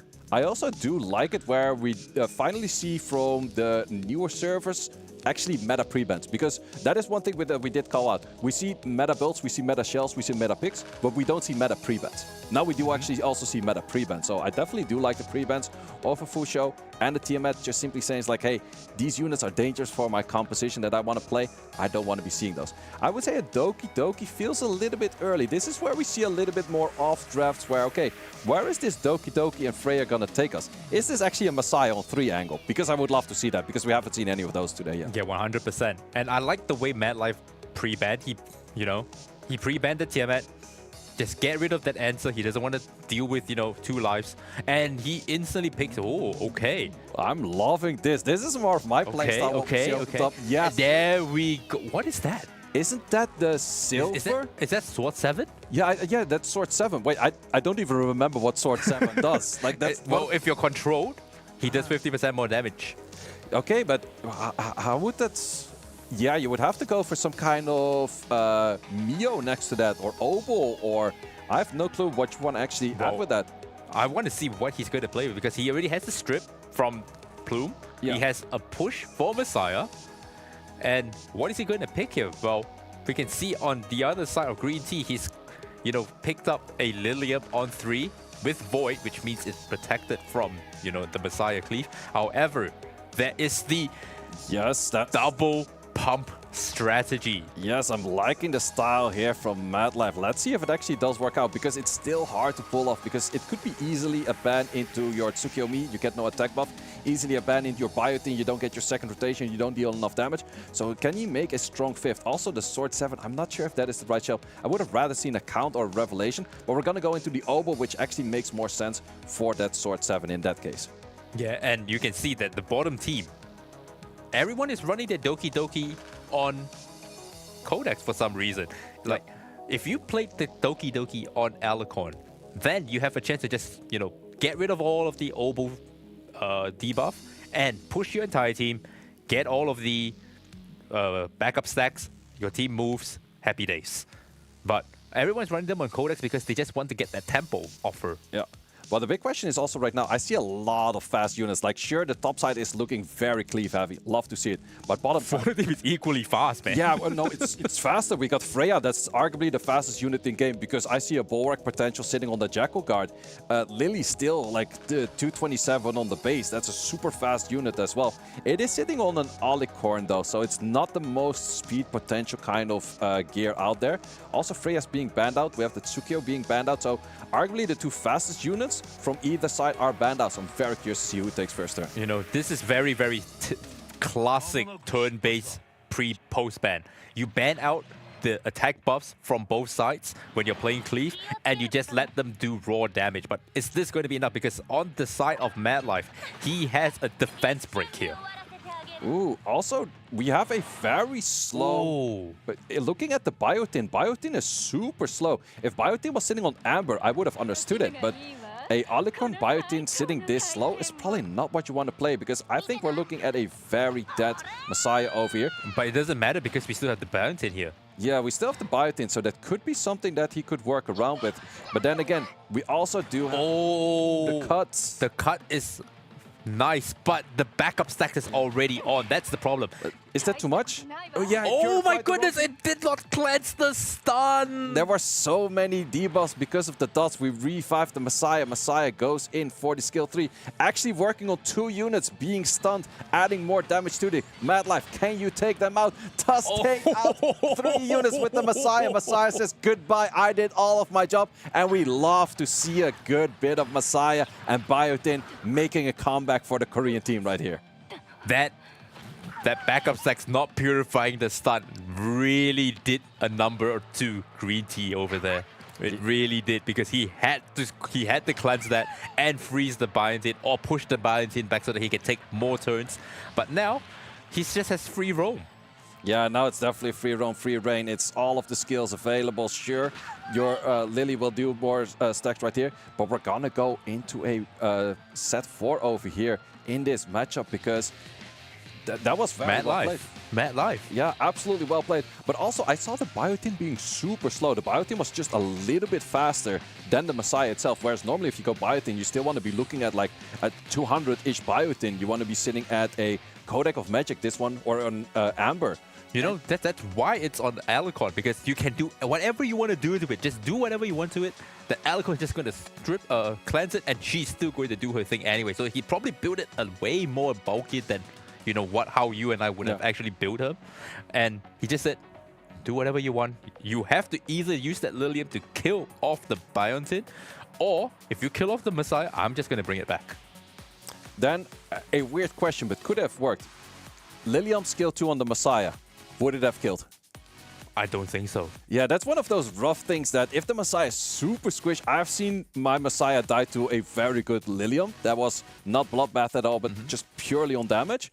And if you go for that skill 2, you stun everyone. You could have won the game for that. But then again, it's definitely the gamble. Like skill 3, way more damage coming in. I mean, I don't think so, because that Alucard was on Biontin. So Biontin was always going to press that thing. That's why he probably built it. I might actually steal that tech, because that is actually an interesting one. Because I'm not fast enough, and I'm forcing the speed onto my Biontin, sacrificing all of my bulk. And if they actually figure that part out, like banning off the attack buff, which is the Tsukiyomi, which is what everyone usually do, then I'm in trouble, you know, because I'm so squishy. So that is actually an interesting tech there from Mad Life. I really like that part there.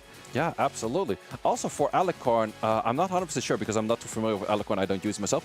It does have either Plague and Colossal Guard, right? It doesn't. No, it has double speed. Oh, it does actually have the double speed, so you can go Swiss Smite on it then? Yes, you can. Ooh, yeah, that's definitely some more potential right there. Yeah, you definitely can. And that you can see now we are going to have carry against Chucky. Again, Chucky, you know, played a whole bunch of Epic 7, veteran in turn-based games. He knows his stuff. He knows what he's doing. And the game sense is what I'm talking about here. It's the important thing that we are bringing. When you're playing new server against new server, you only have your game sense with you. So we're going to see that carried out against Carry. And, you know, we saw Carry, how he came back with that Holden and that Veronica. Amazing match. Let's see how they're going to fare.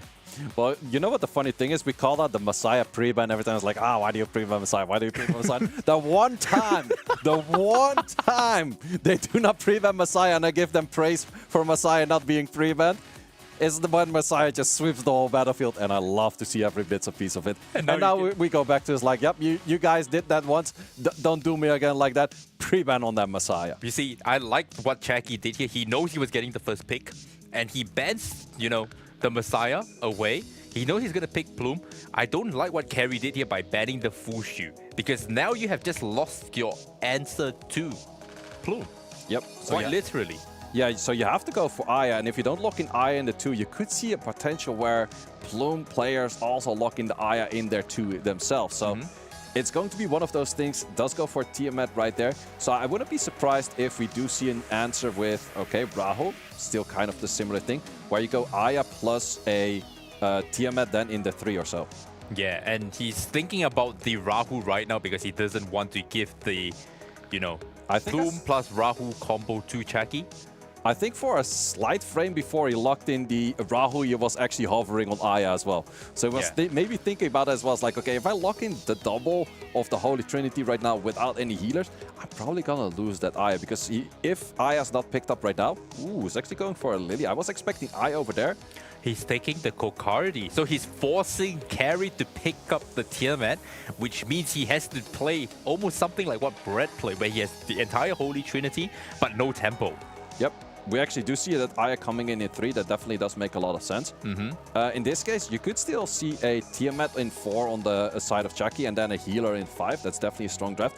Also in this case, Kokardi, we saw him before on the Revelation. It was bad. On Count, I love it. Yes, Count is definitely the best play for him because number 1, it gives you lifesteal. You do so much damage already because you get 2 turns. You get your first S3, then you get the S1 plus the S2, and they're all with lifesteal. You can just naturally heal yourself up. He's already naturally squishy. That helps you stay alive. And number 2, you get a pseudo attack buff. So you're not really afraid of Holden putting attack down on you to begin with. Yeah. So let's see what he is actually locking in with that. Once again, a lot of Solid's plays locking in over here. I really like the Silence with the Kokardi though. Yeah, the Kokardi Silence, it's super strong because you're denying the Aya, you're denying the Holden, you're denying the Tiamat, you're denying the Ibraho. They're full on passive on the enemy sides and they're strong passives looking at that. And massive shields as well, just protecting the Kokardi. And the Kokardi cannot be touched in this instance. And the only real way of you getting to her or him is actually just through the Tiamat transforming, or your Rahu pressing S3, or your Holden pressing S3, which is not going to be very common. Yeah, so looking at the bans over here, I would definitely say you have to be aiming for that Silence for the bans on the other side. The Lilith is going to be a dangerous unit because that actually provides you the good CC on your whole team. So let's see if these units, well, first of all, Lilith, is it locked in? No, we're actually going to go for Linglo also on a Reaper. Yeah, and this is actually a good pick for him because he's trying to combat the what's his face? The Silence right here, along with the Plume with the Reaper Steps Linglore, and he decides, Carry decides, just get rid of that unit. And the Kokardi, we're actually going to see a Kokardi draft here.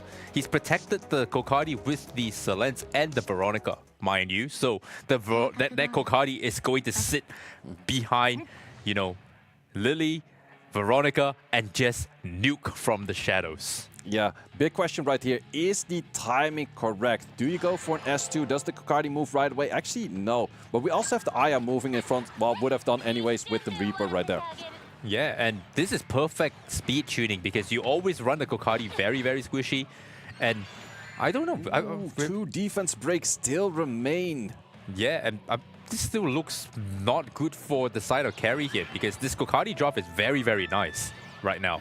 Yeah, let's see. Well, we're gonna remove all of that as well. Pretty sure that Linglo would remove. Linglo has to. Linglo has to, because if not, that Kokardi is going to do so much damage. I'm curious to see if this is a bloodbath, forced bloodbath count Kokardi, or is it a full damage count Kokardi? That is what I'm very curious to see.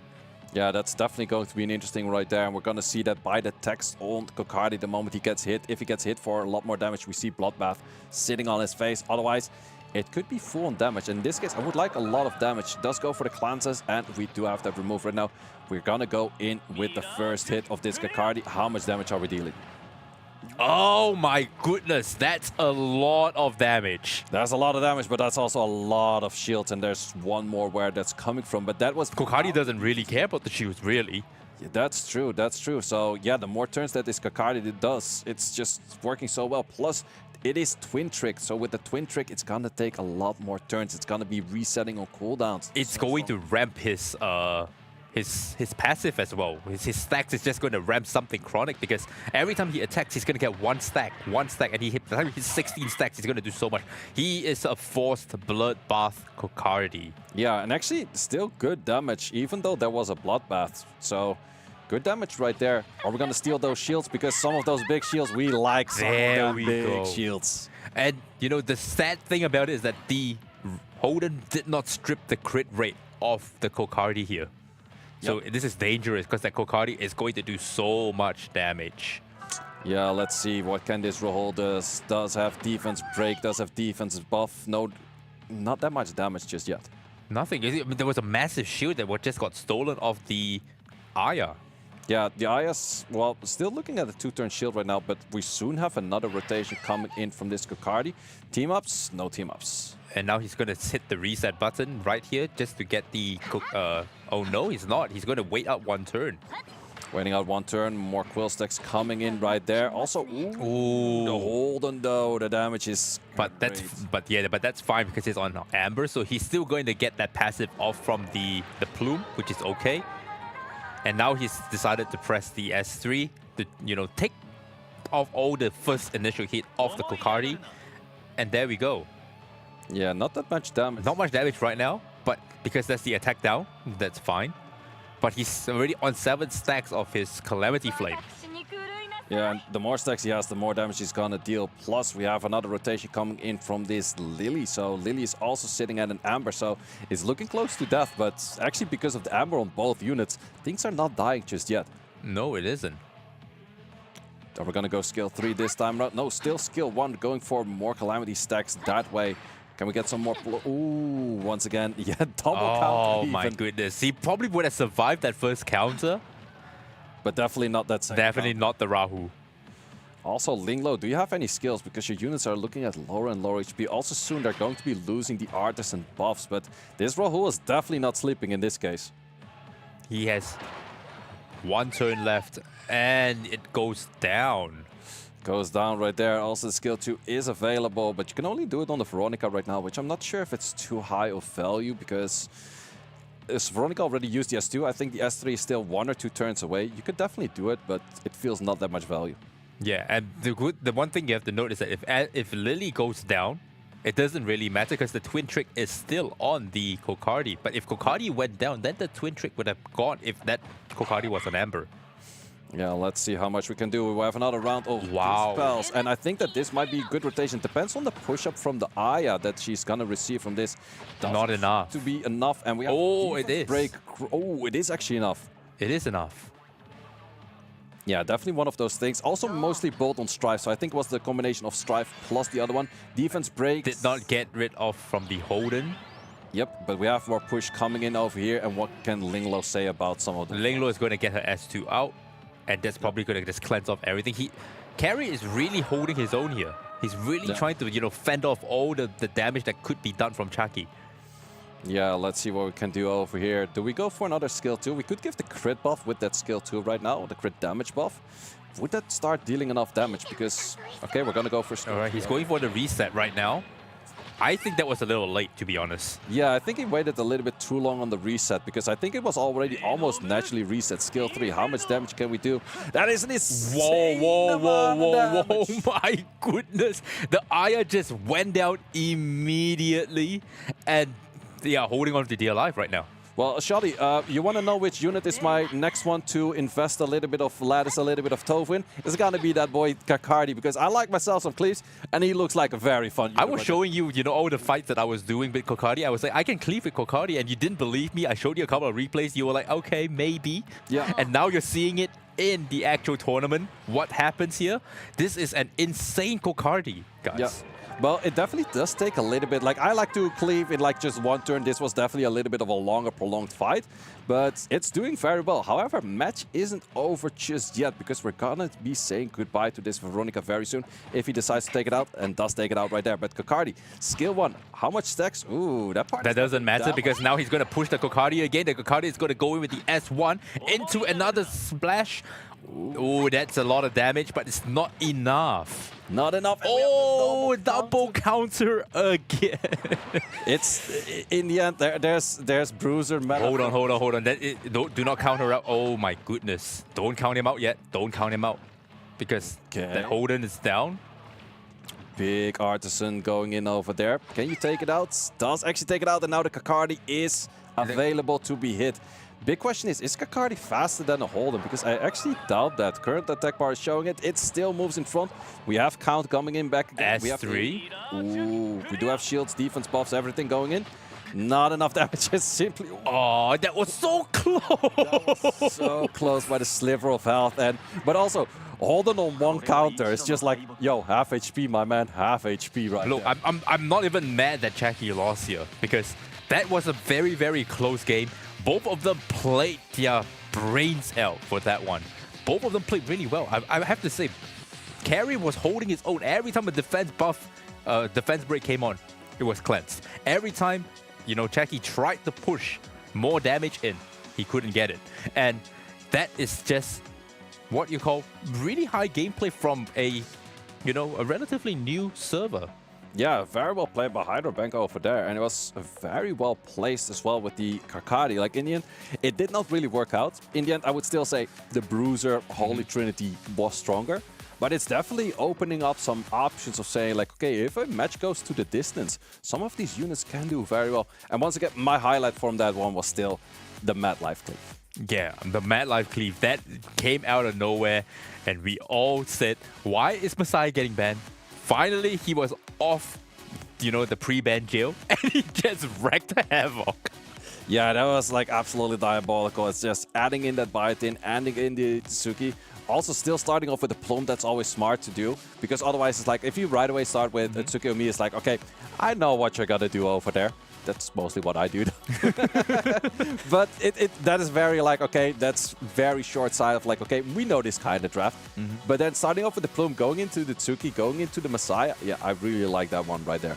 Yeah, and that Kokardi, man, I can't get over the amount of damage that Kokardi did. It's on blood buff, mind you. Yep. So the way he's gotten that stats to do that kind of damage is incredible. Because I have myself a onslaught count build, and I'm not even doing that kind of damage to an Aya given. Yeah. So I'm really interested to see what this Kokardi build looks like. I'm very, very curious. But at the end of the day, that is what we have for you.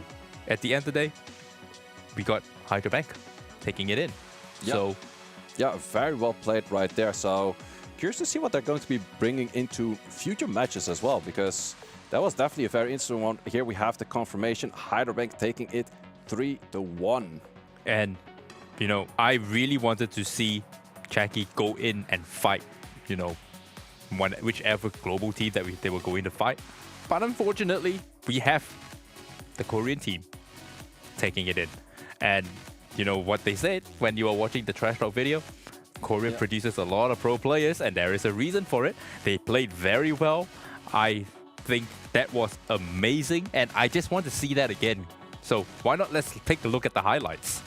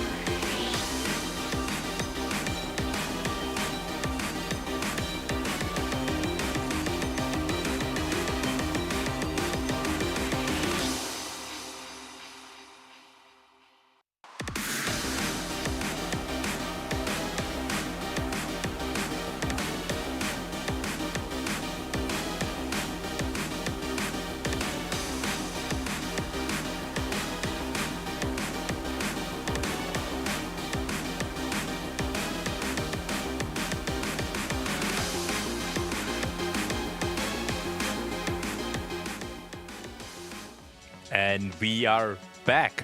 Now, we are going to have the interview with Storyteller, and I really want to hear from him because we did previously on the rehearsal had a little chat with him to figure out what the Korean players had an idea of. Now we get to actually hear, after playing the game, what he thinks.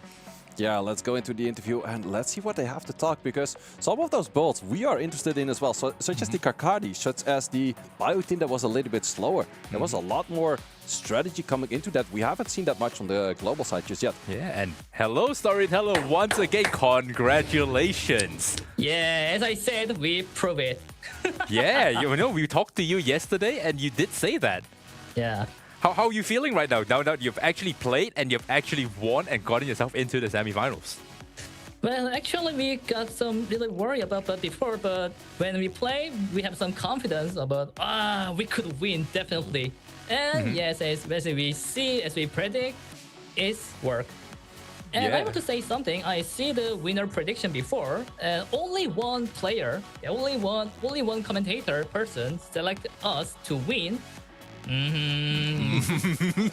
You are right.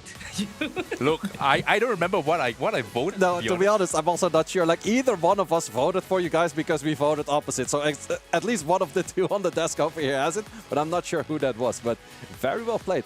Also, my question, MadLife going in with the cleave, was that planned as like, okay, Because what would have happened if his Messiah was pre-banned? Could he have had a different draft right there? Yeah, of course. We prepare lots of meta, of course. And honestly, Korean style is a cleave style. As you can see, swipe them at once. That's our style.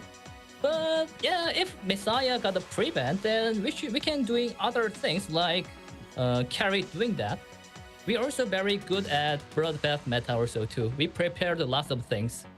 Yeah, I can see that all of you had like a very different style of play. Like you had a different style of play. Mad Life was more of, you know, an aggressive style of play, and Carry was more of the standard style of play. Was that planned, that everyone's going to come in with a different style? Well, that's depend on each players. Yeah, they can free to choose about their play style. So Mad Life just prefer to using cleave, and Carry prefer to using bruiser meta. That's all. Yeah. Yeah, very well played. Also, I have to give credits to you guys, because we have seen it with some of the other servers where it's like, oh, we're missing like the shell over here doesn't make that much sense, or the play over there doesn't make that much sense. Whereas you guys, I think all of the shells were right place. All of the builds were very well done. So definitely credits to you guys for not just winning, but also, in my opinion, and also both of us opinion, playing very well, playing right to the meta, understanding the game, and just doing it very well.